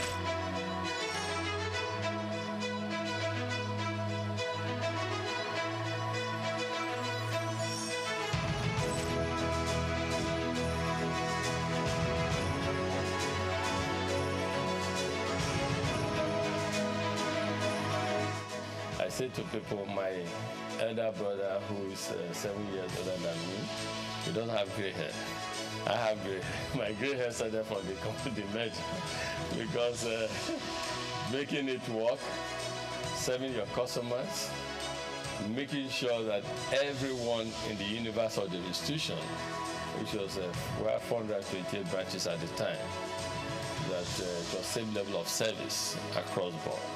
Customers of Standard Trust Bank that were used to a certain level of service delivery, you will not want them to come to the new institution and have a drop. From the womb of time, Tony Elumelu has been an embodiment of nobility and excellence. He remains one of the flying eagles and shining heads of the banking industry. The life and times of Tony is an inspiring tale. He is one Nigeria who is unmoved by material wealth and self-aggrandizement. Tony's noble qualities were on from his humble background. Growing up with 4 siblings in Jos Plateau State, the cowboy of the banking industry who hails from Anocha North local government area of Delta State, believed in the democratization of law combined with hard work. He began his career as a copier salesman. The Ambrose Ali University graduate of economics also bagged a master's degree in economics from the University of Lagos. In 2019, he received an honorary Doctor of Business degree from Bayero University, Kano. Going to university, I just thought I wanted to be a businessman because my mom's brother, my mom and his brother were just 2 of them. So my uncle was a businessman, in Nigeria, and was quite successful at the time. And I was influenced. I thought he was very rich, and also I wanted to be a businessman, but not knowing whether just a businessman, you know what I mean? Because he was described then as a businessman. And but in the university, that was why I read economics, just to see. But in university, I got more enlightened because I knew more how things operated. And first degree, I was saying I just wanted a good job that would give me the start. But when I came to do my master's at Unilag, being in urban or Unilag, a lot happening at the time. And that was the era of new generation banks, a lot happening. Our friends, in banking, our friends, some got jobs in some banks. And so that's all of us who were doing masters at the time. I did masters in economics. Who were doing masters at the time, we just became interested and fascinated. We were interested in working in a bank. New generation bank, not old generation bank, not. And so that was how it all started. And we started applying for jobs in our banks. And I got, yes, at the master's level, it was clear I wanted to work in a bank. And yes, that was started. As in then, Santana was a posh guy. So they oppressed us in school, I must say. And then we too wanted to become the big boys in future with the brochures, suspenders, white shirt, dark suits, etc. The growth and development of any institution is determined by the quality of its leadership. For Tony Elumelu, his sterling performance and leadership scorecard in the banking industry remains a reference point. He rose quickly to become the youngest bank branch manager at Allstate Trust Bank at the age of 36. He formed a coalition to acquire a distressed financial institution, Crystal Bank, and became its CEO, an action that earned him and his circle of peers the nickname the Cowboys of banking. In 1997, some of us came together and acquired a distressed financial institution. We acquired this financial institution, we turned it around, we set targets for ourselves, strategic plans. That's targets, if you have first year strategic intent, we want to make it a viable financial services company. Second tier intent, we want to become a leading financial services group on the continent. And third financial intent is a strategic intent to become a player in the global financial arena. As we all know, there's so much private global capital seeking the right investment destination. All it takes is for a leadership to show that this country is set for business and people come there. People want to move into an economy where they can invest freely as well as move their monies out when it comes for time for dividend and remittances and repatriation of a dividend. So I will continue to invest because of the signal that we see in the market, because of certain fundamentals that are right. He audaciously led the largest merger in Africa between United Bank of Africa and Standard Trust Bank. Tony's fancy for red tie remains emblem of his appearance. He retired as CEO of United Bank for Africa in 2010. He is presently the chairman of Heirs Holdings, the United Bank for Africa, Transcorp, and founder of the Tony Elumelu Foundation. I can't express how excited I am in words to be here and to be selected among the 1,000. It's the opportunity for me to realize my dreams. So I go into business and start to make my way. It challenges you to do things you never thought you could do. Maybe if you'd have gone to a private school or an MBA, you must have paid a lot to get this kind of, enlightenment. Ça me fait plaisir de voir des frères et sœurs qui veulent se rencontrer, se connaître, les partager et créer un réseau, peut-être le plus grand réseau africain. Venho de Cabo Verde. Je suis tunisien. Je viens de la République du Bénin. I'm from Edo State, Nigeria. I'm from Ghana. Zimbabwe. Sudan. From Rwanda. Gabon. Uganda. Senegal. Egypt. I'm from the Gambia. Welcome and thank you for coming to Lagos. I'd like to start by congratulating all of you. You have done well. Most entrepreneurs are creative people. They have creative mindset. They're innovative. Those who dare to dream and who dare to innovate in Africa should have the opportunity to prove their innovation. And that is why we have $10,000 for these 10,000 Africans to help prove their concept and prepare them for bigger scale financial support. We don't give because we see it as a moral burden to just give charity. But we want to give people because we want to uplift them. We want them to be self-reliant. We want them to be fishermen. We want them to do what we are doing. We want them to prosper in life, become successful. Tony made a tremendous contribution to giving back to the society. His selfless efforts and huge investment into humanity through the Tony Elumelu Foundation is widely adjured as the leading philanthropy empowering a new generation of African entrepreneurs, driving poverty eradication, catalyzing job creation across all 54 African countries, and increasing women economic empowerment. Since the launch of the entrepreneurship program in 2015, the foundation has trained over 1.5 million young Africans on its digital hub. Tony, the Nigerian economist, entrepreneur, and philanthropist, holds the Nigerian National Honors, the Commander of the Order of Nigeria, CON, a member of the Order of the Federal Republic, MFR. He has been responsible for creating business that are critical to Africa's economic development. He is a proponent of Africa capitalism, an economic philosophy which advocates for the private sector's commitment to Africa's development through long-term investment in strategic sectors of the economy that drive economic prosperity and social wealth award. He was awarded the Daily Times the Nigerian Man of the Year in 2016. He was honored with the National Productivity Order of Merit Award in 2019. He is also on the list of Time magazine's 100 most influential people of 2020. On October 11, 2022, Elumelu received the National Honor of Commander of the Order of the Federal Republic of Nigeria. Tony, as a staunch professional and chairman of Foremost Bank, may understandably runs a busy daily schedule like that of a bee, but he balances the equation with creating time for sports. His love for lawn tennis and football stands undeniable. My good workout favorite is, I think I would say that I like to jump on the sport. I love yoga, as you said. Yeah. But these days I'm trying to get in the group of planking. Tony is not just a champion in the banking hall. He equally balances the equation when it comes to family life. For me, as a family man, though, I try to make sure I balance things. I try to make sure my family side is not so. In that process, I was also growing a family, having my kids and co. So, but everything came together.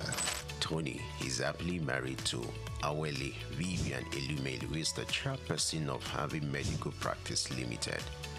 Vivian also oversees the healthcare investment of Hairs Holdings. She holds a Bachelor of Medicine and Bachelor of Surgery degree from the University of Benin. The marriage was consummated in 1993 and blessed with 7 children. According to Forbes' list, Tony is among the top 10 richest entrepreneurs in Nigeria with a net worth estimated at $1 billion. We don't just preach. We don't just theorize, we practice. Tony has stooped to conquer not just in the banking industry, but in life. The strides of this living legend, popularly referred to as the Lion of Africa's financial industry, remains iconic. So entrepreneurs who are listening, quick one, short one, straight to the point.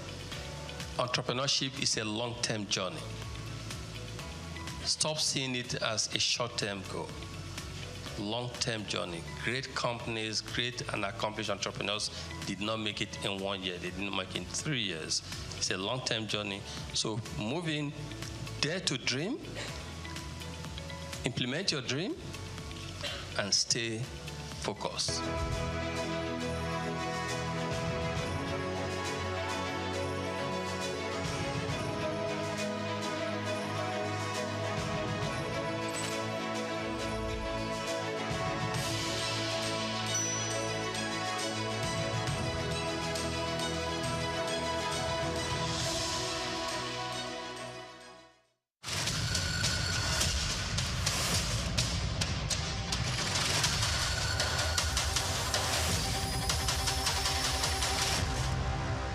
The National Assembly, in collaboration with the African Development Studies Center, ADSC, held a 5-day national capacity building workshop on treaties, agreements, and protocols for federal MDAs, with the theme Enhancing Institutional Capacity for Effective Treaty Negotiation, Implementation, and Oversight in Nigeria.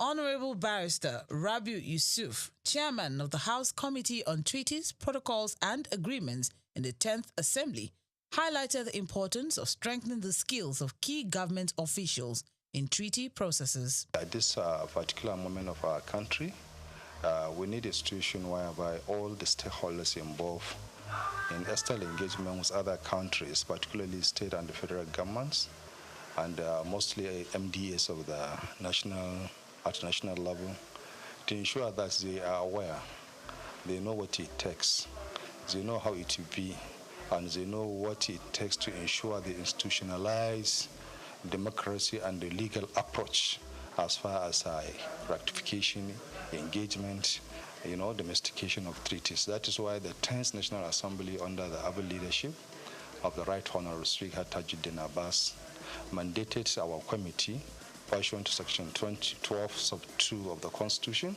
that we should reach out to all necessary stakeholders who are personally stakeholders on this engagement to ensure they know how it takes and they know how to execute it.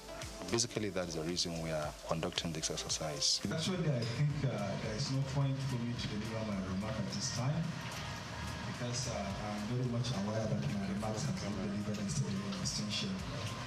So in either words, I will just say I really sincerely appreciate your presence in this program, and I believe it will go far in helping the system, stimulating the system, and work for the Nigerian progress. So I wish you a fruitful discussion and a successful outcome. Thank you very much. The major challenge, everybody is going silo, in the sense that we are not trying to bring ourselves into the same table to ensure that before you find any entity, be it state, local governments, or federal entity, as far as engagement is concerned with other outside worlds, you need to know there are provisions of the Constitution which you need to comply. Failure to comply with that provision of the Constitution, whatever you do, it will go to a nullity, invalid, and is inconsistent with the provisions of the Constitution. And to the extent of that inconsistency, it is null and void and of no effect whatsoever. So we're trying to avoid this scenario whereby at national level or at international fora, Nigeria will be embarrassed because the stakeholders, the principal actors, they didn't even know what they are doing. So that is why we decided at this particular moment it is rife and necessary to ensure that we engage with unnecessary stakeholders. That is the basic reasons for engaging these activities. Actually, I recommend their effort to any other entity, because if you can see, most of them, they are legal luminaries. They know their audience, they know what they are doing. So I really appreciate, they did a very wonderful job.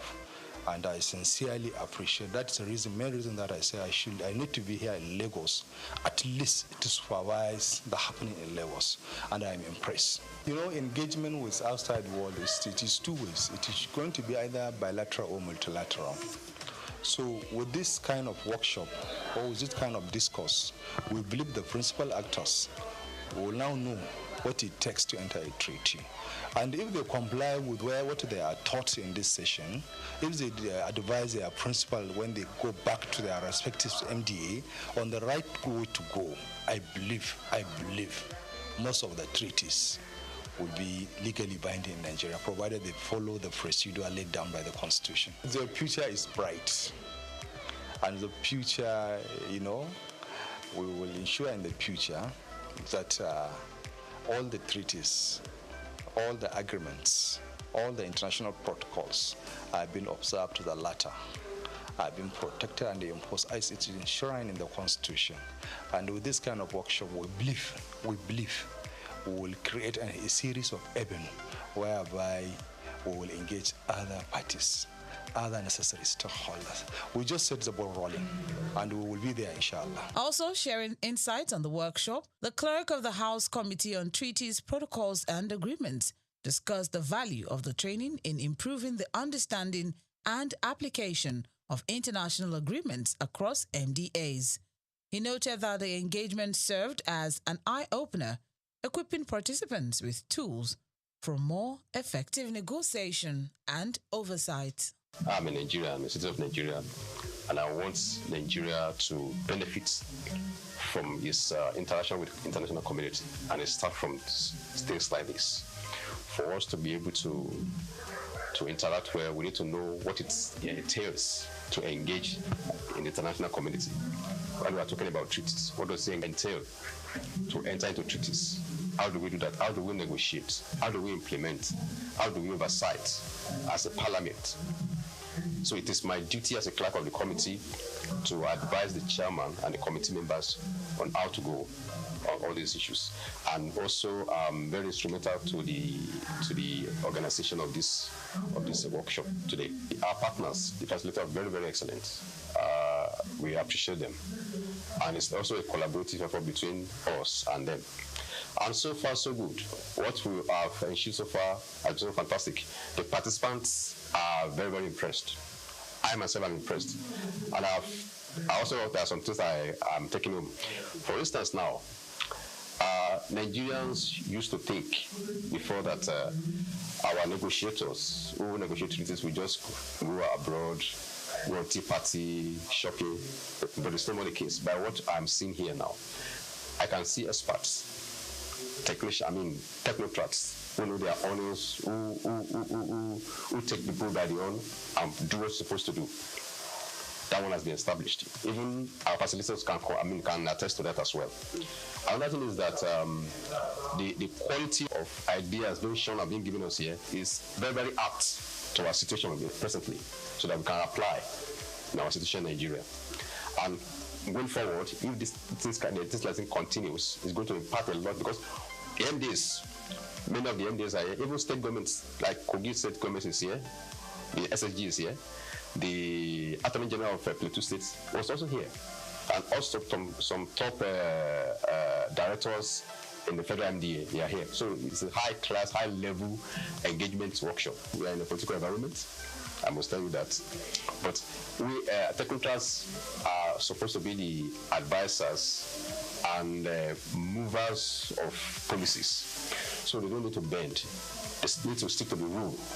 And I also to advise our government, our leaders, that as well as they are making policies, they should also consider the benefits, the interest of the country, not just politics. They should not play politics with it. They should consider the interest of the country first, and also the people. It's an appeal that everybody that has a responsibility to do, either in the public service, or in private sector, in government, do your responsibility as much as you can, in a good faith, in sincerity. Don't put your personal interests above national interests. Ladies and gentlemen, good afternoon. It is my pleasure to be here to make a closing remarks on behalf of His Excellency, the Right Honorable Speaker, 10th National Assembly, Right Honorable Tajudeen Abbas. He has mandated me to deliver this goodwill closing remarks. We appreciate your time, your dedication, and your efforts in trying to attend this program and attentively pay attention to the discourse and the further issue being deliberated here. And it is believed that this message you have learned here, or what you have learned here, will be passed towards your chief executive officers, and at the same time you will guide them achieving the necessary mandates in deciding issues of treaties, obligation of treaties, and what have you. So at this juncture, on behalf of the Right Honorable Speaker, we wish you a safe return to your various destinations, and we believe you will pass the message to all other necessary stakeholders. Thank you very much.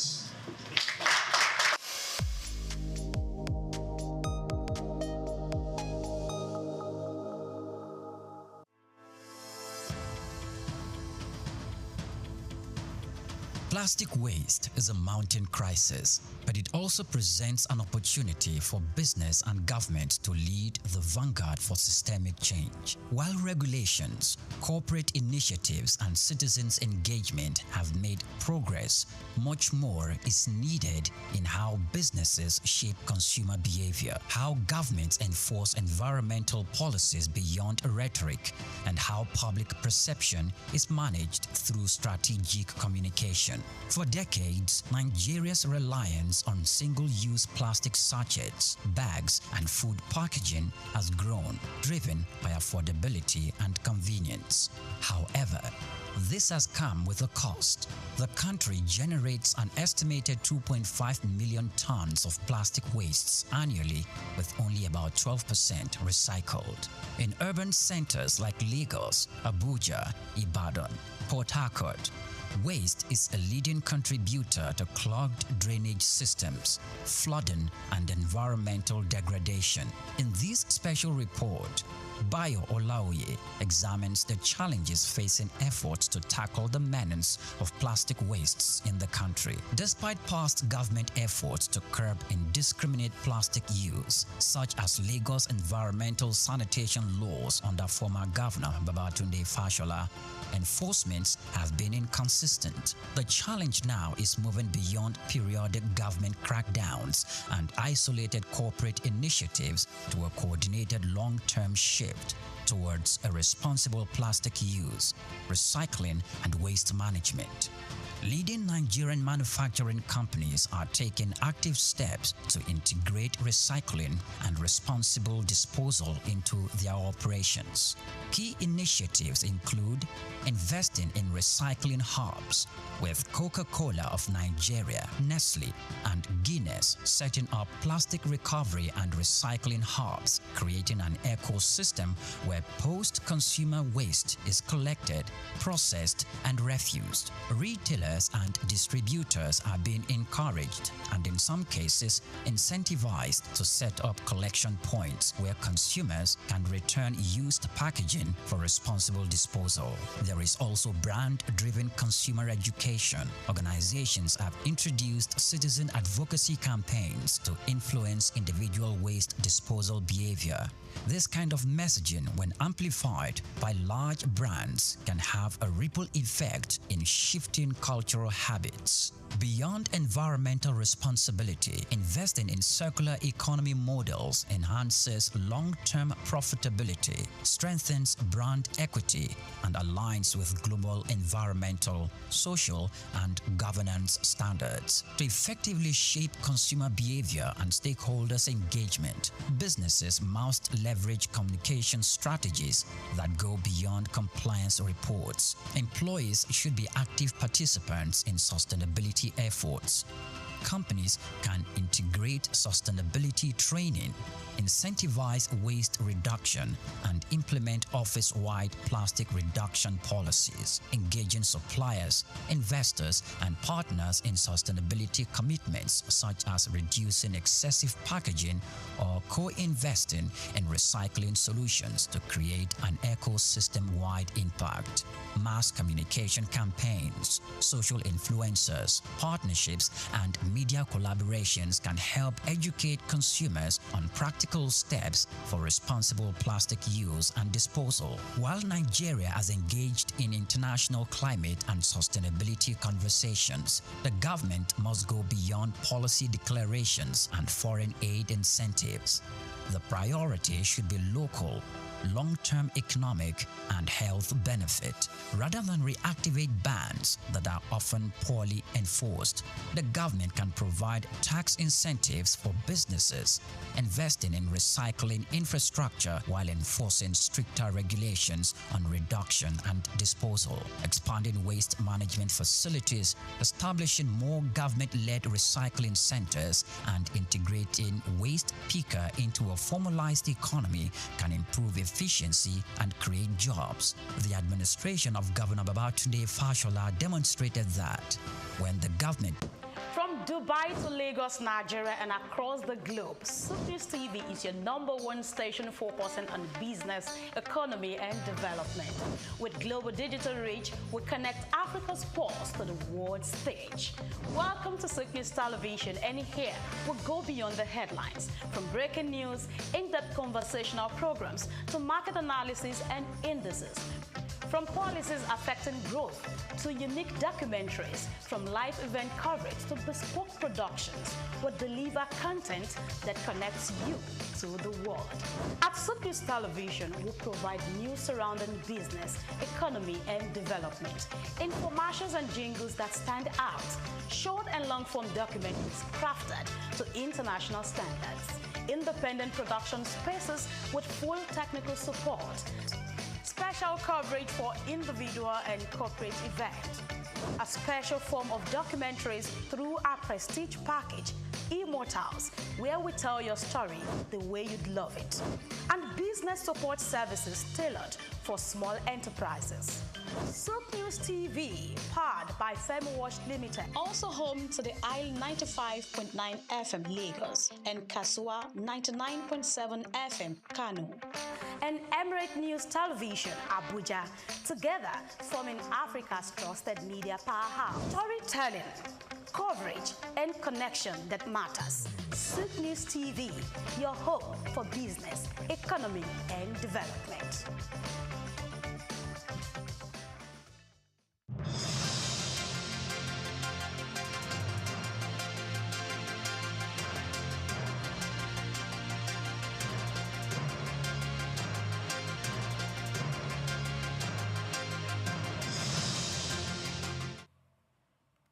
Hello and welcome to Midday News. We are reaching you live from our studios at SOUQ News TV. I'm Oyin Priya Krumale. Now let's begin. The Academic Staff Union of Universities, ASUU, has announced the suspension of its 2-week warning strike after reaching fresh understanding with the federal government and receiving appeals from concerned stakeholders. The union's national president, Professor Chris Piwana, made this known in Abuja today following a marathon National Executive Council meeting that lasted until 4 a.m. today.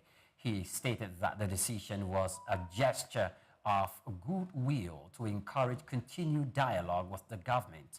Professor Piwana explained that the strike was declared after the government failed to implement agreements relating to the renegotiation of the 2009 Accord, earned academic allowances, revitalization funds, and withheld salaries. However, he confirmed that recent discussions with the government representatives indicated a renewed commitment to addressing the issues affecting public universities. He added that while progress has been made, more effort is required to achieve lasting resolution. Nigeria's House of Representatives has moved to mediate the ongoing industrial dispute between the Petroleum and Natural Gas Senior Staff Association of Nigeria and Dangote Refinery, which recently disrupted fuel distribution across the country. The decision followed a motion of urgent national importance co-sponsored by lawmakers Al-Hassan Doguwa and Abdulsamad Dasuki, emphasizing the need to protect key private investments from unhealthy union activities. The lawmakers described the Dangote Refinery as the largest private petroleum refinery in Africa and a vital national asset for energy security and economic stability. The industrial action, which began on the 29th of September, halted operations at the $28 billion refinery and caused an estimated daily loss of 200,000 barrels of crude oil over 3 days. The disruption led to severe fuel shortages and long queues at filling stations nationwide, worsening economic hardship for citizens. The House, while recognizing the importance of organized labor, stressed that the union actions must not undermine national investments critical to development. Now, Nigeria's aviation sector is advancing toward international standards as the Federal Airport Authority of Nigeria, FAN, targets full ISO certification for all airports by the year 2025, this year, of course, in December. The initiative, unveiled through FAN's integrated ISO policy, combines quality and environmental management systems into one framework to enhance safety, efficiency, and sustainability across the nation's airports. The policy marks a strategic effort to modernize airport operations and strengthen Nigeria's compliance with global aviation benchmarks, according to FAN's Managing Director, Mrs. Olubumiku Kuku. About 7% of the certification process has been completed, with independent auditors expected to assess compliance in November. She explained that the policy provides a structured approach to auditing, monitoring, and improving performance across all directorates. This, she added, will promote transparency, ensure operational excellence, and build public confidence in Nigeria's airport services. Now, the Bank of Indonesia has decided to pause its interest rate cuts after 3 consecutive reductions, opting to evaluate the effects of earlier monetary easing and ongoing fiscal stimulus on the economy. The central bank kept its benchmark rate steady at 4.7%, contrary to most analysts' expectation of another quarter-point cut. Only about 10 out of the 39 economists in a recent Bloomberg survey had anticipated this decision, as the bank seeks to balance growth support with currency stability. Governor Perry Wajio noted that the pause allows time to assess how previous rate adjustments are transmitting through financial markets and influencing consumer spending and the lending and inflation trends. The move came amid recent pressure on the rupiah, which has since rebounded slightly, while local stocks reacted with moderate declines. The decision signals a cautious approach as Southeast Asia's largest economy aims to sustain a recovery without triggering excessive capital outflows or inflationary risks. Now, the United States and Qatar, 2 of the world's largest exporters of liquefied natural gas, have jointly called on European Union member states to drop or amend a key sustainability policy they claim threatens the bloc's energy security. In a joint open letter released on Wednesday, United States Secretary of Energy Chris Wright and Qatar's Minister of Energy Sahad Sharida Al-Kahabi warned that the European Union's corporate sustainability due diligence directive could undermine Europe's ability to import liquefied natural gas at a critical time for global energy stability. According to the letter, both nations expressed concern that the directive, which demands stricter environmental and human rights compliance across global supply chains, could increase regulatory burdens and discourage long-term investment in energy infrastructure. They urge the European Union to repeal, significantly modify the directive to ensure energy partnership remains commercially viable. Many thanks for watching. Please do well to follow us on all our social media platforms at SOUQ News TV. I am Wahin Priya Kromale. Coming up shortly is Just Africa. Do stay with us.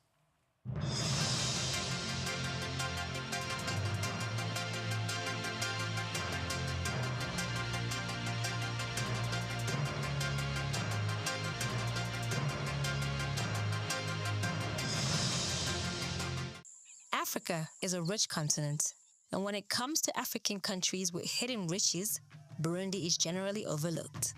This little East African nation, located between Rwanda, Tanzania, and the Democratic Republic of Congo, has a strong, distinct identity. Drums in Burundi do more than just generate sounds, they also convey stories. The royal drummers of Burundi, Abatimbo, are more than just performers. They are historians, keepers of traditions, and spiritual messengers. These gigantic drums, built from hollowed-out tree trunks and coated in animal hide, are regarded with respect. In reality, for centuries, they were only utilized for sacred rites, royal events, and national holidays. Here's what makes this unique. Burundi drumming is unofficially protected by UNESCO as part of the world's intangible cultural heritage. That is, the sound of the Burundian drum is not just a national icon, but also a global treasure. And they are not your typical beat makers. The ritual is ordered and ceremonial. Drummers perform while dancing, holding their drums on their heads and producing rhythm with their bodies rather than with their hands. It's poetry in motion, tradition in tempo. However, Burundi's rhythms are not limited to drums. There is also a rhythm to their agriculture. Over 90% of Burundians depend on agriculture, primarily for substance. Burundians know how to cultivate life, from coffee, the country's main exports, to bananas, beans, and sweet potatoes, even on limited territory. Despite decades of political unrest and economic challenges, the Burundian spirit remains resilient. Kingship, oral storytelling, and shared traditions are essential components of community life. There is an unsaid value in their community, as evidenced by their Obushigante, a cultural council of wise elders who have traditionally helped settle conflicts and uphold moral standards. So, Burundi may be one of Africa's tiniest countries. It may not always make headlines. However, it embodies a continent's heartbeat through its drums, people, and ageless customs. One that teaches us that even the smallest countries may echo the loudest truth if we only stop and listen. I am Laura Iheke for SOUQ News. Until next time, let's keep sharing stories that bring this continent together. Lesotho, a country like no other on the African continent, and in fact, like no other in the world. Nestled entirely within the borders of South Africa, Lesotho holds a unique geographical distinction. It is the only independent nation on Earth located entirely above 1,000 meters in elevation. Its lowest point, at 1,400 meters above sea level, is higher than the highest points in countries like Netherlands, Denmark, or even the United Kingdom. This extraordinary altitude earns Lesotho its nickname, the Kingdom in the Sky. Lesotho is one of just 3 countries in the world that are completely surrounded by one other country, the others being San Marino and Vatican City in Italy. But unlike them, Lesotho is not a microstate. It boasts a proud population, a strong cultural identity, and a landscape marked by rugged mountains, deep valleys, and fast-flowing rivers. What also makes Lesotho stand out in Africa is its climate. While much of the continent is known for its warmth, Lesotho regularly experiences snowfall, especially in its highland regions. In fact, it is home to Afriski, Africa's only ski resort south of the equator, drawing tourists who seek winter sports in an unlikely location. But Lesotho's uniqueness goes beyond geography and weather. The Basotho people are known for their iconic wool blankets, worn with pride across the country. These are not just for warmth, they are deeply symbolic, representing milestones, rites of passage, royalty, and social status. No traditional ceremony is complete without the presence of these beautifully patterned and color-coded blankets. The traditional Basotho hat, or mokrotlo, is another national symbol, so important that it appears on the country's license plates and currency. Lesotho also harnesses the power of its water. Its Lesotho Highlands Water Project exports fresh mountain water to South Africa while generating electricity for domestic use. Water, often called white gold, is one of the country's most valuable resources. In many ways, Lesotho defies expectations. It is a country of heights, both literal and cultural. In a continent known for deserts and plains, Lesotho offers snow and slopes. In a region often shaped by lowland agriculture, Lesotho rises up proud, elevated, and unshaken. Lesotho is not just unique to Africa, it is unique to the world. This is the uniqueness of Africa, and today we spotlight Lesotho, the Kingdom in the Sky. I'm Moyosore Adebi for SOUQ News TV. When we talk about South Sudan, Africa's youngest nation, having gained independence in 2011, we often focus on its political journey or natural resources. But there's something else that holds deep generational value in South Sudanese lives, which is cows. In South Sudan, cows aren't just animals, they are everything. They are currency, they are status, they are identity. Among groups like the Dinka and Nuer, a man's wealth isn't measured in cash, it's counted in cows. Cows pay dowries, settle disputes, mark the birth of a child, and even the death of an elder. Boys grow up in cattle camps, learning not just to herd, but to lead. Songs are written about prized bulls. People name themselves after their cows. It's love, not ownership. And no, they don't eat them. Not casually. Cows are sacred. They are milked, admired, and even mourned. Only in rare ceremonies, funerals, farming, or great misfortune is a cow killed for food. To eat one is to part with a piece of your soul.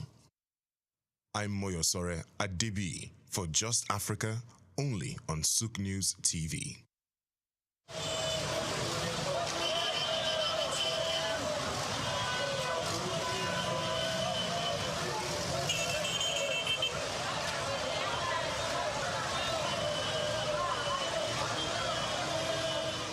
Traffic regulations are practices put in place in both developed and underdeveloped countries. They are designed to ensure the safety of all road users, reduce accidents, and promote orderly movement. Either you are a driver or a passenger, every road user is required to understand and follow these laws. Under obligations, drivers must possess a valid driver's license issued by the authorized body. In Nigeria, this is the Federal Road Safety Corps, FRSC. Individual, like I've just said, most Nigerians, as we know, celebrate their date of birth. And as such, when you obtain a driver's license, say for 3 years or 5 years, you already know if you do it today, in the next 5 years, when you'll be celebrating your birthday, you are already aware that your license is due for renewal. You don't have to even wait until that date.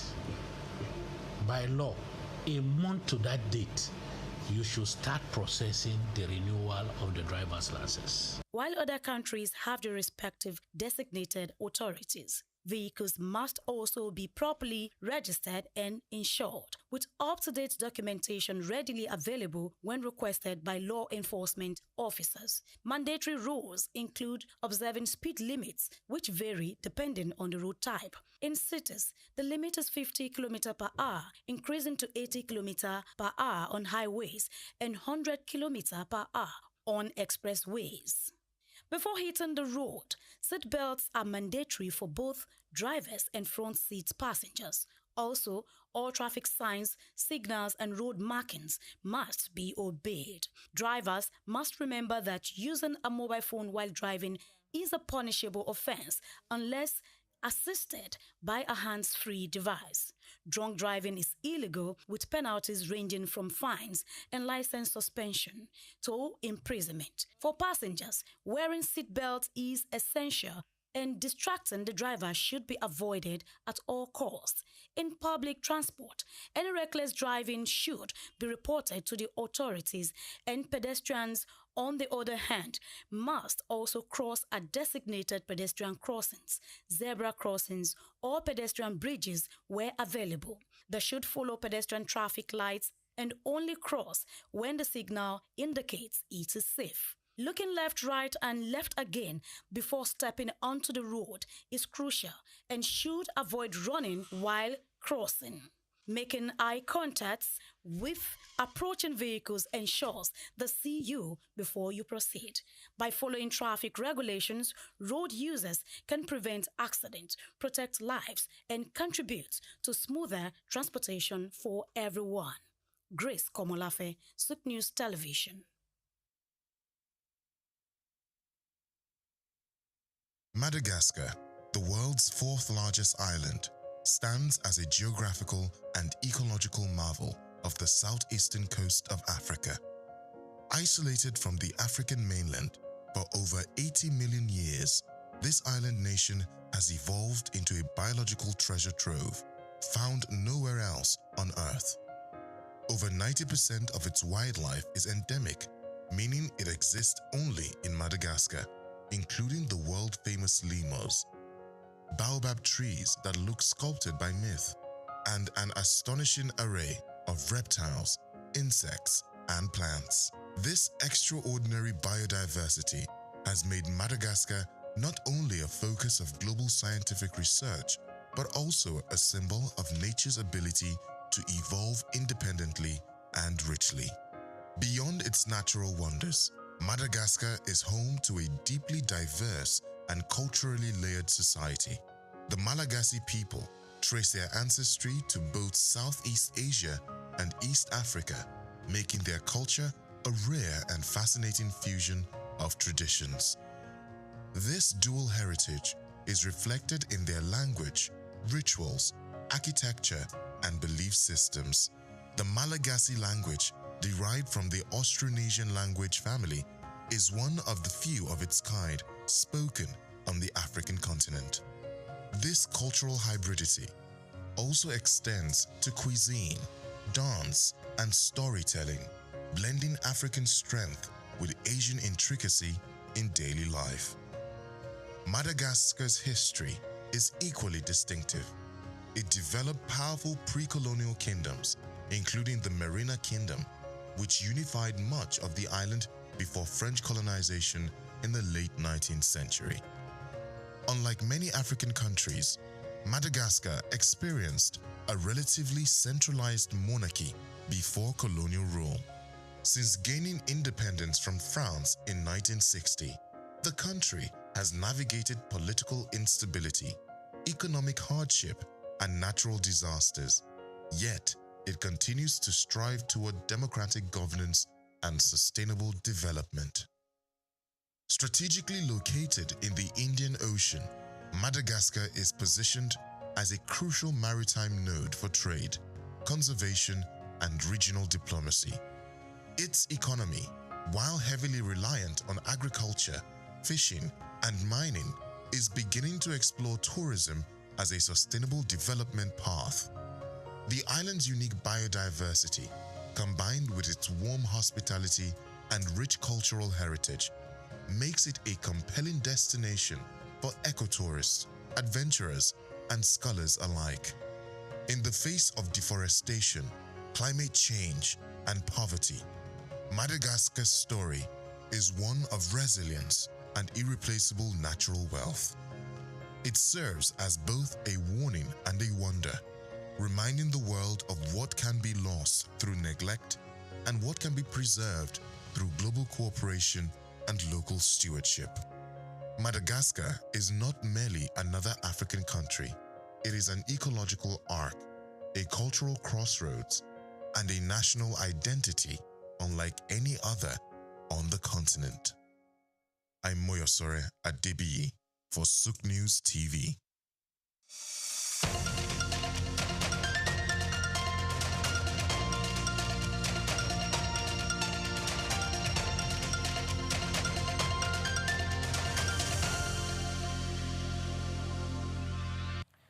Good day and welcome to Just Africa, the program that takes you closer look at the issues shaping the continent's growth, governance, and the well-being of its people. Today, we confront a growing public health and economic challenge, the rising consumption of ultra-processed foods across Africa and what it means for the continent's future. From Lagos to Nairobi, from Accra to Johannesburg, brightly packaged, ready-to-eat food are filling shelves and stomachs, convenient, affordable, and aggressively marketed. But beneath the appeal lies a silent epidemic: obesity, heart disease, diabetes, and other non-communicable diseases that now account for nearly half of Africans' half-burdened people who die. So, what is the real cost of the modern diet? How do trade, businesses, and development policies influence what Africans eat? And what will it take to protect public health without stifling economic opportunity? That's quite a dilemma. These are some of the questions begging for answers. Welcome once again to Just Africa. And today, Omivi is not on set, but she's going to be on set tomorrow. So, like you have to mention Omivi. You see, okay, you like the rapport with her, Just Africa. Anyway, thank you so much, viewers, for joining us today. The conversation today is going to be very, very interesting. I like the fact that it's got to do with food and our health, right? And I like the fact that I'm a food advocate. In fact, you order for lots of those food they are talking about. Oh, yeah, but I'm talking serious now. The fact that eating healthy is one thing, and then eating the right thing is another, because so many of us may just even eat and thinking, okay, we're eating balanced diet. But this time, it's not even a balanced diet. Are you even eating it well? Eating the right one, the right combination of the food. And then realizing that out there are so many imitations of what should be the right kind of food. And in my head, I'm like, when I was reading through some of the metrics from what our guest is probably going to talk to, I was surprised to see an array of what we normally would consume and think we're eating healthy. Yes. As a list of things that could kill us.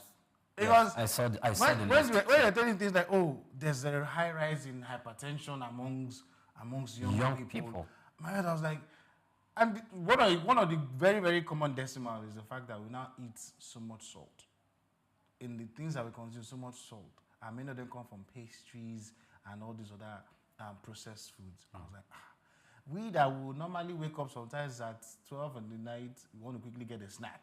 Usually you don't have time to prepare food. You just go for something that can quickly be done in less than 10 to 15 minutes. Most of those things kill us, and we don't even know. And the rampaging part of it is these things are silent killers, and they are not doing us any favors. We're eating them, we're consuming them, we're feeding them to our children. And if we don't curb it right now, in no distant time, we should be scared of the kind of things that our hospitals will. In fact, the list, I think during the course of the program, I already have the list here. Soft drink. Soft drink that it's almost a norm. That's what I said. Most of the things I saw, I was like, these are the things we would normally just ignore. And we just think we're eating healthy. We're not eating healthy. We're literally killing ourselves little by little. When young kids are having liver damage, young kids that are just starting life already having liver damage. Energy drink. See, instant noodles. I just mentioned. Look, at some point, maybe we will just be drinking only water. But someone will now come and say, even the water that we drink, how safe is the water? Okay, because Emmanuel, it looks like we are being the scaremongering out there is just. We're not scary, you know. No. I mean the way some of these experts that tend to warn you and I and warn the general viewers that look, don't eat this, don't eat that. And sometimes you wonder what's left to eat. We'll drink water. What's left to eat? We'll just drink water. Organic food is like a luxury. Yeah. At the moment. Yes. Okay. Now let's intimate you a little bit further on what we'll be doing today. Africa's health and future against ultra-processed food refers to the continent's struggle to safeguarding its population's health and long-term development prospects in the face of growing dependence on industrially manufactured foods, often high in sugar, in salt, in fat, in artificial additives. Let me repeat that word, artificial additives, but low in essential nutrients. It highlights the tension between food convenience and nutrition, economic globalization and local agriculture, and profit-driven food systems and public health goals. In essence, it asks, can Africa build a healthy future while its food systems are being reshaped by global ultra-processed food industries? That question will be answered by our guest when she joins us on the program. And in that note, let's go on a break. When we return, Just Africa continues. To stay with us.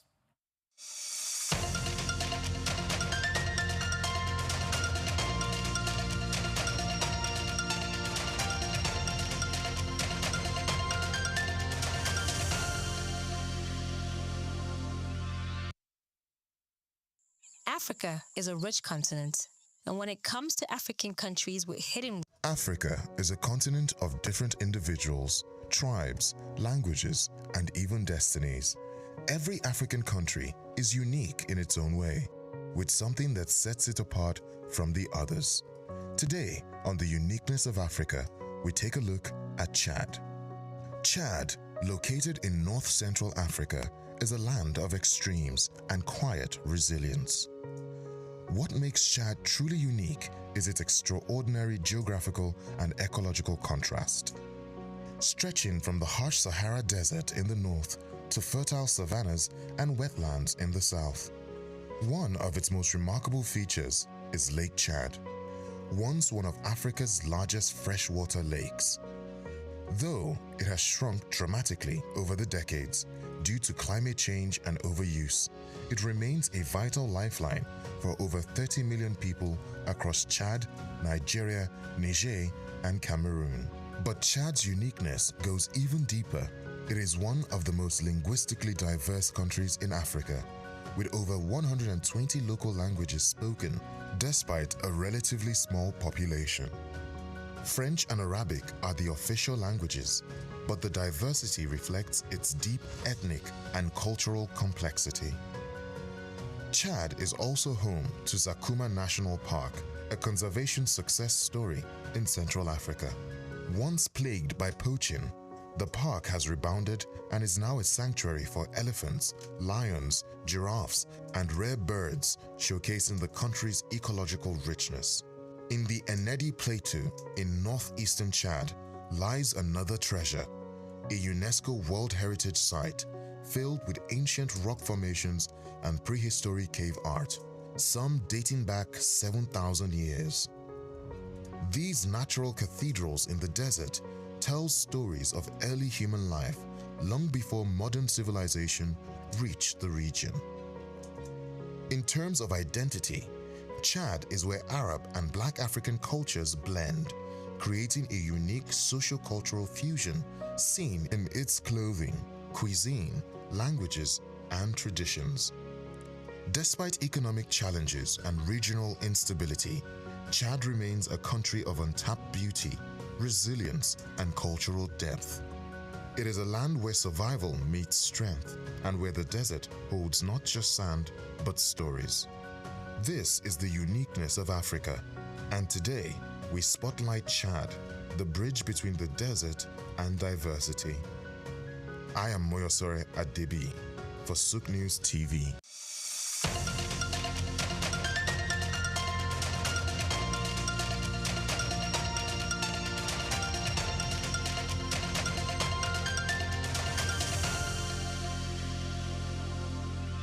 Welcome back. Many thanks for joining us on Just Africa. Now our guest is standing by. She is Bukola Olukemi Odele. She is the Project Officer for Cardiovascular Health at Corporate Accountability and Public Participation Africa, CAPA, a leading civil society organization focused on advancing corporate accountability and public health in Africa. She is a seasoned public health advocate with expertise in nutrition policy, non-communicable disease prevention, and community health education.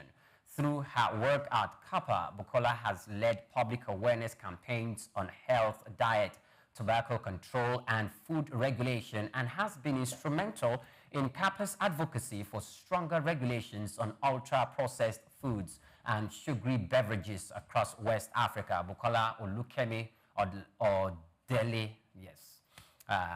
If she's there, she will join us. If you are there, can you join us, please? Are you there, Bukola? You're welcome to Just Africa. Bukola, could you please unmute your device so we can hear you? I'm here. Thank you for having me. It's my pleasure to be here. Great. It's good to have you. Now, same here. This is all about food. And without food, there's no existence. Humanity is completely gone. So when we talk about food and you are an advocate, we're also looking at the economic benefit from it within the society as a way of job provision, But we're also looking from another perspective, which is where you are launching your argument and your conversation against fast food, processed food, and the companies that are involved in it. First of all, why?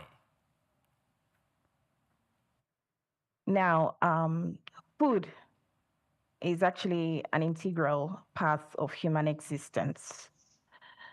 Food is actually as old as man. And if you can control the food that people eat, then you can actually control their lifespan, as well as the quality of life that they would live, right?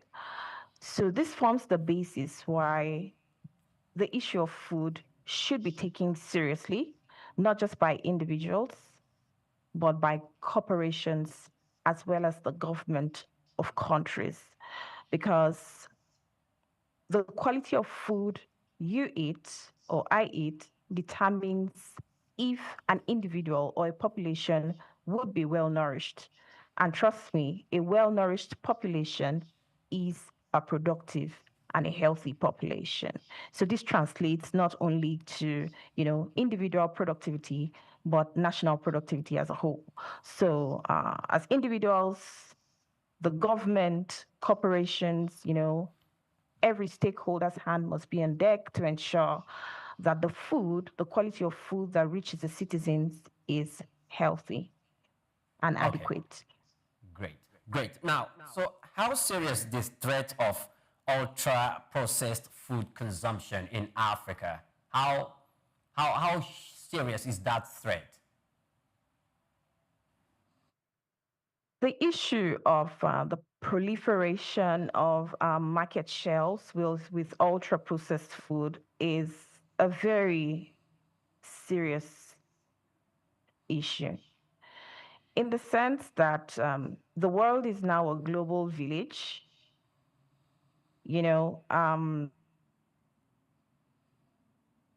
Globalization has actually opened the borders to enable, people from different parts of the world to learn how to prepare different delicacies. And this has also affected our consumption patterns in the sense that we no longer only consume our locally available foods, we now consume foods that are imported from other countries into ours. And this has impacted on public health in the sense that now a lot of countries are suffering from a nutrition transition from healthy and wholesome foods. When I say healthy and wholesome foods, I mean natural, organic foods that are prepared from scratch at home, to ultra-processed foods. And then when I talk about ultra-processed foods, I mean foods that are heavily industrially processed. They have been heavily processed to increase shelf life. And this heavy processing has also reduced the nutritive value. As well, these foods have now been, some additives and preservatives have been incorporated into these foods, which has further affected the quality of the food, thereby having a negative impact on our human health. So globally now, there's been a nutrition transition as well. This also has, the economy has also impacted on this because the cost of healthy food is rising on a daily basis. Then industries have also taken advantage of poor policies, within the countries to make healthy food accessible, to produce cheap ultra-processed products that are made from low-quality materials. And, these ultra-processed products have contributed largely to the prevalence of diet-related non-communicable diseases in the country. Okay, because I can understand that CAPA, your organization, and maybe some other researches that you've done, you're able to link these challenges with the processed foods and, of course, non-communicable diseases. But tell us some of the trends that you've noticed from African communities, because I know our own issues here are peculiar. What have you noticed in terms of the link or the health implications that these UPFs have had in the society? Great. So our lifestyles have changed a whole lot. We have moved from, doing jobs that get us physically active into taking jobs that condition us to a position. Maybe, for instance, you have to work on a laptop from 9 to 5. Our schedules are busier than they used to be because, of course, we need to bring the money home. You see, these busy schedules have impacted our dietary habits in the sense that when I go out to work at 9 to 5, I do not have enough strength or energy to come back home and prepare a healthy and wholesome meal from scratch. I may not be able to do that. And that subjects me to buying convenience foods on my way back home. Right? And these convenience foods are known to be high, characteristically, they are high in salt, they are high in sodium. When I talk of sodium, I mean they have been heavily seasoned. You have artificial seasoning cubes and all of that loaded to enhance not only flavor, but, taste and all of that. Now, I buy this and I come home and I eat it, and I do this on a daily basis.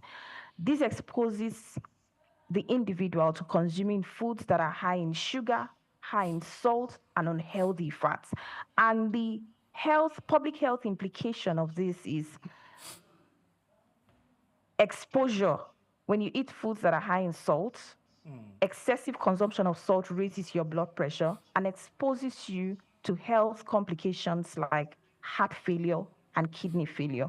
In recent time, particularly last year in 2024, we had the history of people slumping and dying on live programs on television. We had public figures that actually died, just slumped and died like that. We didn't get there overnight.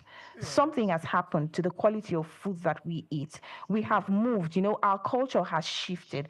Industries have also contributed to these trends in the sense that the advertisements are misleading. When you see an advert of maybe seasoning cubes, for instance, they tell you it's made of vegetables, it's made of chicken and all that. But if you look at it with a nutrition lens, you go back to the nutrition fact label and look closely at it, you see that if it was made of vegetables or chicken, it should be high in protein and all that. But you don't find all that in the nutrient fact information. What you find instead is that it is high in sodium and some other maybe unhealthy nutrients, and which is injurious to health. So what we're saying is, in a nutshell, our lifestyles have changed.